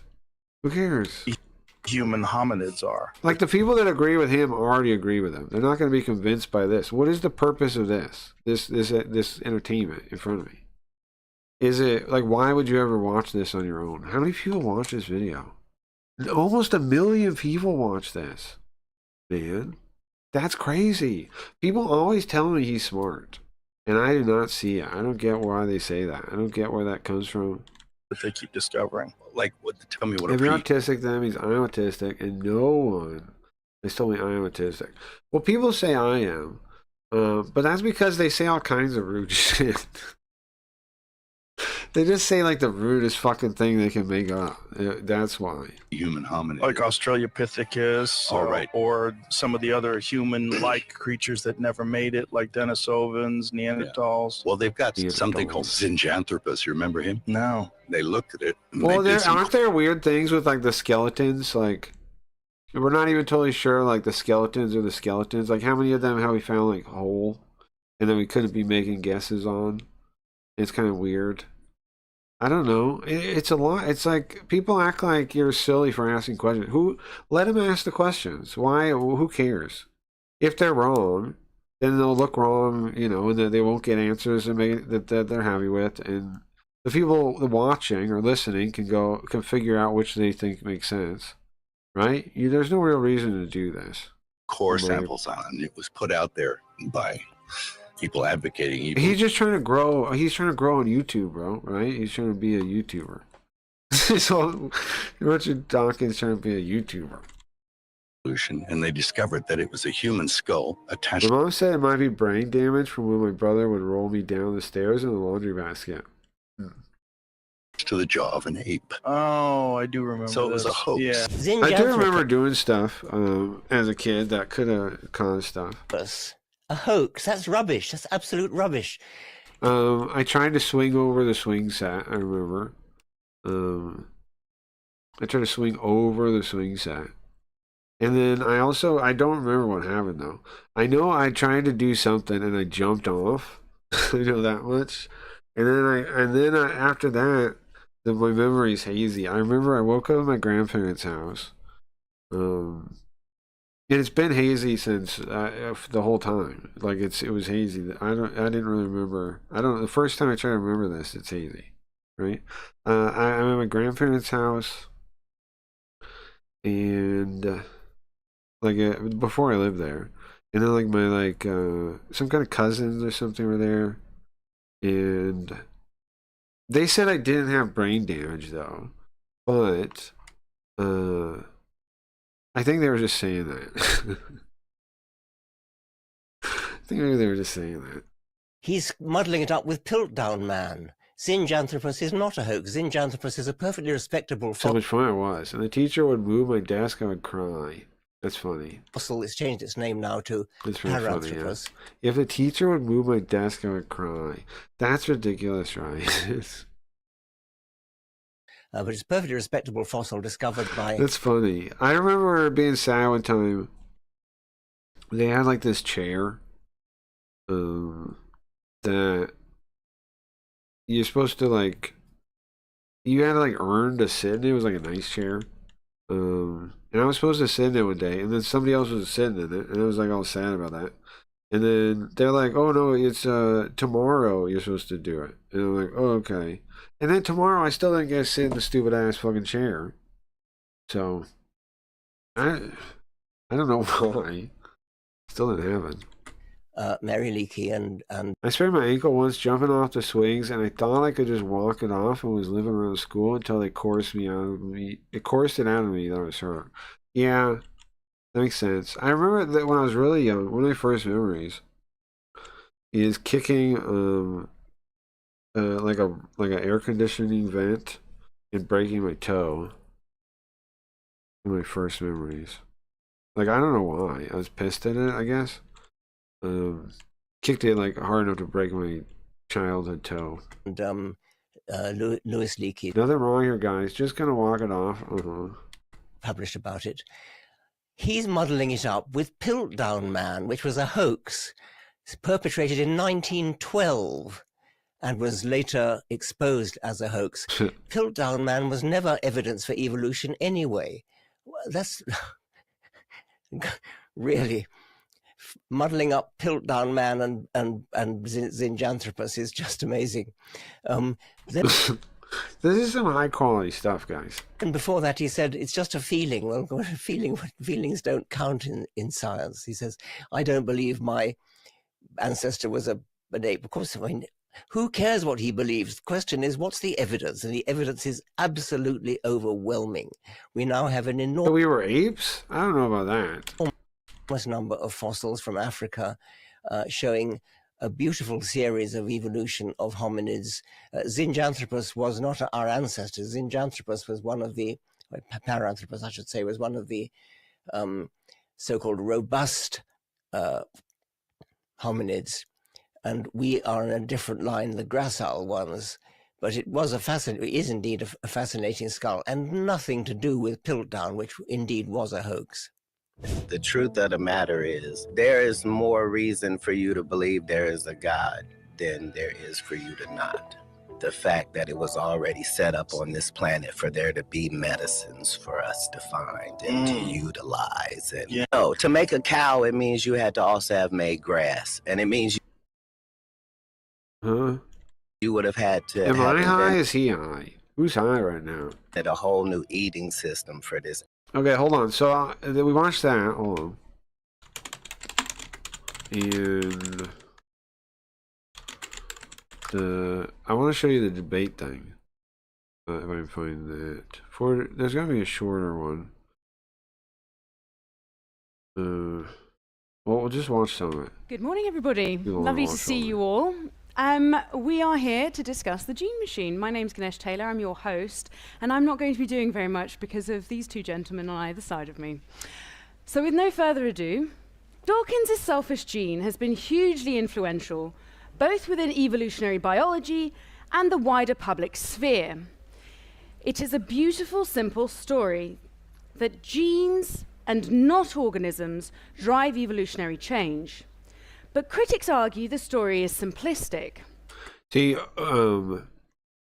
Dennis Noble thinks there's like some other part we're not looking at that's like basically direction, right? Like conscious direction. That seems true. It definitely is true about like health. Like, why wouldn't it be true about this too?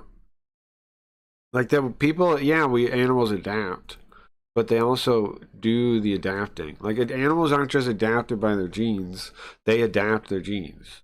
That's probably true, right? It's hard. It might be hard to prove exactly how that would work, but it's also harder to assume it's random and it just happens. But is it because it could have possible religious implications? Is that why people don't like the idea? Why don't they like what's so bad about this idea? And he makes a good case for it usually. It makes sense to me, and also makes sense with the fact that we have function. The things that develop have function, but then that implies a bigger blueprint that like you can copy from or something. There was a recent study I saw that came out. I don't know, it was butterflies. They said they looked at butterflies, and a lot of they used the same patterns to make the colors, even though they like weren't directly like connected to each other. Like they can't use the same patterns anyways. So like the implications, like, well, how'd that happen? Like how did they figure out the same supposedly random collection of things to make the colors, all isolated from each other? And then repeatedly do it over like millions of years. That's a study that they did recently. It does imply that just saying it's like random doesn't really answer. And also, random shouldn't even be a thing a scientist thinks about. Random. Huh? Aren't you supposed to figure out what's going on? What do you mean random? Random is like saying, I don't know, a number or somewhere in there. Something happens. You're saying, I don't know. Bro, well, what is that? Like, isn't their job to explain that? How can they say it's random? The effect of a gene is not always the same and is dependent on its host. And see, he's proven this. Like, if you like suppress some of the genes, then it'll still have like a similar thing anyway. The thing that the gene is supposed to be causing still happens. The cell environment. Dennis Noble, a pioneer of systems biology. So that means there's something else directing it, right? Goes further, arguing that the organism and not genes are in fact in charge. He's saying that things are things, and they drive the evolution through like their choice and will and knowledge and stuff. Not like in a way we're aware of, right? But it makes more sense than random, doesn't it? So Dennis, as you probably already know anyway, is a world-renowned biologist and professor emeritus of cardiovascular. Oh yeah, but also the color thing kind of implies that there's like a blueprint everything goes back to. No? And if there's a blueprint, what is that? That's not in the genes. Like if to know that this set of things produces this thing that functions this way, and they use the same kind of ones, like the colors, then maybe there's a master blueprint, right? Where they get that. Vascular physiology at the University of Oxford. He's famous for developing the first ever mathematical model of cardiac cells. Debating which one was excavated from the oldest pyramid. In 1960, his most groundbreaking book, The Music of Life, was the first work in the field of systems biology. Yeah, to my left, of course, is Richard Dawkins, who is a biologist. That's like a circus tent, is what it is. It's like a show tent or something, but it's really a circus tent, right? Like that's really what that is. A circus and best-selling author. He's one of the most famous scientists in the world, but you don't need me to tell you that. Anyway, with good reason, his 1976 work, The Selfish Gene, was the first ever real blockbuster popular science book, shaping how we have all understood evolution and where we see. That's why everybody thinks he's smart. I think. And since then, of course, he's written numerous other bestsellers. But it blew up in a society of retards, right? The midwit retards. Including The Blind Watchmaker, The God Delusion, and Climbing Mount Improbable. So I'm going to sit back and let you two take it away. I approached this with some trepidation because Dennis Noble was actually my doctoral examiner. See, and people call this guy a joke, though, right? People call the Dennis Noble guy a joke. I don't get on what grounds they do. They just act like they just call him names. Richard, we're in the chair again. So I'm somewhat nervous. I hope I pass today. I would like to ask you to ignore all that was said about the selfish gene Feel free. earlier. To me, the argument today is about one paragraph in Dennis's excellent book, Dance to the Tune of Life, which is a wonderful I want to read that book. Too. I've been meaning to. except that it's wrong. I have it. How the tables turn. The sentence, well, the paragraph concerned is this book will show that there are no genes for anything. Living organisms have functions which use genes to make the molecules It makes more sense. they need. Doesn't it? Genes are used. They are not active causes. Now, I think that's a wonderful sentence because although it's wrong, it's clear.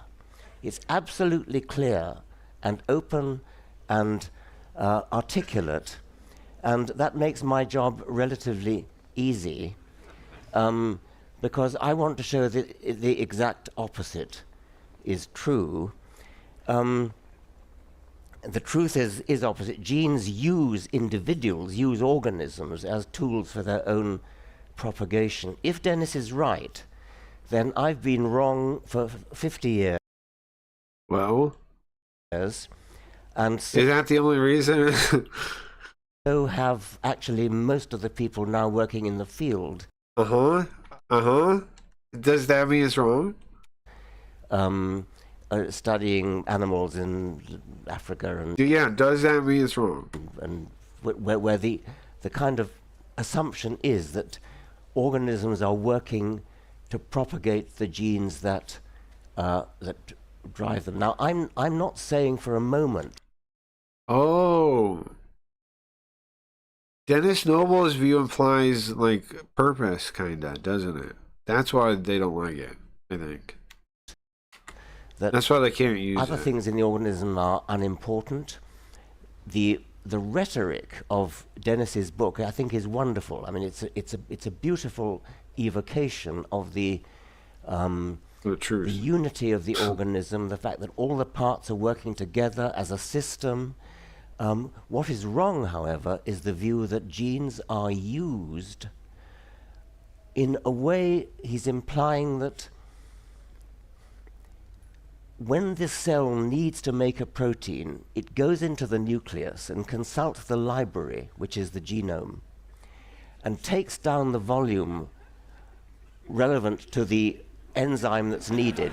Absolutely. And this is the one we need. We need to make this protein. Let's get the relevant gene out and use it.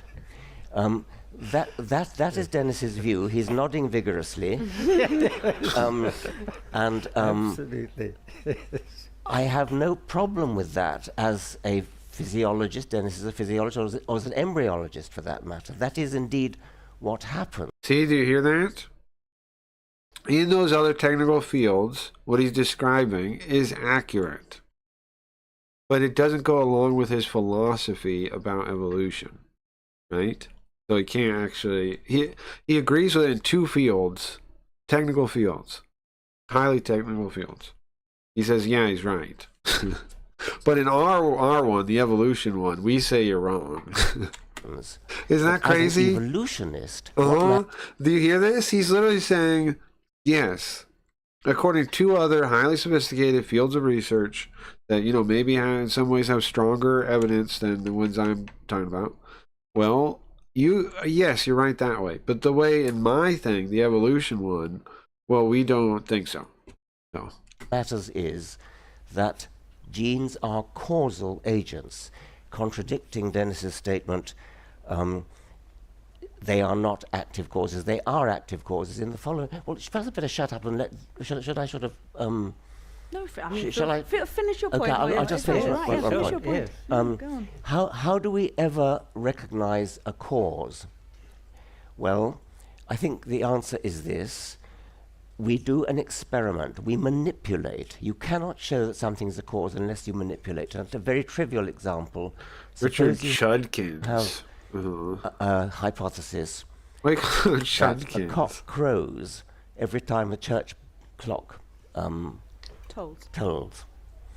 So you observe a correlation that the clock tolls and the cock crows. Now, is it causal? The only way to be sure is to do an experiment. Climb up into the clock tower and change the clock or manipulate the clock. Ideally, make the clock toll at random. And then, if the cock crows, then you've shown a causal link. In the case of genes, we know that if you mutate a gene, then it will change the phenotype. Right, but if you purposely do it, importantly for an evolutionist, that change will go on to the next generation and the next and yeah, see, that's your excuse for why evolution works. That's why they can't let go of it. Because that's the crutch of the thing. Evolution requires that's how it works. Mutation, random mutation is how we get better. Instead of, again, what is actually implied is that it goes and it like checks and then you get whatever you need. Right, and then it builds it, which makes sense again with that butterfly thing I saw recently. They were using the same pattern for the colors. Why is that a thing? The next. And there's more evidence coming out that like it's less random than they say. It should be random. And again, there's like the people like Jim Bob bring up. Where's the people with like proto livers and proto things, like half built things that half work? Because you'd have lots of life forms of that too. And potentially forever. You would think. But you say, it's too long time, so you don't see any. I guess. Whereas if you change anything else, no matter how important it may be causally in the embryology of the animal, if you break a leg, circumcise a penis, do anything else, it will not be transmitted into future generations. And that's the crucial difference. Genes are causal in the sense that a change in a gene, a mutation, has a statistical consequence in an indefinite number of future generations. Now, the reason that matters is that natural selection chooses between alternatives, and the choice between alternatives only matters if it is potentially immortal, or at least if it goes on for a very large number of generations. The neo-Darwinian theory, which Dennis has a lot of criticism of in his book, is a theory of differential survival of genes in gene pools, and that only matters if the genes are potentially able to survive in the gene pool for a very long time. The ones that do survive are the ones that have a beneficial causal influence on. But see, isn't that weird too? It's still implying that somehow the genes have a drive to live, right? Where's that come from? Every body in which they find themselves. Successive generations, the genes find themselves in bodies again and again. The ones that survive themselves over many generations will be the ones that have a causal influence on a long succession of bodies. And now I'll shut up. Amazing. Dennis, yes, well, I love that introduction, Richard, because 30 years ago I did precisely that experiment. Let's go through it carefully because I think the experiment is important. This was work done with my colleague from Italy, Dario Di Francesco. And what we discovered in that work about 30 years ago was that a particular protein, and therefore the gene, it's an HCN protein, so it's an HCN gene, that was responsible for the great majority of the cardiac rhythm, actually can be knocked out or the protein blocked and hardly any change in rhythm. Now, I'll tell you something else that I think is very important to this debate. That's what the great majority of genome sequencing and genome association studies have shown. The association levels between the cockcrow and the bell, or whatever it was, I've forgotten now, the association levels are actually generally... Whatever your dumb story was, dummy. with a few outlier genes that are very clearly terribly important to the organism, they can be overridden by the rest of the organism, you see. And that's exactly what was happening in our cardiac pacemaker work. What we showed is the rhythm goes like that. That's what's happening in your heart now. and it goes with a particular frequency. Let's give it 80 beats per minute. You block this particular component, which we know, as a matter of physiology, contributes 80% of the rhythm-generating electric current. You knock it out, there's hardly any change in frequency. Now, I think what is happening is that organisms are terribly robust. They know how to manage with whatever genes they happen to have. So what I think is happening there is simply that another network Makes more is sense. operating. We actually have identified that network too. So we've done all of those experiments already. And I think the genome-wide association study people have done this endlessly during the period in which, for what is it now, about 20 years of genome sequencing. And what we find is that the actual association levels are quite low. And that, I think, is also important as a practical consequence, because that's the reason why we don't have all the medications that were promised when the first human genome sequence was announced. Right, remember they said they'll be able to make anything? Great fanfares on both sides of the Atlantic. I remember that. They were saying that once they map it all, they'll have like medicine for all the different types of things because they'll know what causes it. 2000, with the great Nature paper of 2001. And that takes me on to another thing that I'd like to They did say that. I do remember that. put to Richard, which is this. I think the evidence that, as you put it, the organism has gone in and changed its genes is evident in that 2001 Nature paper on the human genome sequencing. If you all want to look it up on your mobile phones, it's figure 42.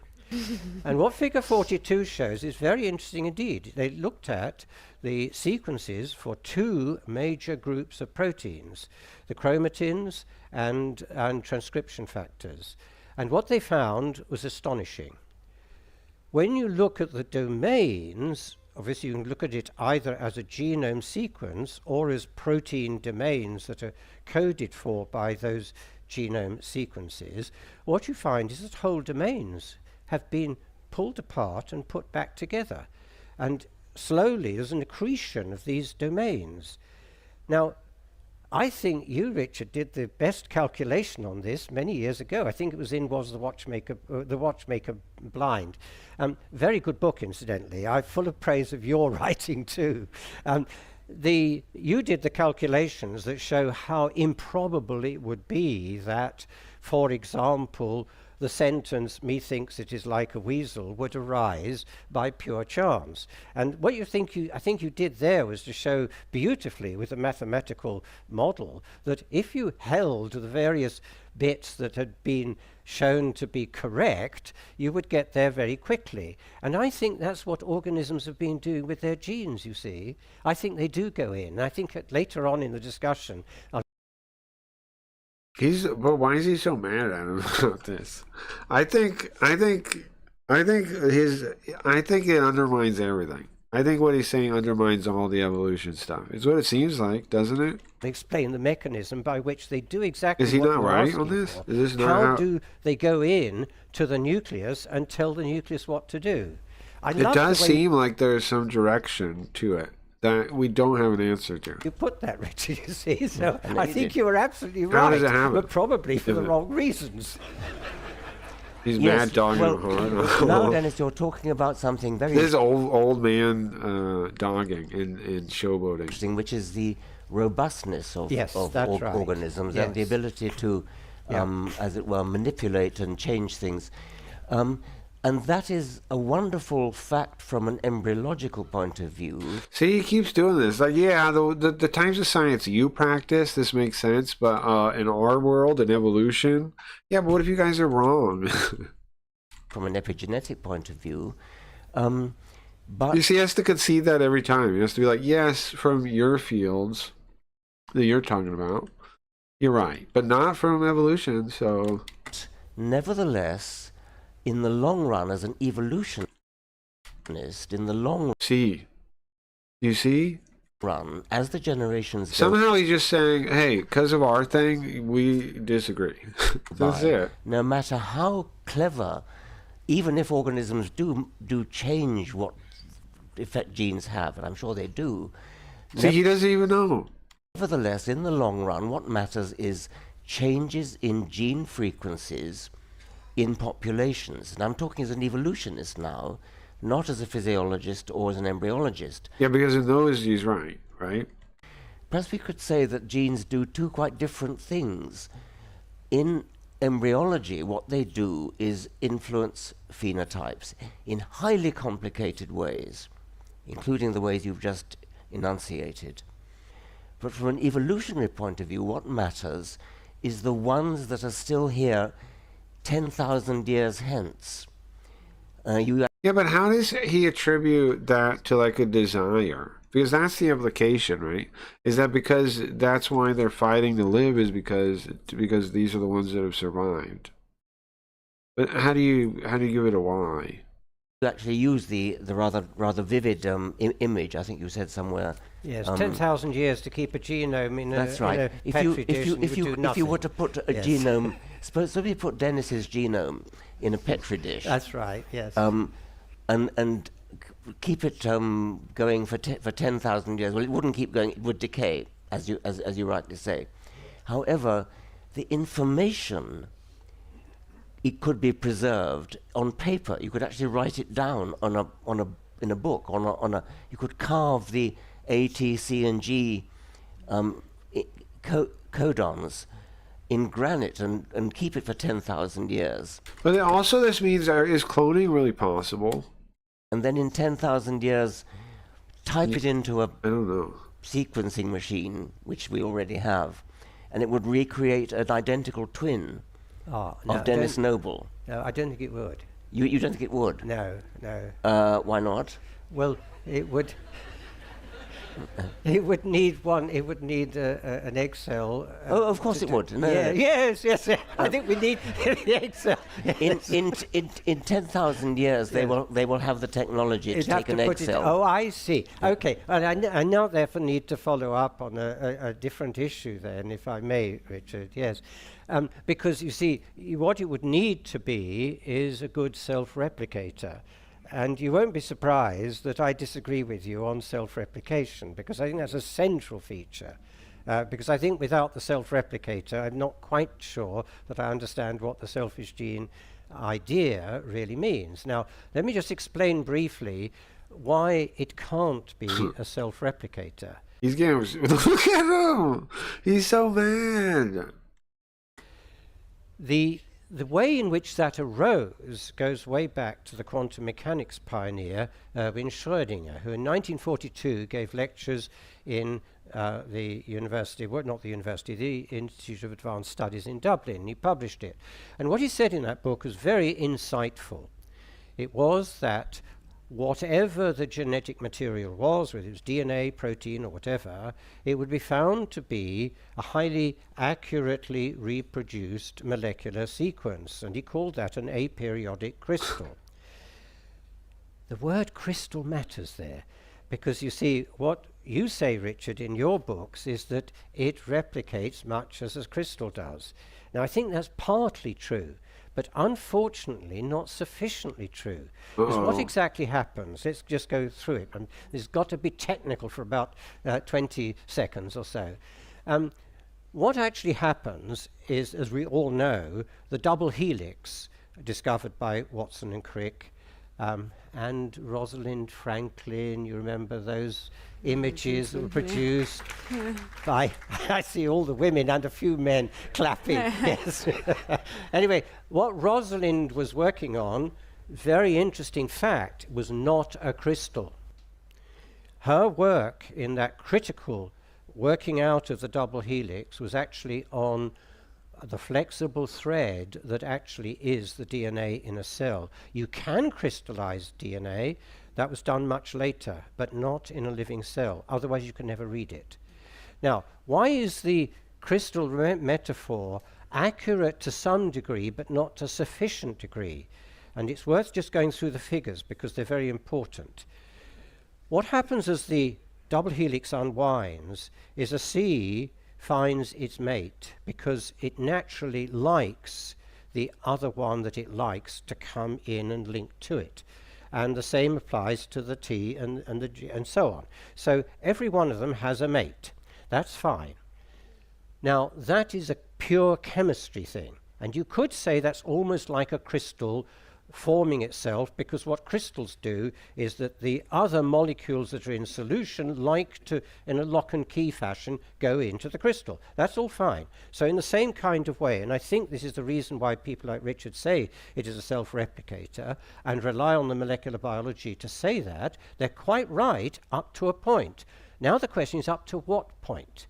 In all chemical reactions, there's an He's saying the thing doesn't actually self-replicate like a crystal? energy of formation and breakage.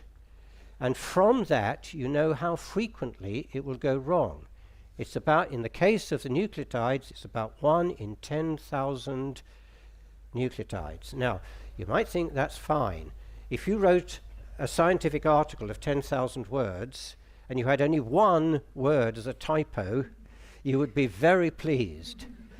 But the trouble is that suffices for small viruses like coronavirus, because a mutation rate of 1 in 10,000 each time it's copied would be acceptable if you've only got, say, 10 or 20 or 30,000 as a genome length.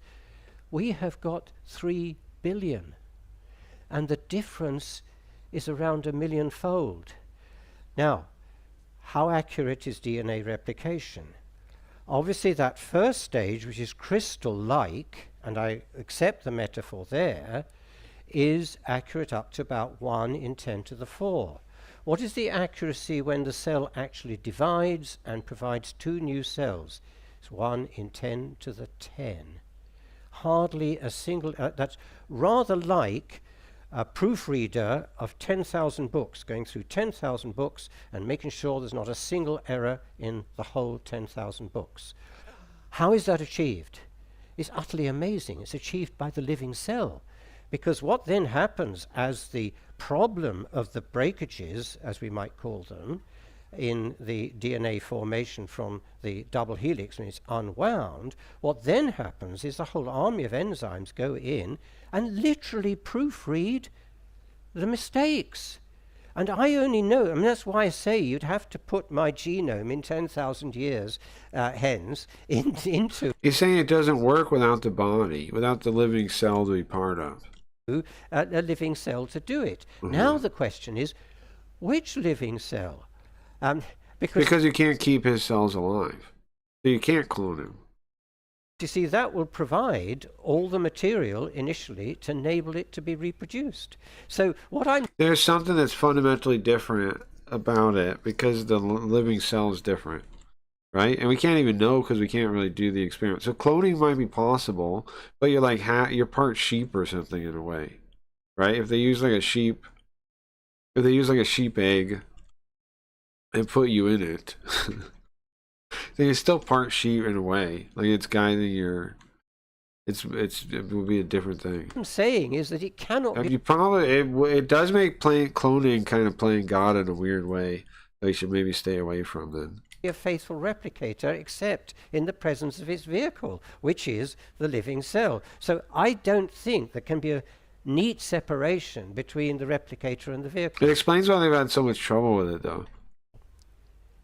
Proofreading is, of course, very important, and that is one of the ways in which it's true that self-replication happens.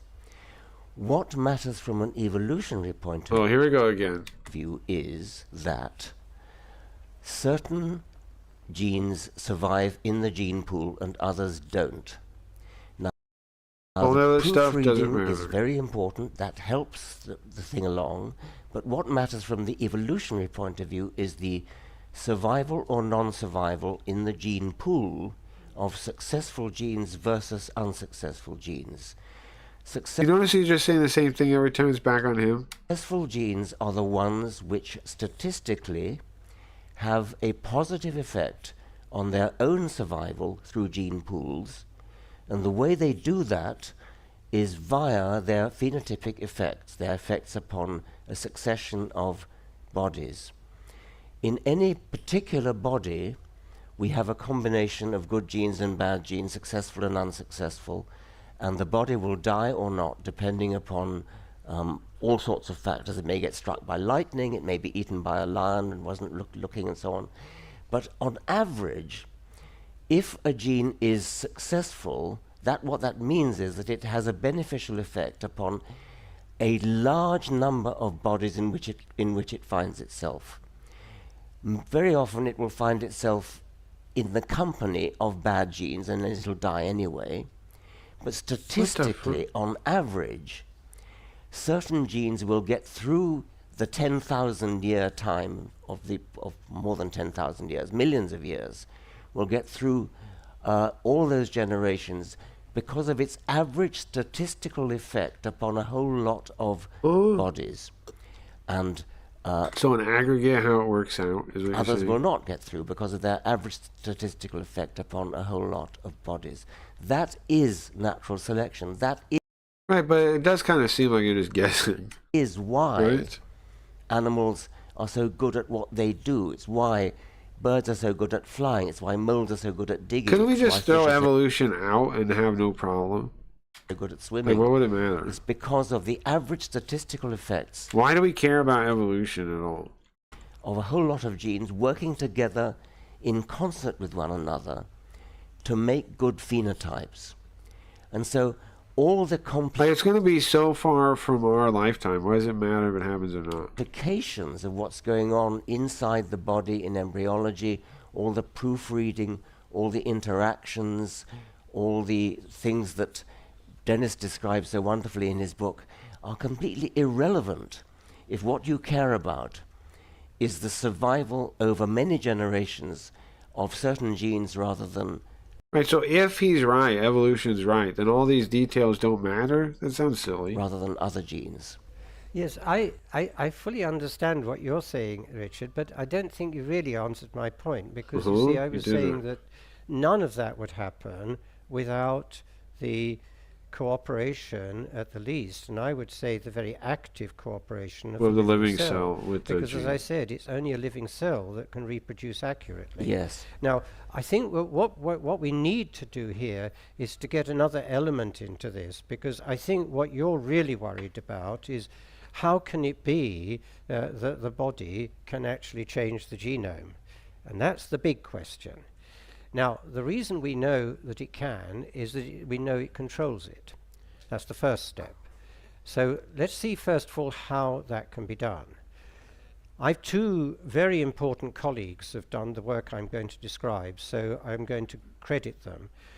Dick Chen worked with me as a graduate student way back in the 1960s and is now working at the University of New York and has done part of the experiments I'm going to describe. Dick Chen? And Anand Parekh, who is a physiologist in the same department as me in Oxford. And what they've done is absolutely beautiful. They've asked the question, you see, it's the relevant question that I think Richard is asking. How can it be that the surface of the body or of a cell, it might be that it's a unicellular organism, then it would be the surface of the organism. How can it know, how can its nucleus know that there is a need to change? And we now know how that can be done. What they've shown is best described by imagining, first of all, that a single nucleotide is about the size of my fist. And it's situated in the nucleus. So let's put that in the center of the cell. If we did that, on that scale, the surface membrane of that cell would be way up in Scotland. How on earth can it be that a signal through a receptor on the surface can influence the nucleus? And we now know how that can be done. What they both found, doing different experiments in different cells, was that calcium coming through protein channels in that surface membrane, using the same metaphor way up there in Scotland, creates a calcium concentration in a small subspace underneath the membrane, and that high calcium triggers a chemical reaction that produces a messenger. And that messenger gets attached to some extremely important proteins in the cell. Those proteins are called tubulins. And the name suggests what they do. They form tubes. Literally, there are tube trains in cells. And I'm not joking, because what happens is those tubulins run all the way through from one edge of the cell to another. They have little motors on them, little molecular motors, and they can This is attach crazy, bro. a messenger molecule to the motor. And what then happens is phenomenal. They literally walk along the tubulin. It takes just a few seconds to go from that surface, imagine on this scale, way up there in Scotland, to the nucleus. What does it do? In those experiments, it changes the gene expression levels in the relevant genes that matter for that particular function. Now, the only thing that's missing here, and I'm sure Richard will pick this up very quickly, so I'll say it myself, is that those are very recent experiments done 2016 and more recently 2018, I think it was. Anyway, why is the science proving it to be baloney, though? Important point that evolution probably isn't right. Is that we don't yet know how that induces genome change, and I really mean actual change in DNA. And yet we know also that those processes must be able to do that, because we can show that. Let's take a tumor developing in your body. And it's a bad situation. You're beginning to get metastasis. So the doctors get out the radiotherapy and the chemotherapy, they attack it and try to destroy it. What happens? The tumor cells themselves tell the genome to increase the mutation rate. How can they do that? Precisely by the kinds of mechanisms I've just described. Because the mutation rate is under the control of what is happening in the body as a whole. What then happens is phenomenal. It happens in your immune system all the time. It happens in bacteria all the time, because they change their genomes in response to antibiotics. And what they do is very simple. You remember that difference between 1 in 10 to the 4 and 1 in 10 to the 10? That depends, as I said, on the cell having these repair mechanisms, the proofreading mechanisms. But you see, they can be down-regulated. That process can be down-regulated. And what that does is to produce literally millions of new DNA sequences. That can then be selected. Now, the selection, and I agree there is a kind of natural selection here within the organism. Now the question is... It makes a bunch of them. Very simple. Do those new sequences get to the germline? You bet they do. And that, I'm afraid, is where I think the big hole in the theory lies. Because once you can do that, you can get what, for example, Zhang and his colleagues have shown in a paper published in 2018. I can send all these references to anybody who sends me an email. So if you're worried about whether I'm telling the truth, just send an email and I will send you the reference. What they showed was that a small non-coding RNA, that's a little bit of technology, but a new sequence generated by the organism can pass to the germline cells, which become eventually, of course, the eggs and the sperm. And what that will do is then tell the next generation to inherit the metabolic characteristics that were conveyed by that. I'm sorry to say that'll be like one generation back. this, because I know this is a dirty word amongst most evolutionary biologists, but Lamarck is back. Very simple. Oof. All right. Right. By the way, the walking mechanism is simply beautiful. It is, you absolutely. can see films of it. Yes. It's absolutely uncanny. Yeah. They can record that? At one point, Dennis, I thought you were confusing gene expression, which of course is obvious. I mean, it happens all the time. No, it didn't confuse them. With germline changes. That's why I went on to explain how those changes can then be communicated to the germline. That's an extremely important distinction. Indeed, There's no dispute whatever about certain genes being turned on in some cells and others in other cells. That's what embryology is all about. However, what Dennis went on to say is that there's evidence that it actually gets into the germline, and Lamarck is back. Well, if Lamarck is back for an indefinite number of generations, I'm impressed. If it's only for a couple of generations, I'm not. But let's suppose that it is for a larger number of generations. If that's true, then I would have to revise what I say to include any change in the germline, then now becomes admitted into the charmed circle of replicators. And that's fine. Well, it would, yes. I doubt it. But I know you do. But I don't want to be dogmatic about saying that the DNA in the existing germline is all there ever was. If on some other planet, and maybe on this planet, it's true that the germline can be altered, then that's fine. The broad church of the selfish gene can embrace that. As I say, I doubt it. Yes, okay. Yes, but look, Richard, I think the one thing to perhaps make clear to the audience is this is happening in everybody in this room, because we had the pandemic that arrived with coronavirus. Now, of course, we've fortunately developed vaccines against the virus, and that's been our great saving grace. But what would have happened anyway, with a lot of people dying, of course, would have been that our immune systems would have done exactly what we're describing. That is, they would have used that mechanism for hypermutating, that is, mutating extremely quickly to produce millions of new DNA sequences. And then that is used to be what then gives you the immunity, the acquired immunity, obviously. Now, what Richard is questioning is, okay, maybe that can occasionally be passed to the germline. We don't know that yet, whether an immune response can be passed to the germline, and I would readily say we don't know that yet. But what is important is Richard's point about how temporary it is. What if we do, though? Then, like, kids would be more immune to some of the stuff. They might not need shots, really. I wonder if it's true at all. Now, Has it's there been any very study important on it? indeed, and I agree with Richard about the importance of temporariness or permanence, because it seems... Because, like, Native Americans had, like, way less stuff to... Like, if it wasn't generations, how come we had so many diseases? It seems to me that what these mechanisms give is the option for the evolutionary process to, as it were, try it out.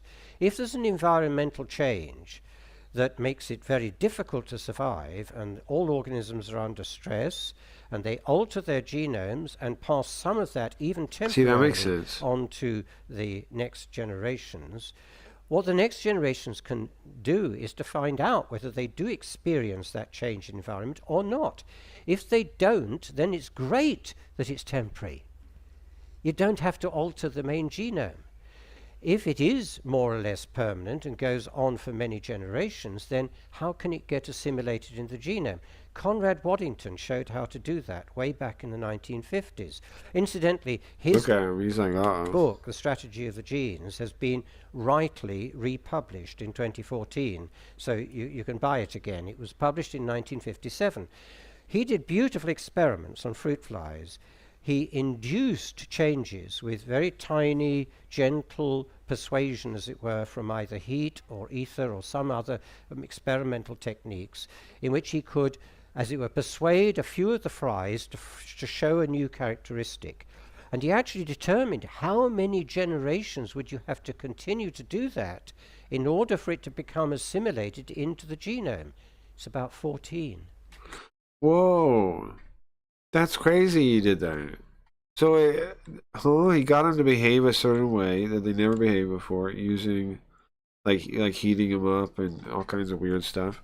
And then he got the kids to keep doing it to the point where he didn't have to train them into it. It's not very long. Now, what he was showing is what he called genetic assimilation. I think it was a great mistake that Waddington was ignored by the evolutionary biologists, and that's a shame. The Waddington effect was actually selection. I mean, it was not Lamarck. By him? Well, the flies that didn't respond correctly to the heat shock died. Yes, that's right. And so yes. it was selection. It was yes, Darwinian. I'm agreeing. Yeah, but how did it work? It only though? looked like This Lamarckism. may be the only point in the evening where we totally agree. That was selection. Yes, I absolutely agree. I'm agreeing with you. What Waddington was doing was a simulation of a Lamarckian experiment for quite a different reason. And I think it comes back to your opening question to me. Do you still hold to the idea that it's agency that organisms have rather than DNA? Now, I do, because you see... He thinks that DNA has agency, bro. I think what organisms are doing You get is that? partly That's crazy. through their Come social on. choices, effectively choosing which genes they will allow to survive. That's what Waddington was doing social too. Social selection, yes. How? Social selection has to be real. I mean, Well, who you mate with, for example. We're back to Darwin's idea of sexual selection. Well, It's we been one are. of the social selection so ideas. why drag Lamarck in then? I think that's Lamarckian because it's part of the use within the social context. You see, what Lamarck was insisting on was the idea that use and disuse was itself something that could be inherited. And I think this is something, of course it starts culturally, but it becomes something that can be inherited through the fact that you are, as organisms, choosing the characteristics that you want to survive in the later generations. Why do we marry anybody? Isn't that why we do it? Right. That's true, right? You're like, you think you'll have good kids with them. That's true. But Dennis, And why does that choice exist? Why do we have that like idea? I mean, this is perfectly Darwinian, what you're talking about. Yes, absolutely, I agree. And Darwin was a Lamarckian. I'm not joking. No, you're not. In 1868, he published his theory of gemmules, which is precisely the thing we've now discovered as the extracellular vesicles today. So I absolutely totally agree with you, Richard. Darwin was indeed a Lamarck, and I'm a good Darwinian. You're a 6th edition Darwinian. Darwin, in the 6th edition of The Origin of Species, did flirt with Lamarckism. That is true. That's a historical fact, but it's not a very important biological fact. Oh, I think it's extremely important. Okay, well, but no, seriously, Richard, because he collaborated with. This is not very well known. He collaborated with physiologists in the last 20 years of his life. Between 1872 and 1882, he collaborated with my predecessor as the chair of physiology, Burden Sanderson, and he collaborated with his student, George Romanes, in a very simple set of experiments, because you see, he took Lamarckianism so seriously that he invented this theory of gemmules, and I'd better just very briefly explain what that is. He realized, as Richard has beautifully explained, that you've got to explain how it can be that the body can, in its changes due to use and disuse, communicate any of that to the germline. Otherwise, all of that information, as Richard beautifully expressed it earlier on, would be lost. So how can that be communicated? He couldn't see what could possibly do that, so he invented an idea, and he admitted it was an idea, which was that tiny particles put out by the cells themselves, which he called gemmules, would be able perhaps to pass through the bloodstream down to the germline. That was his way of explaining there could be soma to germline expression. But he readily admitted at the time this was just a hypothesis because he couldn't see them. Now, with 19th century microscopy, indeed you could not. With 20th century microscopy and 21st century microscopy even better, we've been able to do so. And the experiments are simply beautiful. Just go online and ask to look at Ask to look? What? extracellular vesicles made evident by labeling molecules fluorescently. So they literally glow green, yellow, red, or whatever it might be. It enables you to know this is this particular RNA, this is this particular DNA, and so on. And that escapes the limits of light microscopy. You can actually resolve down to very tiny particles indeed. They're called extracellular vesicles. those have been shown experimentally to be passed to the germline. That's how the RNAs and DNAs, the new RNAs and So they're super DNAs, tiny get things. to the germline. So I think that if he was alive today, I think Charles Darwin would be praising and cheering the discovery of extracellular vesicles. They are his gemmules, and they carry out the function that Darwin proposed. Now, why did he spend the last 20 years of his life collaborating with George Romanes? Is because he actually thought this must be right. So I don't think it's trivial that Darwin was a Lamarckian. Okay, I do think this is actually quite misleading. What Darwin's gemmules were supposed to be about was investigating the current state of the body and passing it on to the next generation. So the gemmules were going all around the body, and they were that's right. detecting changes in the body. The sort of classic Lamarckian examples, like the blacksmith's arms getting muscular and the giraffe's neck stretching and things like that. Lamarck thought that those were inherited. It does kind of seem like that's inherited, though, doesn't it? Darwin, in his later years, Like a blacksmith's son, then his their family did it a lot. You don't think they'd be like a little different? thought they were too. Same with hunting or whatever. And Darwin's gemmules were going around the body in the bloodstream and picking up information about the current state of the body, the modified state of the body, the acquired state of the body, and going to the germline, going to the gonads, and imprinting the information into the germline. Now that is a very radical idea. It's precisely what the extracellular vesicles are doing. Well, yes, but they're not. Well, yes, but It's nothing to do with blacksmith's arms. They may be doing something. If you're right about the immune system, now you seem to be suggesting that what happens is that when the immune system reacts to an infection like COVID, and we become immune to it, that immunity gets passed on. No, I deliberately said we're not yet sure about that. I know you did, and I'm glad you but said what that. we are sure about is that other things are passed on. Metabolic disorders are passed on, that's true. and sexual preference are passed on. Well, Now, sexual Oh, is that true? I've got the sexual references. preferences in what way passed on? It's passed on in planarians, and that's been demonstrated. Again, all of these references, I'm very happy for people to email me and ask for them. I'm going to email and ask for those. What is he But talking that's about? been shown very recently by Toker and his collaborators in work in Israel, and I think that is actually a 2021 reference. And how many generations? Well, what they're showing, okay, come back to the point I made about temporary and permanent, because you see, temporary is actually an advantage if you don't yet know from an evolutionary perspective whether the change is valuable or not.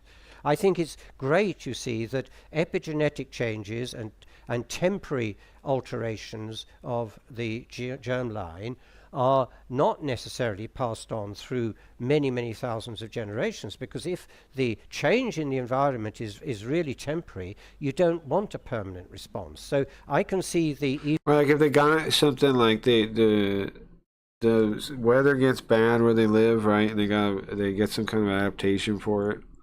It would be good if it was just temporary. evolutionary You know, keep logic it. of doing it in that kind of way. You 'Cause keep then they it move away soft if until they it leave. needs to become hard, and then you let it become hard. You let it Like calloused hands or something. then become assimilated into the genome. Well, that's fine. I mean, that's coming back to the Waddington effect in a way. To some extent, Yeah. Richard. Yes, I think this is why I said that Waddington was badly ignored. Yes. Or sometimes called the Baldwin effect. Sometimes called that. Yes. But I think what's happened today is that we actually now know the precise mechanisms by which it can happen. We know the molecular biology of it. We know the cellular Alright, biology. guys. of it. I'm gonna take a break. I'm gonna get something to eat. I'm hungry, and then I'll be back in a bit. Okay, and we got more Hayarigami. I gotta play the other side. I need to eat something. I'm hungry. Thanks for hanging out so far. We'll be back. Let me just play out. I got something to eat. I thought that was interesting. I don't know. I think he's right. I think Dennis Knowles is right. And even Richard Dawkins, all I can be like is like, yeah, you're right, but From evolution, though. Like, isn't that what he said every single time? It's like, yeah, right, but evolution, though. Evolution, though. Yeah, but like, yeah, what you're saying makes sense, yeah. From all these other science things. But what about evolution? We don't think that, so. We don't think that, though, so.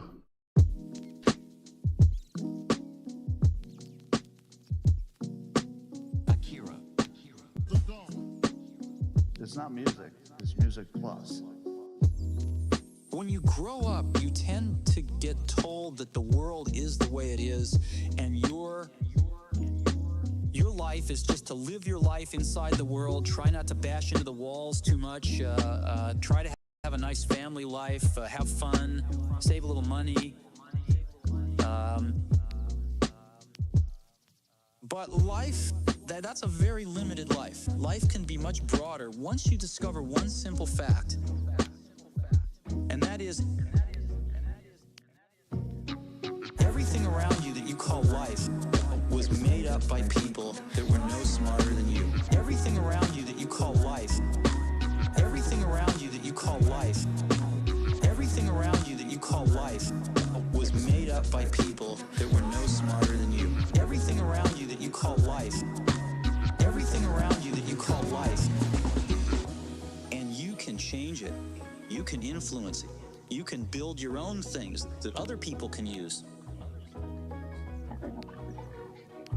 And the minute that you understand that you can poke life and actually something, if you push in, something will pop out the other side. Pop out the other side. That you can change it, you can mold it.